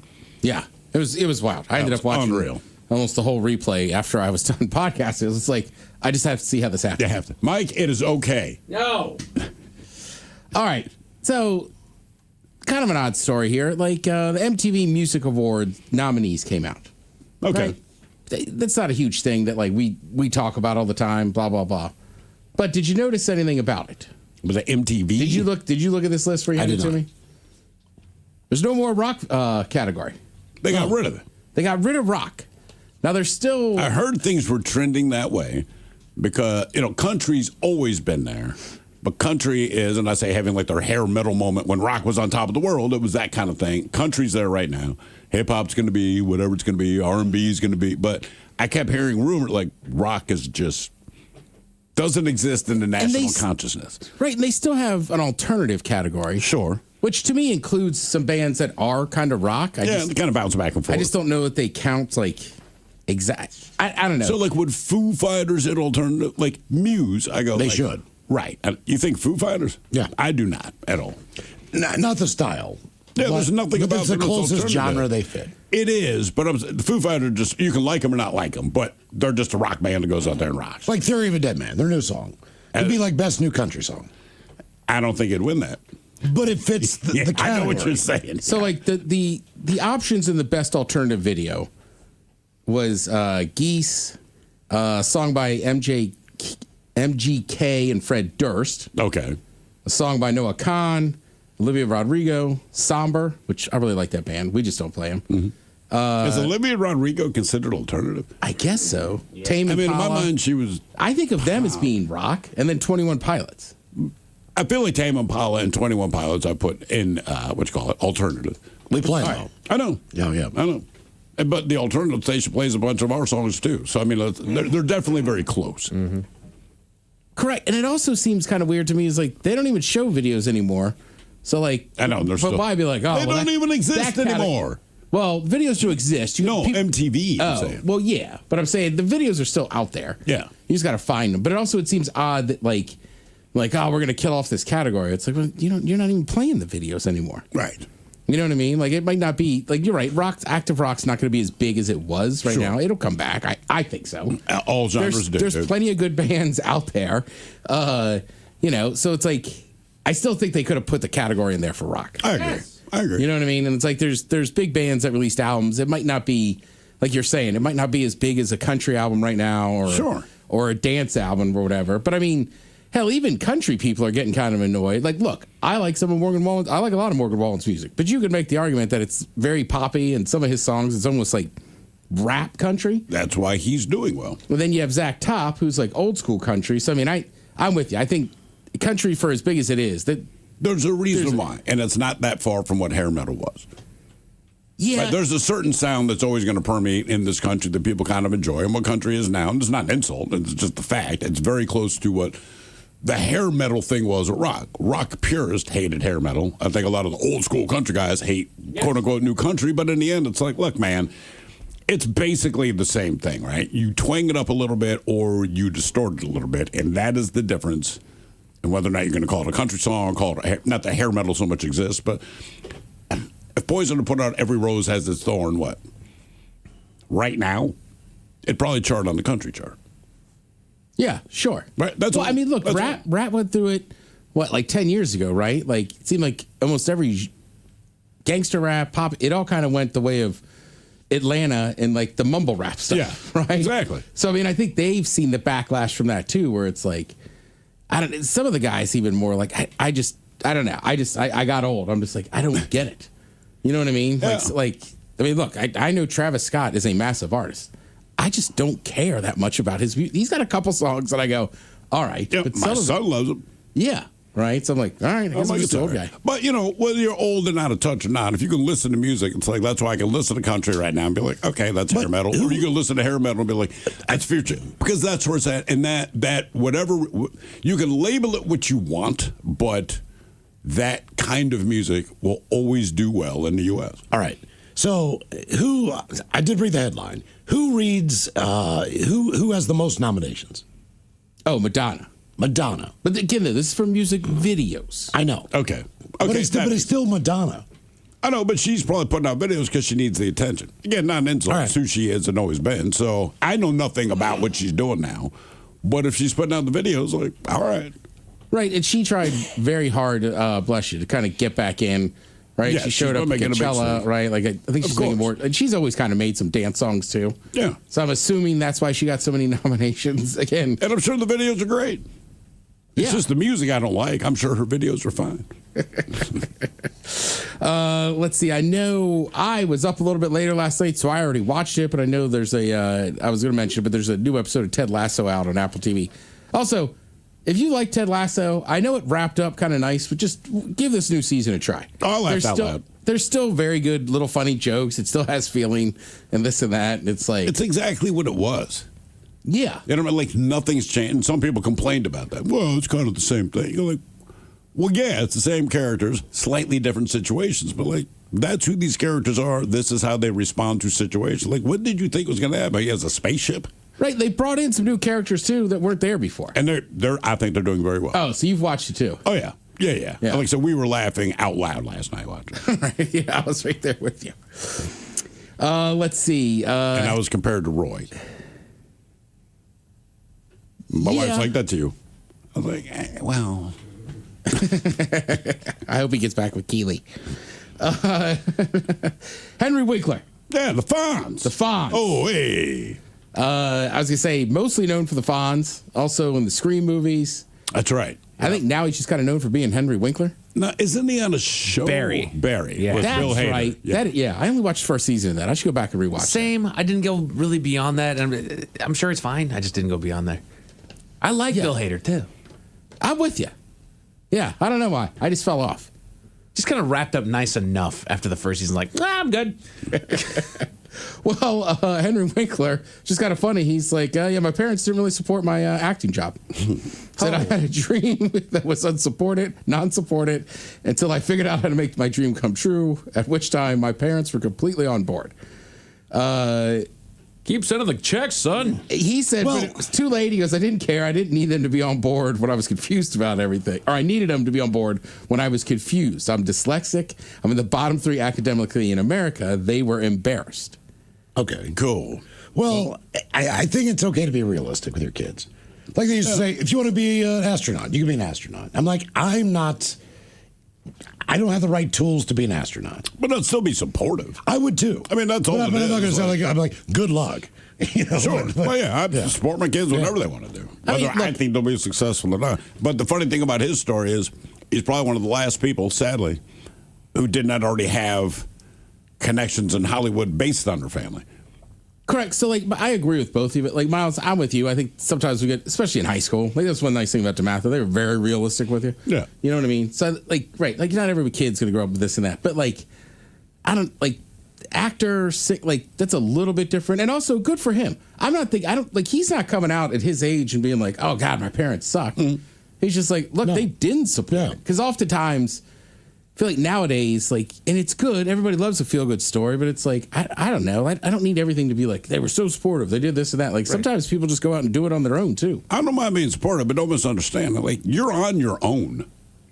You're on your own. You can make a decision. You're on your own, but I've got your back. Look, if you got to live in a van by the river, it's on you, man. But I support you as long as you want to pursue this thing, because that's part of life, right? But you ain't getting a whole lot of help, but you absolutely have my support.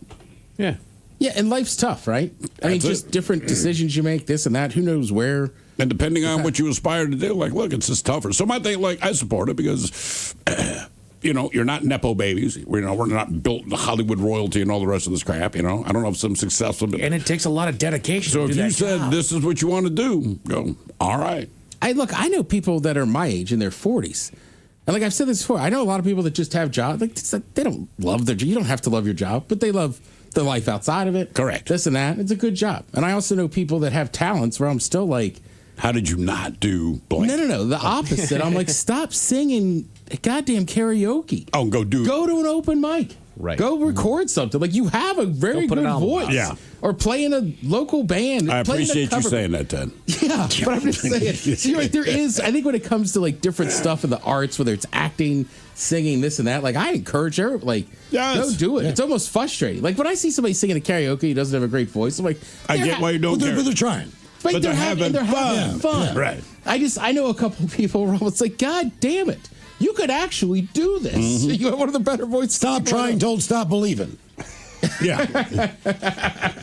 You can't do it, Rock. Well, Throw and I were on it, but the rest of you can watch episode 3 of Ted Lasso tonight. Thank you, Ted. We appreciate it. You're listening to The Men's Room.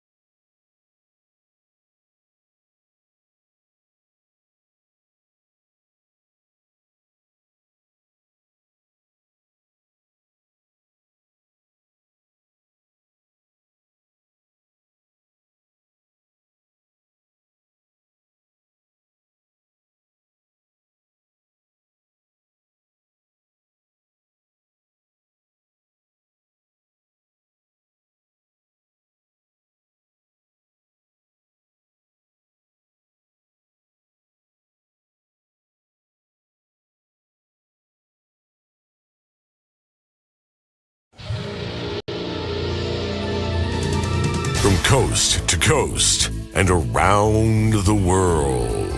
If it's not important, you'll hear it here, exclusively on In Action News. Here now are Stone Ledbetter and Felix Foxworthy. Good evening, ladies and gentlemen. Good news, the State Fair is coming to town. You going, man? Wouldn't miss it. My lovely wife and I have been going for the last 31 years. Actually, the first gift I ever gave my wife, then my girlfriend, was a stuffed blobfish that I won at the ring toss. A stuffed blobfish? Yes, Felix, a stuffed blobfish. You a true romantic, playboy. I know that a blobfish doesn't scream romance, but I didn't get to pick the animal. And all the same, my wife was very touched. You say so, ma'am. It was a romantic moment. Surely you've done something romantic for one of your many partners. Nice dinner, flowers, chocolates. Well, yeah, sure, man, but never a stuffed animal. You've never gotten a stuffed animal for someone that you care about? Nope. Come on, Felix. Even my first boyfriend got me a stuffed animal when we were only 16. Was it a blobfish? Well, no, it was a stuffed bear. Ah, the old classic. Did he win it for you at the fair? No, he bought it for me. Saved his money and got the exact one that I wanted. Where did he buy it? The taxidermy shop. Wait. Your boyfriend bought you a taxidermied bear? An actual stuffed bear? Well, yeah. That's what a stuffed animal is. I don't think taxidermied animal is what people mean when they say a stuffed animal. What else would they mean? A stuffed animal! That's what people mean when they say a stuffed animal. Like the blobfish that I won for my wife all those years ago.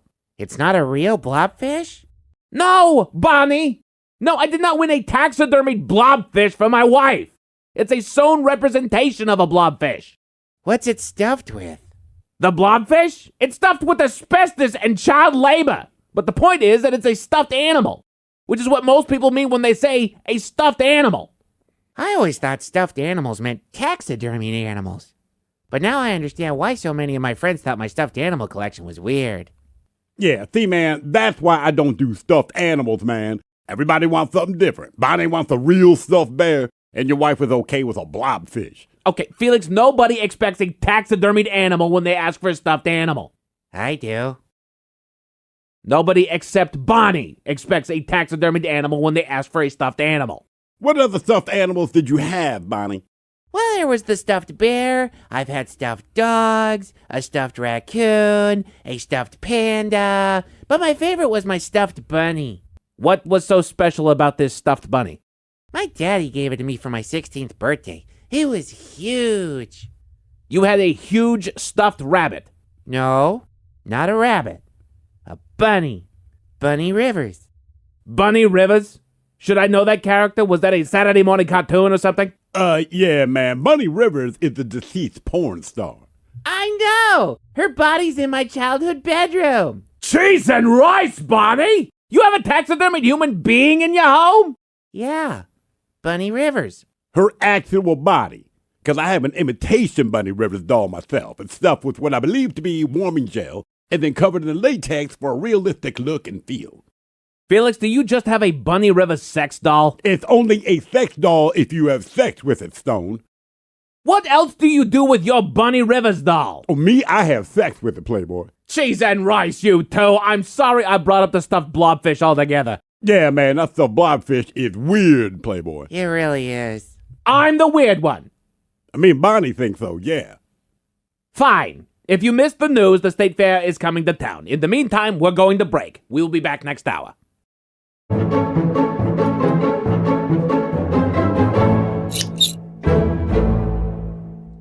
Five Loco? Yeah, 4 Loco wasn't doing it for me, man. So I created 5 Loco. Where did you find the other Loco? It's a long, complicated story, but it involves illegal substances from foreign countries. And with the closing of the Strait of Hormuz, it's a little more difficult to get the ingredients I need. Aha. 5 Loco. 5 Loco. I call it Loco Cinco. Why do you need to change the name? It's 5 Loco. Little thing called copyright infringement. Good Lord. Are you ready? And you know I represent myself in court. Which one are you guys starting with? Good bottled water, man. Discount. Manager special. I thought it was Fiji. Damn it. Ah. Successful inventions, a shot. Successful inventions. I didn't get that script. A shot. That's the script. Got it. You ready? Ready when you are. You ready? I'm born ready. Okay, here we go. Audio, please. Are your eyebrows good? I'm chanting the 8 pagoda. 8 pagoda, all right. Here we go.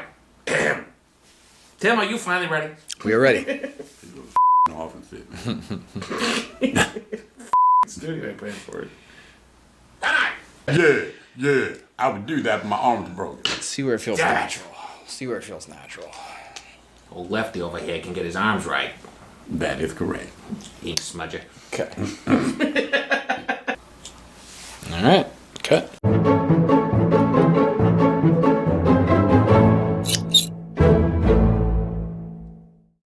Hello, everyone. This has been an In Action News broadcast, a comedian dysfunction. Watch all In Action News videos, new and old. The Men's Room returns with Miles and Thrill. Now, let's see what's happening in the real world. Here we go to New Orleans, where a man who rejected another's advances gets stabbed. Meanwhile, a Penn State frat bro thought the drug bust was a prank after someone had blabbed. Man is busted at the Tokyo airport trying to smuggle 200 lizards in his suitcase. A vulture flies on top of a plane, causing it to stay in place. And today's rescued animal is a baby bull in a drainage tunnel. It is time for your headlines. Now, it's time to hit the headlines. Here's my cock. All right, our top story, we go to Japan, where they're serious about checking laundry. A man traveling from Mexico was stopped at a local airport on a tip that he may be smuggling something into the country. They were able to track the traveler down and search his luggage, where they found a lot of socks, all filled with several lizards. What else are you going to put in your socks, Mike? Within 22 pairs of socks, authorities found roughly 200 live lizards, including several Mexican alligator lizards, which is a species tightly regulated and is considered endangered. When questioned by authorities, he did admit that he was attempting to bring them into Japan to sell them, and has been known to fetch upwards of $600 per lizard. Damn. He's now facing serious charges. Is there alligator lizards of other nationalities? That one's specifically Mexican, right? So I'm like, is there Guatemalan? Get them Alligator confused lizard? all the time, but no, it's, two separate ones. Let's see here. It just seemed funny. Like, I feel like alligator lizard sums it up. I don't know what I mean. Like, you got the northern alligator lizard found in British Columbia. You got the southern alligator lizard. Hey, yo. Ranges along the Pacific coast from Washington down to Baja, California. You got the Madrean alligator lizard from Spain. Southwestern U.S., such parts of Mexico, often called King's alligator lizard. I thought it was like Madrid. I know, I was right there with you. I'm just glad you said it, not me. Panamint alligator lizard, a localized species native to specific mountains, canyons in California. And then other regional types, the Cedros Islands, Central Peninsular, and San Lucan alligator lizards. All right, so there's a bunch of different ones. Yeah. All right, I was trying to make a funny joke, and now I just feel dumb. Arboreal, the giant alligator lizard. You know, come on, man. Alligator lizards. Yeah, all right. Mexican ones. They're great. In other news, if you've been paying attention to the news, Penn State has found their way back in once again. And this time because the frats were partying too much, as they would say.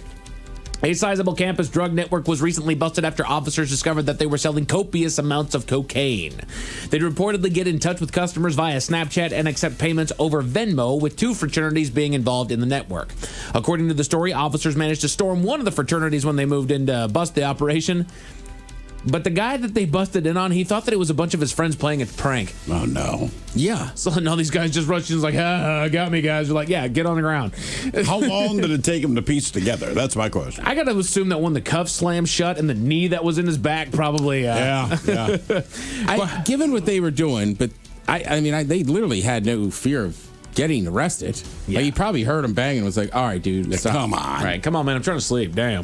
They're now facing some serious charges, and the fraternities have been suspended by the college.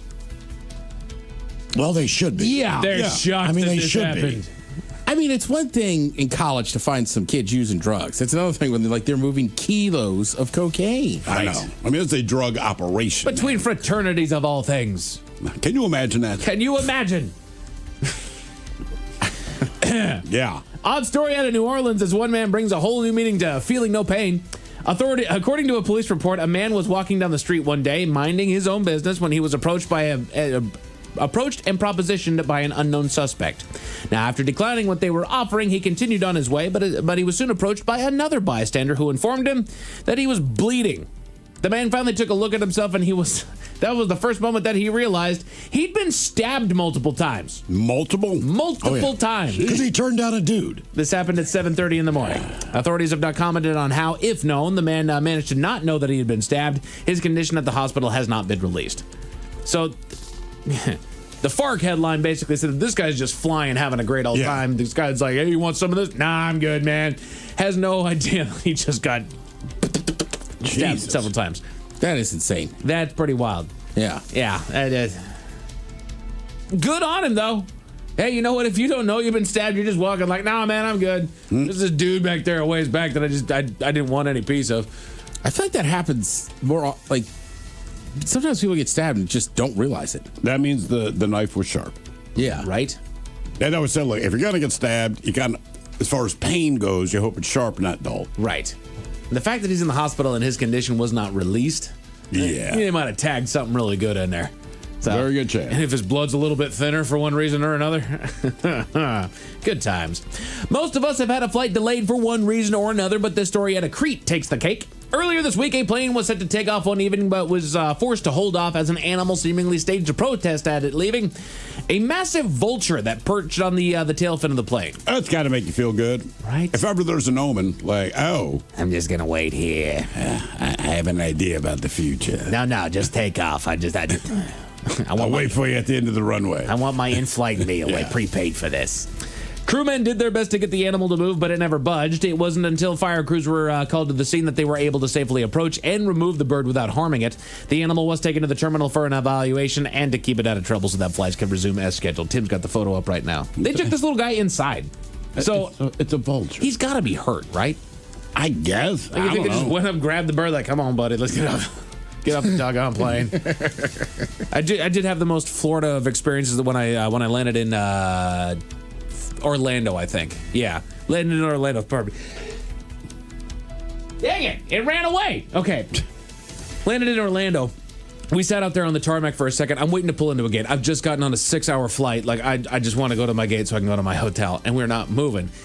10 minutes later, the pilot comes on.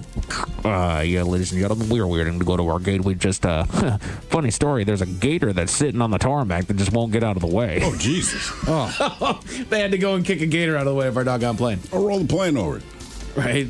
It's not like they care. What weighs more?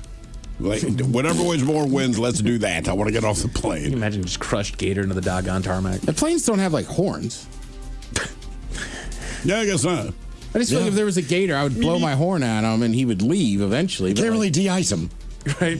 Blink your high beams at it. Yeah. Come out. Yeah, and if I'm like the guy that's doing the luggage and they're like, hey, Ted, go get the gator. I'd be like, screw you. I'm not moving that gator. Fire up the plane. Take it down the taxi the plane. It's either going to fly off or it's not. Either way, it can fly. Yeah. So the worst thing that can happen is it flies. That's what I'm thinking. Jesus, man. Well, he's laying in front of it, though. They're already on the ground. He's going back to the vulture. No, the vulture. Yeah. Yeah, like, just take off. He's fine. He's on the tail. He's a bird. Right. As soon as that thing picks up speed, it's going to go, wow, and then he's going to move. Have you ever seen vultures get like involved with gliders? No. They just kind of get with them and sit with them. And Yeah, because they're on kind of the same so thorns. then when they want, they leave. They fly away. Right. Thank God you landed me. I never would have been able to get down. These wings are useless. I appreciate your help. Men's rooms, oh, shoot. I forgot.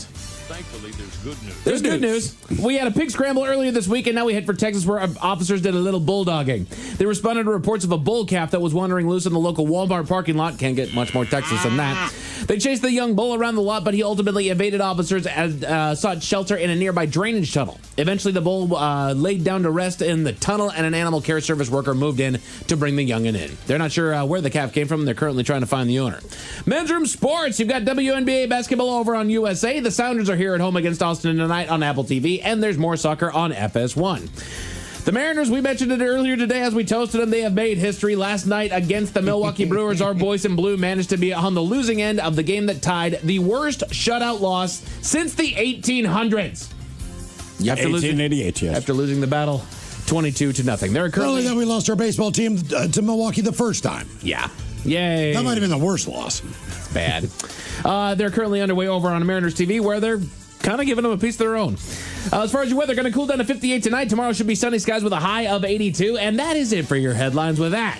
Mike Honk is out. 7:20 tonight, your chance at a $500 gas card courtesy of River Rock Tobacco and Fuel and Angel Lowen's Casino. The lovely Jolene coming up in seconds. Yes, indeed. It is all true, but in the meantime, well, we be all about this bitch. So until tomorrow, please, do what you do best. And for Aletha's sake, stay beautiful.